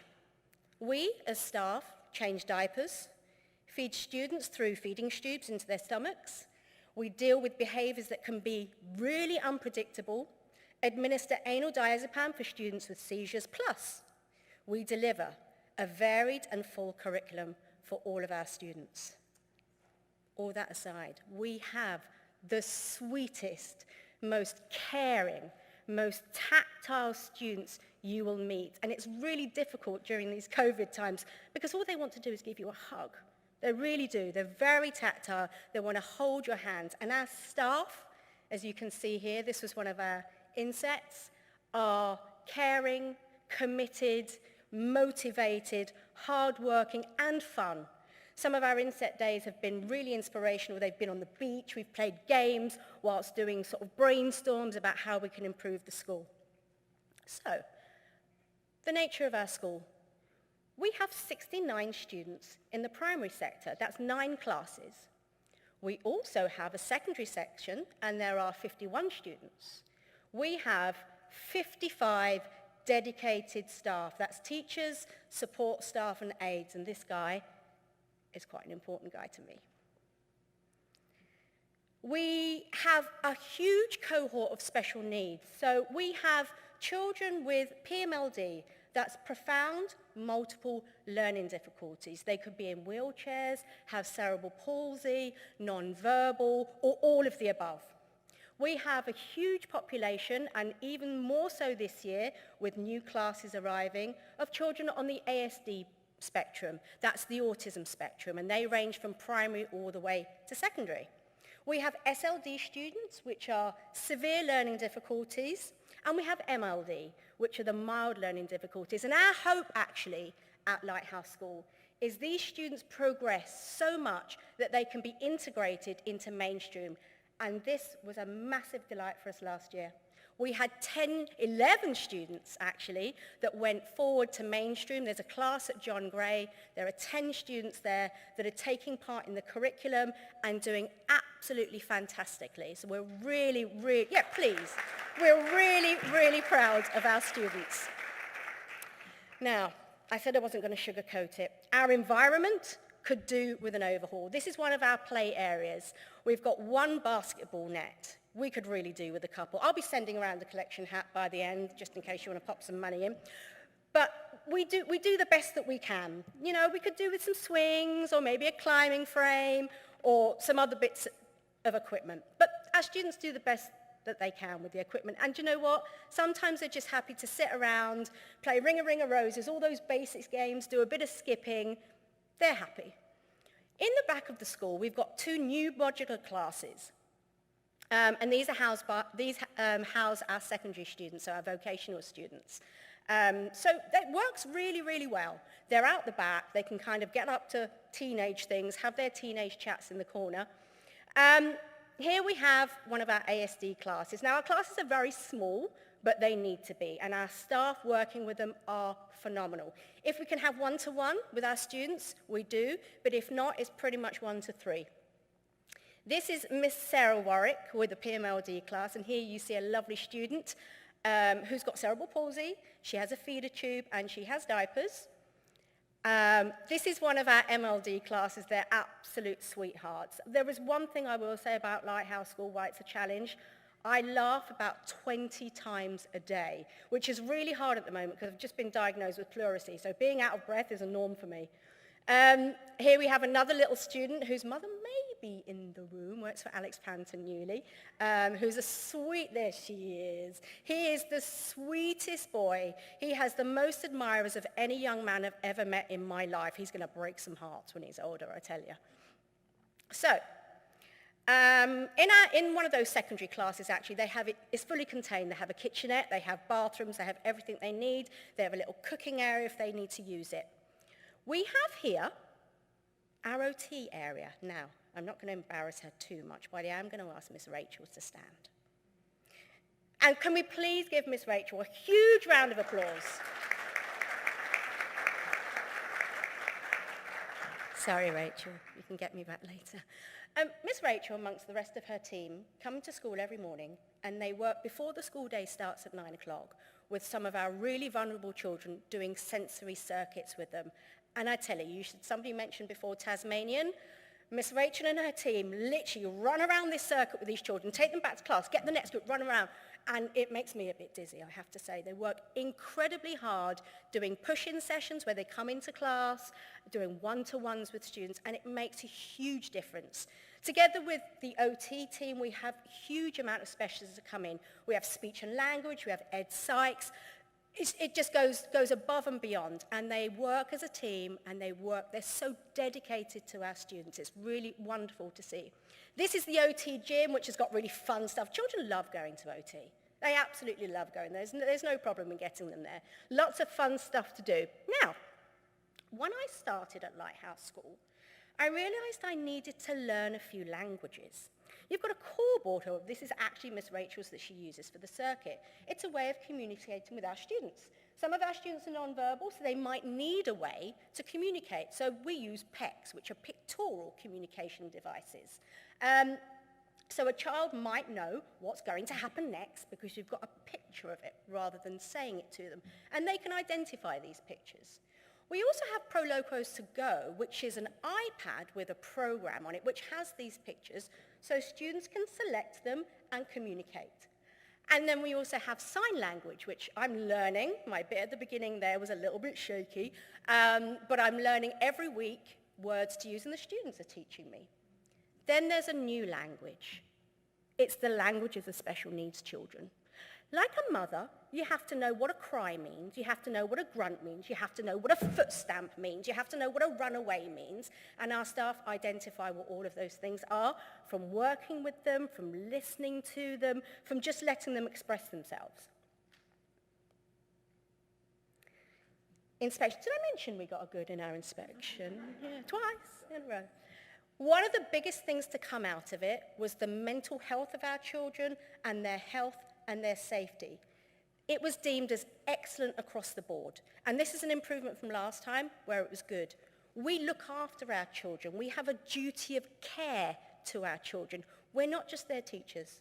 We're their parents, we're their aunties, we're their grandmothers, we're their counselors, we're their bottom wipers. We do it all for them, not because we get paid, but because we want to. We love to do it. It's a real vocation being a special needs teacher. Mental health. So we were one of the first schools, the pilot schools, to run the Zippy program. So it was really interesting to... Thank you, Dr. Lamb. Thank you, Dr. Day, who have been instrumental in helping us and supporting us deliver this program. We started it a few years ago, myself as a master trainer and a colleague of mine, introduced it into the school, and now it's embedded in every single class across the school. Our children learn to self-regulate. I used to run a nurture group in the morning where we had some really vulnerable children that couldn't settle into a school day. So we started them off with a nurture group. And to begin with, they chose what they wanted to do. Did they want to colour? Did they want to listen to music? Did they want to offload? We became a bit more structured and we started then the Zippy program. Children would walk into the room and I'd say, how are you feeling today? Oh, I'm green. I knew exactly what they meant. I'm a bit yellow. All right, do you want to talk about it now or should we talk about it after? I'm red. I don't want to talk about nothing. Okay, so should we wait till the end of the session? Yeah. What do you want to do in the session? I just want to listen to some music. Okay, great. And you know what happened by the end of the session?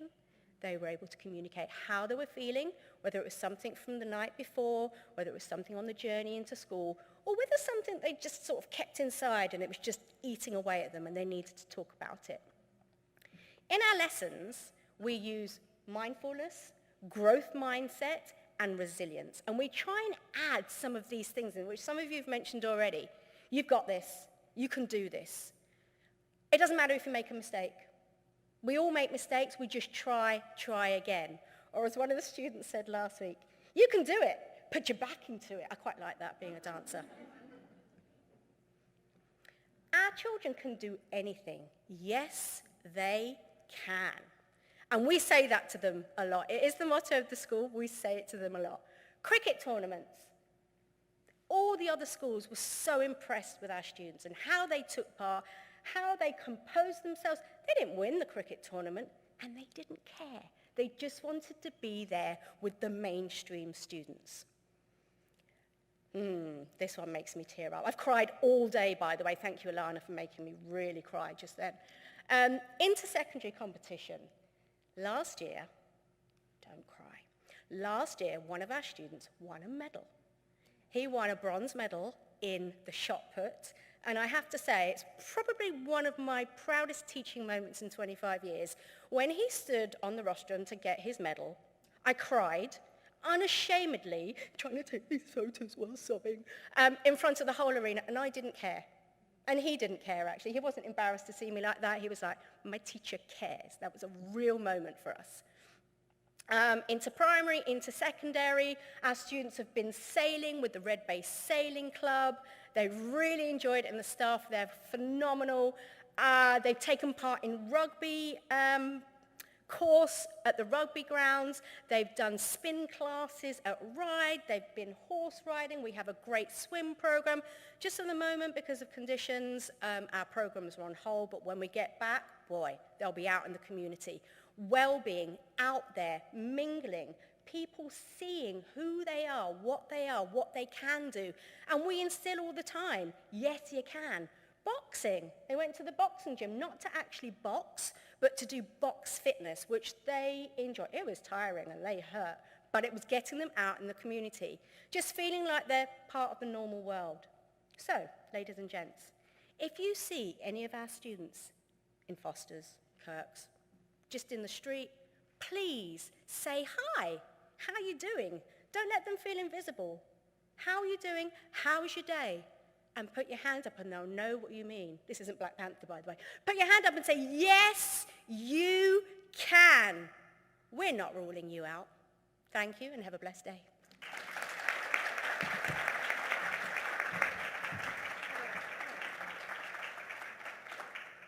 Thank you very much, Claire. We were going to invite anybody in the audience who had any questions for Claire. But she did a tremendous job. Thank you so much. So now I'm going to ask you to help me make up for some of the time that we have lost listening to some of these amazing stories. And instead of taking a 10-minute coffee break, I'm going to ask you to take 2 to 3 minutes, maximum 5 minutes. Go grab your coffee, grab your tea, and come back in here. And we're going to start at 3:55, okay? And the coffee is in the foyer. And we will be back here at 3:55. And we're, I'm sorry? 3:45. Okay, good. And we'll be back with the Youth Ambassador leader, Monina Thompson, speaking on youth voice, inclusion for all. So let's get the time correct. So 3:35. 3:35, we'll be back in this room. On your mark, get set, go. Okay, welcome back.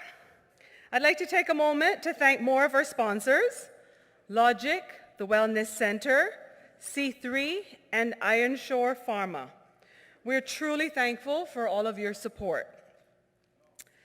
Next to the stage is Monina Thompson, our Youth Ambassador leader, who is presenting on Youth Voice, Inclusion for All. Join me in welcoming our own Monina.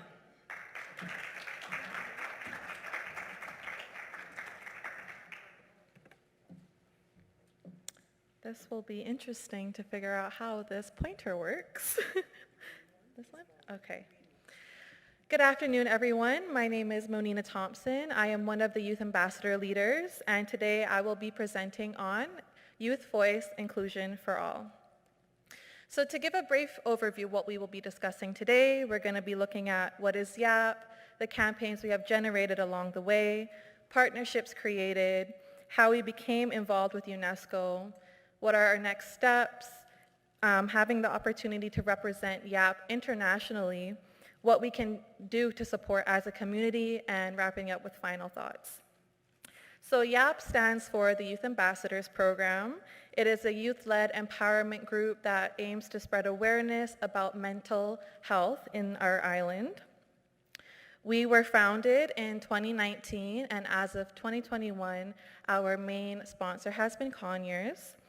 The Alex Panton Foundation is our parent organization who constantly support us in our endeavors. YAP is constantly growing. We host an annual induction looking for new youth members, and right now we are a group of 33 members across the public and private schools. We have also regionally represented Cayman in the Caribbean Safe School Initiative that discuss pressing matters. Some of the highlights of our previous work include the mural for HSA's Be Kind to Our Mind, Mental Health Through Service. It consists of inspirational quotes that form the word hope. We worked with the governor to destigmatize suicide and to discuss the impact lockdown has had on the youth. We have also hosted a virtual art competition during lockdown. The theme was Mind in Isolation. It was a creative way to keep everyone involved during the lockdown, and it was to capture something that everyone experiencing collectively but impacted in different ways, which is a great segue into why I joined YAP. When I first discovered YAP, it was when I had to come back from university in Canada when COVID hit. I have always loved being involved in the community and helping others. Right now I'm currently doing my bachelor's degree in psychology, so when I saw YAP, it only made sense to join. I've always struggled with my mental health before I knew what mental health was. When my peers were worried about what theme their next birthday party was going to be, I wasn't sure, and I was drowning in my thoughts if I even wanted to make it to my next birthday. This was something that I never vocalized to my best friend or my siblings, and I didn't have any labels to associate with my feelings, but as I got older and I was able to recognize what I was feeling and why, it was a great place to start healing. At the time of joining YAP, there was a lot up in the air in my life. This new virus that turned into a worldwide pandemic, having to juggle online schooling. And around that same time, my mother was diagnosed with stage 4 cancer after being clear of cancer 5 years since her first diagnosis. After my mom put up her final fight with cancer, I went into fix-it mode. I put my focus into taking care of my family, bills, and all the legal stuff. I also put my energy into YAP, excited to help others, but also not realizing that it was to avoid facing what was happening in my personal life. YAP gave me joy, and purpose in pursuing my passion with psychology and advocating for my fellow peers. YAP is a welcoming community filled with amazing people with different life stories and backgrounds, but all coming together for the same goal, to stand up and take control of our lives, to help rebuild the community in our vision. Who else better to make decisions and policies for the youth other than the youth? YAP helps to project our voices and to enact change. We can see our plans through and it's rewarding. So therefore, YAP is important to me, and this is why we do the work that we do. We've had successful campaigns. Our first campaign was the Don't Stay Silent. It was created to voice the issue of the lack of facilities available to those struggling with mental health in our island. The idea behind it was once one student took off their duct tape and spoke up, they would help another student to do the same. This campaign was to get our voices heard, to introduce ourselves to the community, and kickstart YAP. COVID Conversations was another one we did. They were Zoom presentations YAP hosted during isolation. Each Zoom call was on a different topic. The most attended Zoom call was fixing your sleep schedule, and the most viewed on Instagram was stress and anxiety. We have met amazing people along the way and formed valuable partnerships with Protect Our Future, Colors Cayman, and Inclusion Cayman. Protect Our Future is a student-led environmental group that works towards a sustainable future. They partnered with us in the Don't Stay Silent campaign, speaking up against the growing issue of climate change and pollution in the Cayman Islands and globally. Colors Cayman fosters a safe space for the social environment of the LGBTQIA+ community of the Cayman Islands. We've had Billy as a guest speaker to educate us on how to be allies to them. Inclusion Cayman ensures that the equal rights of all individuals are catered towards each and every one of us with disabilities and without. We attended the Youth for Inclusion program that they host for individuals with and without disabilities who are passionate and committed about making a social change in our community. These partnerships have reinforced the lack of inclusion across different communities within our island. There was a huge demographic not being considered of their opinions, and their opinions were not valued by their peers, family, coworkers, and leaders. YAP was then presented with an opportunity to have an international spotlight on inclusion. Comprometido/Engage is one of UNESCO's programs. It was an initiative of the Ashola Social Lab, and it invites young people from Latin America and the Caribbean to be agents of change and to be actively involved with the 2030 Agenda and the Sustainable Development Goals. We were able to strengthen alliances, exchange experiences, and enrich ourselves with collective knowledge. Upon successful completion of the program, the selected projects will obtain $1,000 US to kickstart their project. Along our journey, week 1, we were welcomed into the program, went into training sessions, discussed business strategies, did a practice run, and then made our final pitch. Our pitch was entitled Inclusion for All. You can see the logo up there that I made for our project. And what we identified was there was a huge stigma surrounding those persons living with disabilities. And we decided to target 3 major barriers that are existing in our community. The first one was that only government buildings in Cayman are mandated to be accessible. So we will work with government officials to build accessible and inclusive structures in the high traffic areas other than government buildings. Change begins with knowledge. We will create presentations to turnkey across 27 schools in Cayman to eliminate the stigma and emphasize the importance of inclusion. We plan to launch a diagnostic survey to access the needs of students with disabilities, and then based off this assessment, we will deliver advocacy workshops on how to make schools more inclusive to deliver quality education for all. Lastly, for the social aspect, we will host all-access social events throughout the island to raise awareness and funds for our movement and supporting organizations such as Inclusion Cayman. Here's a look at the business model that we have submitted. We will be eradicating stigma and breaking down barriers while providing a new service to the society, fostering progress and development. Businesses will be paying for our services to make their business more accessible for all, and the person with disabilities will be reaping the benefits. They won't have to second guess going out with their family, worried if they will be able to attend or be able to access the facility. Our goal is to eliminate the stigma in our community. The main costs we face are building the accessible structures within existing buildings, but we will maintain a steady revenue by charging service fees to the businesses for turning their establishment into an inclusive one. Due to the amazing opportunity that YAP has had and our success in receiving the seed money from pitching our project, I have been invited to speak as a panelist for the Caribbean Youth Dialogue this month. It has been a preparatory process for the Global ECOSOC Youth Forum that will take place in April. YAP will be discussing the impact on COVID-19, the work we have been doing, and will focus on the initiative we have developed, which was Inclusion for All. We also need to be inclusive with healing as a community. I think it's important to know how to help neurodiverse people with bereavement. Neurodiverse refers to anybody with autism, disability, or any additional learning needs. Dr. Day did a Zoom call with YAP to educate us on the following points. You want to ensure that they have a complete understanding of death. And what I mean by that is that they understand that death is permanent, the bodily functions have stopped, and that death is irreversible. Don't assume that they have these full levels of understanding. Ensure to fill these gaps in gently and sensitively to avoid causing any stress or from them to hold on the idea that this person may come back. Please try to avoid using euphemisms while explaining what has happened, as it can be taken literally.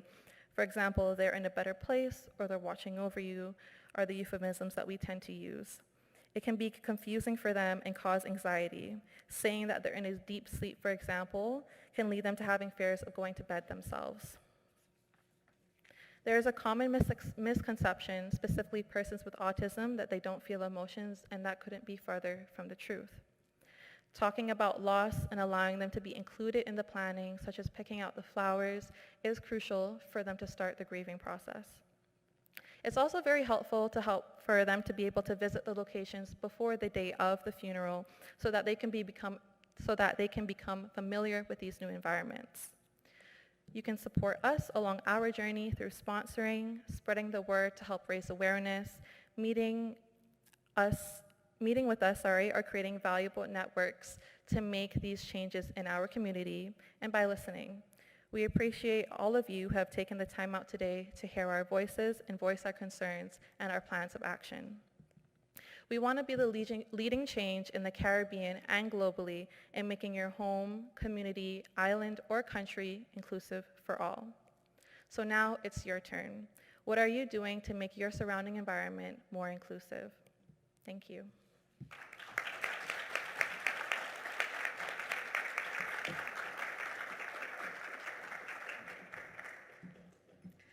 Thank you so much, Manina. You are truly a great testimony for our Alex Panton Foundation Youth Ambassador Program, otherwise known as YAP. You know, just sitting and hearing you all talk, it brings back lots of memories from the first strategic planning session when our phenomenal chairwoman, Jane Panton, sat and expounded on her vision for the Alex Panton Foundation. And the Youth Ambassador Program was one of those dreams. And I'm really so proud today of the amazing job that Bill and Dr. Lamb and the youth ambassadors have done. Because truly, what they have accomplished and what they're going to accomplish far exceeds the expectations that we had at the time.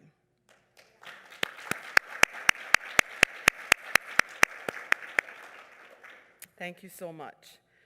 Next to speak to us this evening is Mario Garraway.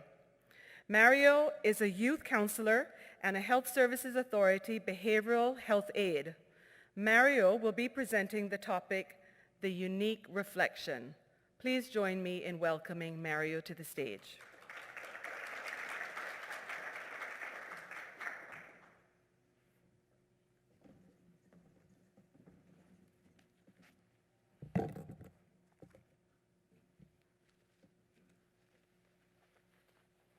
Hello, good afternoon.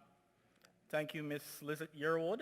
Actually, Ms. Lizette Yearwood is my CEO, so I am very honored to be welcomed by her. Today I want to talk to you. I'm here to speak to you about something that is very passionate to me, and that is our youths. While I do not have a slide up, during the preparation of my slide, trying to get things pieced together, tragedy struck in the community. And I'm saying to myself, okay, I am preparing this thing here, but how do I deal with this? Because this is a youth that is very known to me. It's very known to an organization that I work for apart from the HSA. And we had to reach out to the family. So I said, you know what? Today I am going to speak from within my heart, right? But before I begin, there was one thing I meant to do earlier, but I think I actually raised my hand a little bit too late. And that was actually to give a thank you, a heartfelt thank you and a support to Ms. Deidre Carmola. While I'm an HSA worker, I also am the Cadets Corps Youth Ambassador. And I'm also the Cadet Corps, the Cayman Islands Cadet Corps Sergeant Major. So we know, when we hear things like that, we want to know exactly what it is, okay? So as I go along in my presentation, you will hear things come out from me, and I am not one of the presenters who will tell you that you cannot ask me questions, but in the interest of time, we can leave it for afterwards, right? So Ms. DJ Carmola, I would like to say well done to you. You are a fortress, really, for your boys, and it's no doubt the young man that I've seen you produce, it's, you know, you have done well. So against the odds, you have done well. Thank you. So the unique reflection, what are we talking about, right? It basically sums itself up.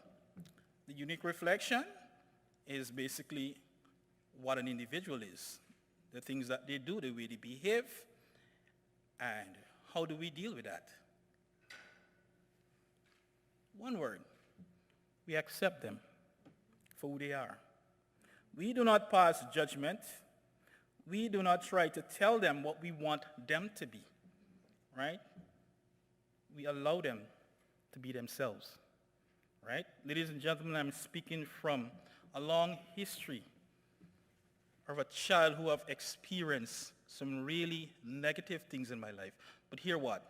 I rise above the odds, and hear what? I came out. I may have been an odd number, right? During my time serving in the Cadet Corps, what we do, we have this thing that we set up for accountability for each session. We line our kids up, and we say to them, we count them, because that's accountability. And I'm happy to see one of our cadets here. Is anybody else? But because of accountability, we have to count them. It's called checking them off. And the minute you start counting, or these numbers started calling, something I noticed, that some kids will switch themselves over because they do not want to be identified as a particular number. And one day I remember this young lady said to me, sir, why do I have to be an odd number? Right? I said, well, the funny thing about odd numbers is that they're also counted. And if we're counting from 1 to 10, we cannot count and jump 5 and get to 10. We have to count and include 5. I would even go so far sometimes when I'm talking to them, and I'd say, listen to me. When you go home, in your room, you draw a big number 7, a big number 1, whichever one you are comfortable with, and you keep that there, whatever color you like, and you keep it there. You keep it as a reminder to tell yourself and to understand from your perspective that you're not odd, you're just you. The late Desmond Tutu, the Archbishop, said that human beings are odd. We are odd indeed, but we are made for greatness, right? We are made for greatness. And if we are going to continue to tell a child or to say that, oh, I don't understand this child. Why can't you be different? Why can't you be this? Why can't you be? It's not working, right? And then we have this thing that we call the help versus the support, right? when a child becomes a teenager or an adolescent, that child has a sort of independence. And the independence that they express sometimes is that thing that they do not want you to. You will think that you're invading their space. It's not you really invading their space, but they also want to feel or to be known that they just can be themselves. And we have to allow them to be that person. Whatever it is manifest, we have to allow them. Today we're living in a global pandemic, which a lot of us did not expect, right? We did not expect that. Even to, the mental health practitioners, right? The health practitioners, the expert in dealing with mental illness and people who are suffering with mental conditions, we did not expect this. And then we have all kind of theories going around the globe saying that, oh, this thing came from China, oh, it came from this place, and it came from that. And what happened? People started to stigmatize. Chinese people walk about the place, people started attacking them. This group walk about the place, people started attacking them for no reason. All because we decided that, oh, we're going to go out there and we're going to just throw this out there and say it's the Chinese. But deep inside, we're dealing with a pandemic. Years gone by, we had pandemics, right? And those times weren't as that developed as these times in terms of care, in terms of medication, all these things. And they got through that. Right? They got through it. And I wanna just extend a heartfelt thank you to the Cayman Islands administration, right? For keeping it wit, for closing this island, for making that call on that moment when we had the opportunity. And that's why we are here today, ladies and gentlemen, because of the decision that they made, okay? People might say, oh, this one have a fine life and this one is quite comfortable. I'm not here for that. I do not even know what the job of a premier is because I'm not. But what I can tell you is a very hard task. I do not know what the job of a minister of health is because it's a hard task. So do I'm a health worker. I cannot say what Ms. Lizette's job is, but I know she's an awesome person, right? And these people are unique in their own way. Shouldn't we accept them? A child can find it very hard and difficult when he or she is being told to, oh, why can't you not, or why don't you want to do this? Why don't you want to change your major to become an aeronautic engineering, other than becoming a chef, a world-renowned chef? That child, it's okay for that child to become that, but that child will not become that for who they are. Because of who you want them to be, that's why that child will become that engineer. So, in essence, if we do not accept and prepare ourselves to accept our children and our child for who he or she might be or who they choose to, and this choosing is a word we want to highlight today. I would like to highlight the word choosing or choice. Why did this child choose to be this, right? Sometimes, like I said before, the young lady said, sir, why do I have to get the odd number and trying to switch herself into another position which the numbers are even, right? There and then you know that child might have been encountered some form of negativity where somebody said to them, and it happens. Several times we have children coming up to, oh, Miss Gary, somebody told me this. And I said, okay, we will get through this, okay? They're just saying that to you because they don't know how. They don't have another way to approach you and to address you. So they're saying that. But what are you going to do? You're going to change yourself for that person? You shouldn't. You shouldn't. I grew up in South America, just on the Amazon basin, and I grew up in a tribal system, right?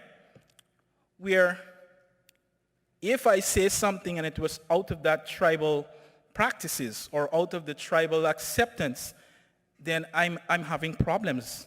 They might have taken me down in the back of the bushes to sleep there for the next week. But hear what? I still endeavor to be the person that I want to be.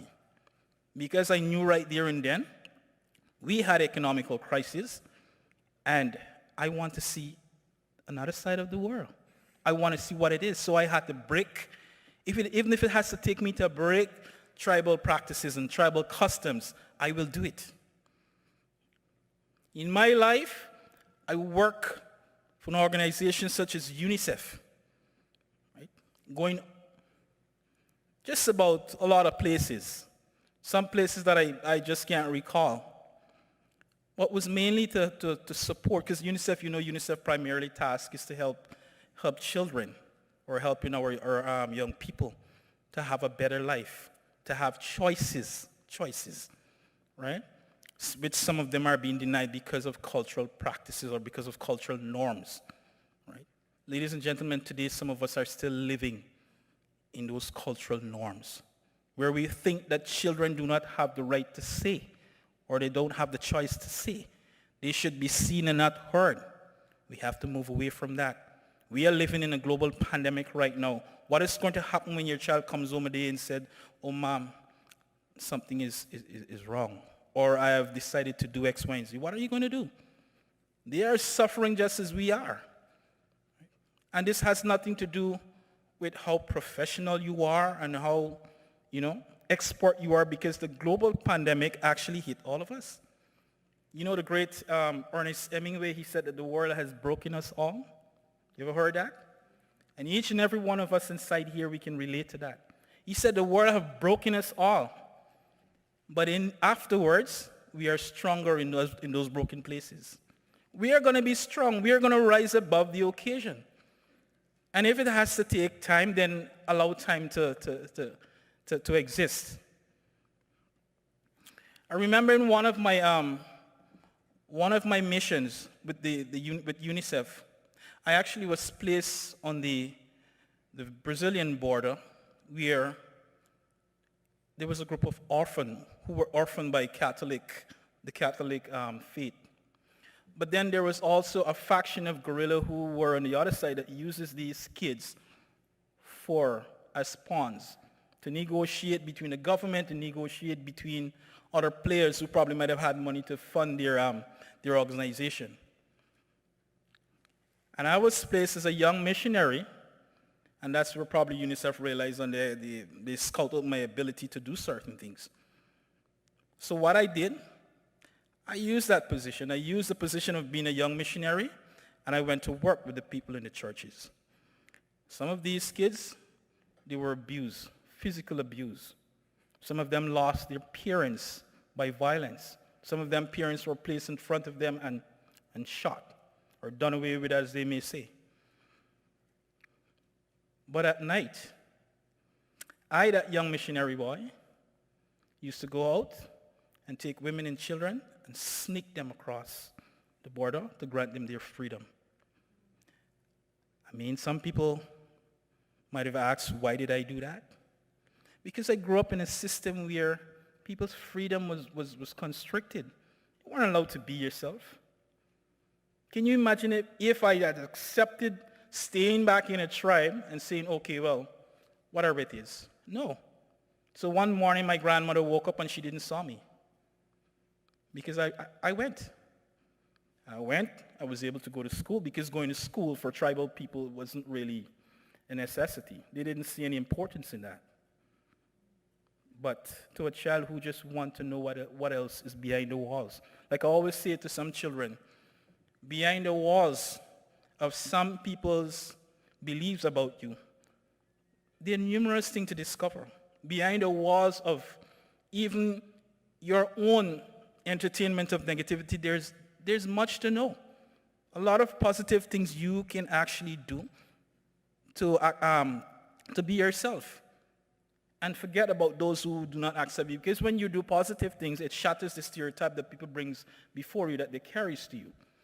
If they want to call you names, that is fine. I know that some people in this world, some people came in the world unequipped to handle certain things that comes their way. And we understand that. Hence we have these specialist people, we have these experts who are child psychologists, we have the people who are deeply trained and equipped to deal with mental health problems. But we must not stray and we must not miss the fact that we must allow a child, allow the youths to be themselves, We have to. Because if we continue to say to them, I just don't understand you. I don't know why you choose this. You're going to lose them. And let me say this, and I'm not negatively saying this, but one child lost in a community is one child too much. It is one child too much. We should not, or no parents should have the right to be going and lay their child or pass the last rites over their child's body. It should not. And we knew that from growing up. Right? We know that. But then some of us do understand that decisions that we make today will shape our children's future tomorrow.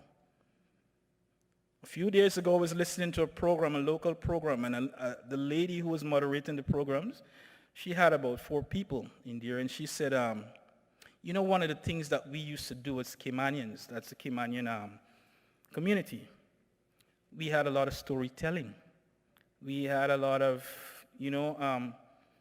when the older seamen would come back home, they would sat around and then they would have a nice meal and then we would do storytelling. Those are some of the things that actually helps to keep a family together and to understand your child and to give your child that chance and that right of choice. The right to say, okay, Mom, to open up to you now and say, Mom, okay, well, I'm going to take this opportunity to tell you this. On my profile, I stated that I like to dance. I like to do this. You know why I like to do that? Because there are times in your life where you will have to drop all your defense and all your armor that you have and become that child. Go down to their level. You use social media and you have a WhatsApp. Your son have a WhatsApp. You WhatsApp him before you get home and say, how about taking out X from the freezer so that we can prepare a meal together. And those are some of the things that help. It breaks the stereotype and it allows a child to open up to you. Many times I will talk to young people and they say, oh, Mr. Garrett, they just don't understand me. And they say they're helping, but that's not helping. So before, I actually highlighted help versus support. Sometimes we use the word a little bit too excessive. Helping. It's a good thing. But we have to start using things like supporting a child, other than just saying to the child, oh, let me help you. Because can you imagine a child set out to do a project and you're putting in all the little dots and filling in all the little detail. You're actually diminishing that child's ability. You're diminishing the child's power to complete or to do what he or she has to do. Then eventually you find that they start locking away in the room because you're not really listening. You're not paying attention. You just want to get it over with. So you say, let me help you. But that's not the approach. So in some cases, what I'm trying to say, children do not need our help. They need our support. Support is more of a word that you're behind them. That resounding statement where you say, you know what? I'm going to be behind you no matter what you choose. I'm going to be with you no matter what path you set on. I am going to be with you because it is my job, it is my duty. Needless to say this, I have a son who is autistic, and Miss Shannon can tell you the kind of father I was. I mean, I'm not here to toot my horn. When my son insurance, and thank you for those young people who highlighted things like mental health insurance. Honorable Minister, Health Minister, and I know that you're totally in agreement with it because I see yes, that is something that we really, really need to understand that it is much needed. One day, Ms. Shannon's office called me and said, Mr. Gary, the insurance company stopped your son's insurance. I said, okay. But I went over to the office and I said, what happened? She said, I don't know. So I went down to the insurance company. And the lady came out and she said, Mr. Garvey, it appears like we're not covering that. And I said, what? What do you mean that? This is a child we're talking about here. A child who has a condition that he requires help. And the only way he can get help, because it's very pricey and costly, is by that insurance. So now you're telling me that, oh, I'm not saying that, but maybe you want to check. I said, no. What I want is for my son to be given care. And the insurance that I took out, or the insurance that I applied for, I want that insurance company. I want you to show me that you're willing and you're ready to cover people with mental illness. And when I speak here now, it's not only for my son, but it's for the numerous numbers of other children and people who are suffering with mental conditions that cannot afford insurance, cannot afford to go and get help. And because of that, some of them, they regresses and they become more ill. All because of the decision not to cover a mental health person because of the mental condition. So we have to move away from those kind of things. Those are stigmas. And stigma is something that, it's the blinded thing that a lot of people don't want to acknowledge, but it is happening. Stigma, you have stigmas in family, you have stigmas in community, close circles, you have stigmas. What is wrong with this child? Why can this child be like that like the others, right? Then what happened? We have a child start to hide behind a hoodie, or the child starts to lock away in the room. And these things, we shouldn't accept these things. I have worked with a lot of kids in settings such like refugee camps. And if anybody had the opportunity of being in a refugee camp, we know exactly what we're dealing with. I was talking to Dr. Lam a short while ago. And like I said, as a young man, I've seen quite a bit of stuff, but I did not take it negatively. I used that, and I am going to continue using it to fight for this cause, to fight for a cause that people are blinded by or they refuse to acknowledge that we're having a situation in our hands that we need to take care of it. Women would show up with their child and say, this had happened to this child yesterday, that happened to this child. I mean, while I wasn't there as one of the experts in mental health, but that's where I actually opened up my eyes and I said, this is too much. This is way too much. So, ladies and gentlemen, my mission, and it also can be your responsibility, because all of us has a responsibility to protect our children. UNICEF have their team and they have their mission statement, and it all have to do with protecting a child, protecting the rights of a child, protecting the image of a child, protecting child protection. Basically, that's what it is. And I fought, and I endeavor, and I'm still working with the agency, my work at HSA. There's always something to do when it comes to a child and their mental condition. We can't. We're adults. We were built for when a child come crying to say to us, okay, to say to them what happened. Not only are we there to question, sometimes we question too much. A child come and, what's going on with him again? Or we don't have time. We come in a little bit too late. But hear what?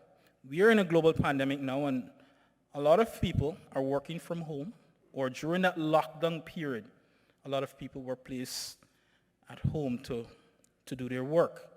I am not saying that you should leave your work and put every time in that child because you're a professional person you have, but then that was an opportunity. It is still an opportunity, a window of opportunity where we can relate to our children, where we can have more time with them as parents. Watching the clock, ladies and gentlemen, just before I leave here, I want to echo and charge every resident, because I know people are watching us on live stream, to make an effort, to make that effort. It's either you advocate, either you work, you represent, maybe through your office or your profession, you have that clout, you have that ability. Do something for our youth in mental health. I did not know how to raise myself after getting the news of a child passing, because I do have children. It's something hard to deal with.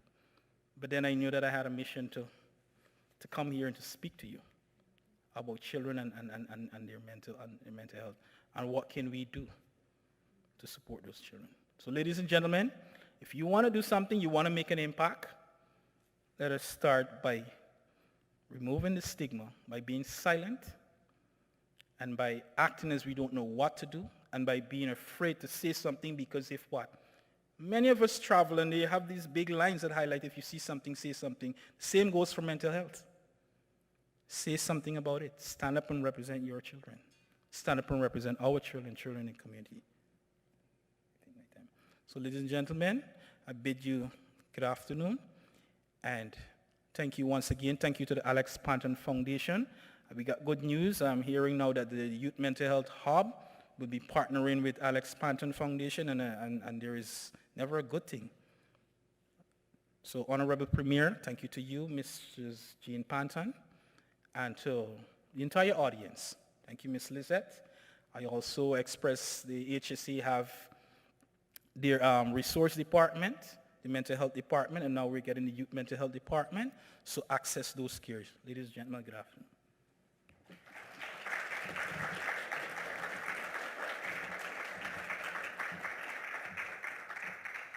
Thank you, Mario, for sharing those thoughts. Indeed, we are all unique, and we all just yearn that acceptance and respect and the opportunity, and we can, show what we are capable of.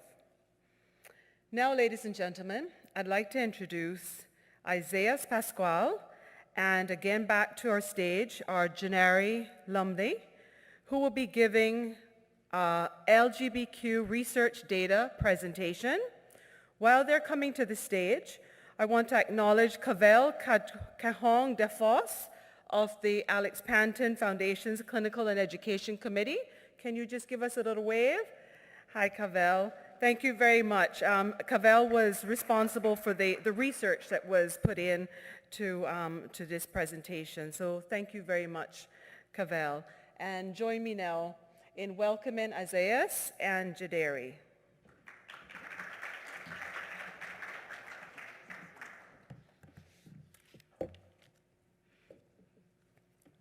Good afternoon again, everyone. Me and my partner Isaias will be presenting on the data that was collected from the focus group that was held last year.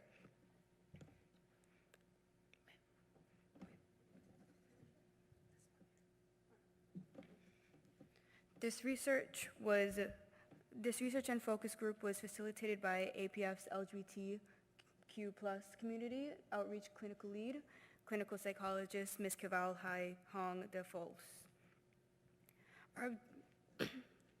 Our objectives that we want to get through in this presentation today is discussing the project background, the focus group discussion, how the data was collected, the themes identified, creating a safer space in the community, our conclusion, and proposing a future plan.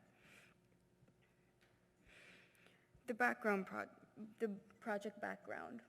APF's committee wanted to support these individuals, and they did it by a community intervention, by acknowledging these young people and the community and their barriers that they face within accessing mental health services. And to do that, they wanted to collect data in the Cayman Islands specifically.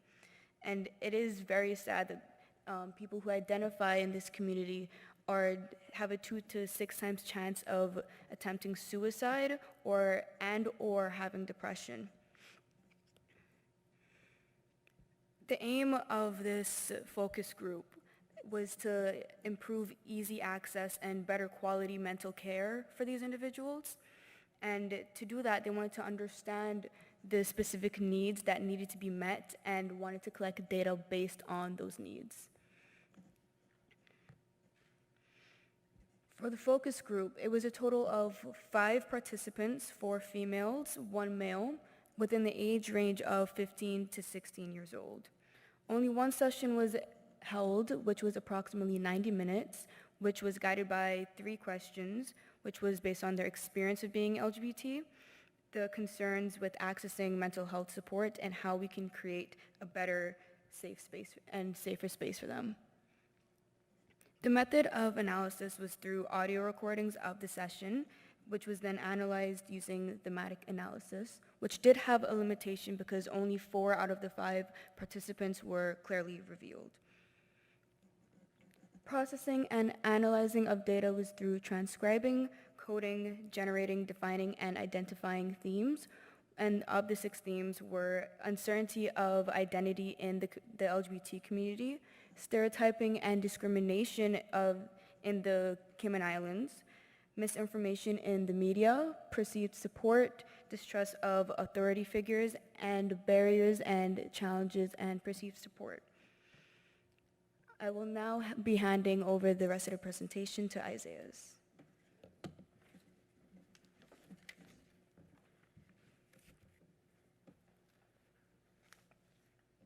Hi everyone, my name is Isaiah Pascual, and I'll be talking about the themes identified during the focus group, how we can create a safe space for people of the LGBTQ community, the conclusions we drew from the focus group, and the proposed plan to assist these people from the LGBTQ community.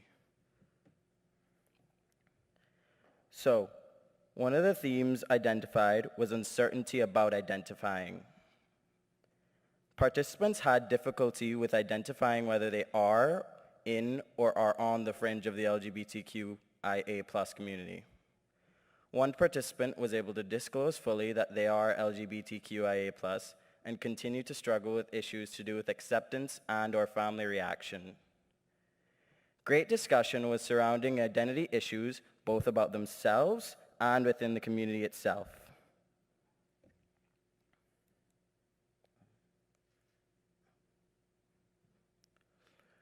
Another theme identified was stereotyping and discrimination. Participants identified triggers that they describe as offensive.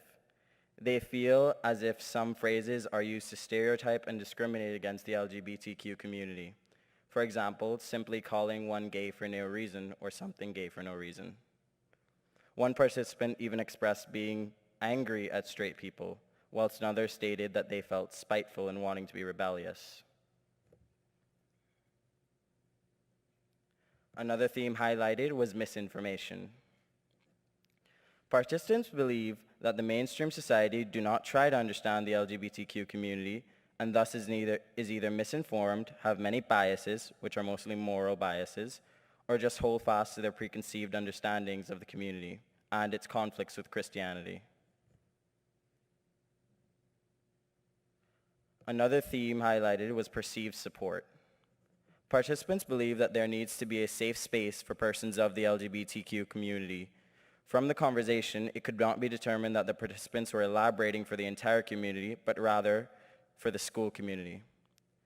Sentiments were expressed that groups already exist in the high school for support to students who are LGBTQ, and there are some teachers who are seen as supportive. From the discussion, it also seems that the topic of LGBTQIA+ forms a part of a both formal and informal discussion or setting at the school among both teachers and students. Another theme highlighted was distrust of experts or professionals. Participants believe that within the school setting, counselors do not provide much help because of their religious backgrounds, particularly Christians or pastors or church-oriented individuals. This is due to their belief systems and the beliefs that they hold on LGBTQ, which prevents them from sympathizing, empathizing, or otherwise assisting with students who are of the LGBTQ community. They have reported that in-school counseling was simply not working. It can be concluded that they are fearful to share about that sexuality with Christians and are looking for people they can trust. They express that they feel safer with agnostics. The reason for this is that an agnostic is an individual who does not really believe in anything, or they're not sure what to believe in. Therefore, they're not oriented with any religion. Therefore, they are more neutral to conversations such as LGBTQ. Another theme highlighted was barriers and perceived solutions. The perceived concerns or barriers to accessing mental health services such as counseling or other forms of therapy are hypervigilance, which is the constant state of being aware or being hypersensitive to threats in one's environment, So as it relates to the LGBTQ community, always having to look over your shoulder, having to act a certain way or fit into a certain social standard. Now, this leads into the fear and feeling that they would be discriminated against for their behavior or their actions, the way they look, the people they choose to hang around with. But at the same time, there's pressure from the community itself to come out. Coming out is the process by which someone of the community accepts, acknowledges, and eventually reveals their sexuality without fear. But this is a difficult process. It happens for everyone at their own time. It should happen for everyone at their own time, and no one should be forced to do it immediately. However, this does create some pressure when approaching family or friends or even parents about their sexuality, for fear about being discriminated against or simply not being loved anymore. How do we create a safe space for people of this community? We can do this by providing a list of therapists or specialists who are willing to open to help persons who are of the LGBTQ community. To address the issue of crisis with gender identity, provide guidelines or protocols for counseling and other professionals on how to respond respectfully in helping students and other persons in the community. APF can help support, probably virtually, a group to help members of the community be more knowledgeable of issues pertaining to the LGBTQIA and how to effectively respond to society, especially those who are opposed to the community. In conclusion, conflict between being a part of the LGBTQIA+ community and seeking help from a therapist or otherwise any other specialist does exist. There's a substantive element of the discussion seems to focus on defining or justifying being LGBTQ. We concluded that the focus group was helpful in pointing out the uncertainty with which the participants view the issue of LGBTQ in the Cayman Islands and served to highlight the role of the misinformation, fear, anger, distrust, and other negative emotions in participants' perceptions. Some possible options for creating a safe space for LGBTQ and making mental health services accessible were suggested. These were: more data needs to be collected primarily. More data needs to be gathered from young persons by conducting more focus groups like the one that we held. More information from the older population through stakeholders is also needed. More data on mental health issues experienced by the LGBTQ community is also needed. Additionally, using inclusion platforms to educate and create safe spaces for young allies. An ally is someone who is not of the community themselves, but still supports the community. Support groups in schools led by young persons to assist with the dissemination of data need to be held. Virtual platforms, including social media, to advertise, educate, and provide support groups for young people, which are relatable and confidential, were suggested. Finally, campaigns focused on sensitizing parents and professionals. Parallel work involving parents and other care providers, such as teachers, school counselors, or therapists, can be targeted at providing workshops to schools, PTAs, and public places to help inform the population. That is all, everyone. Thank you so much for listening, and have a good day.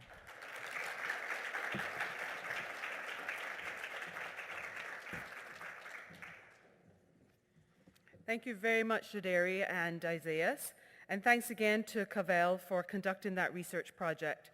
As we heard from one of the earlier presenters, that it's important for us to seek to understand our youth and to make them feel cared for.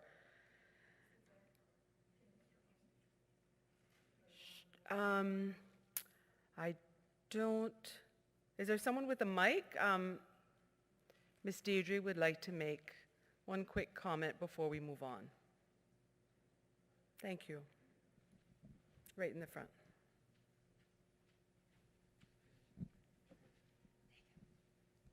Thanks. My older brother is gay, and he left this island 31 years ago because the tolerance then, there was no tolerance. I shouldn't say the tolerance then, because there was no tolerance. I'm not so sure that the tolerance has changed in the last 30 years. I think more people together who have decided to say, this is who I am, is where the tolerance has been created amongst themselves. And then I'm concerned because if we are to love as God says to love, why would children want to be afraid of those who are Christians? And that concerns me because that was one of the things that they said. And I hope that today when I ran that last piece that says God loves us and that we are not alone, that they understand that God truly loves us and that they will reach out and to know that I would never discriminate, even as a Christian, against a child who feels that they have something that's different. And I want that message to be told to those young people that they have to find persons who do not discriminate. And Ms. Deidre's here to help you do that because it's very, very difficult to grow up not feeling loved in a community that should love and accept you for who you are. Absolutely. Thank you very much for that comment. Yes, it's incredibly important for them to feel loved and not judged. Thank you so much for those comments. Now, I'd like to welcome to the podium our final speaker, Ms. Haley Robinson, who is founding member and deputy chairperson of the Alex Panton Foundation, to provide some closing remarks. Thank you, Haley.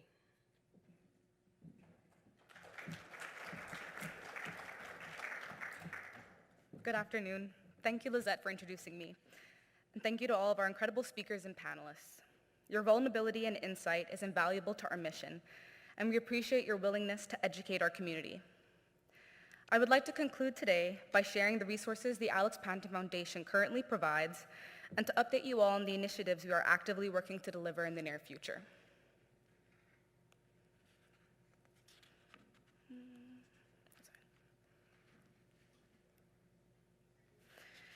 The Alex Panton Foundation was established in June 2018 as a nonprofit organization in the Cayman Islands, and since then, we have been committed to improving mental health of children and young adults in our community through, sorry, I'm having issues with this. Okay, advocacy, awareness, and support while addressing the stigma surrounding mental illness in the Cayman Islands. Our organization is run on the kindness and generosity and support of the many organizations, charities, and professionals who partner with us. It is because of your willingness to be a part of our community and support our mission that we stand here today. We want to especially thank the Cayman Islands Crisis Center, the Family Resource Center, Inclusion Cayman, Loud Silent Voices, the National Drug Council of the Cayman Islands, and the YMCA for working so closely with the Alex Panton Foundation to develop our initiatives and resources.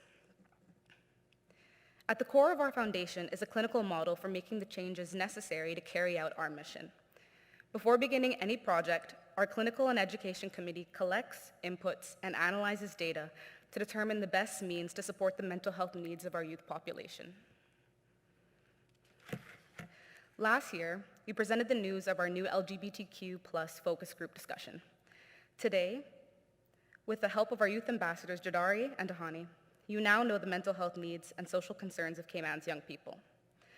Based on the data we have received thus far, the Alex Panton Foundation will proceed with conducting more focus group discussions facilitated by a volunteer researcher from our Clinical and Education Committee.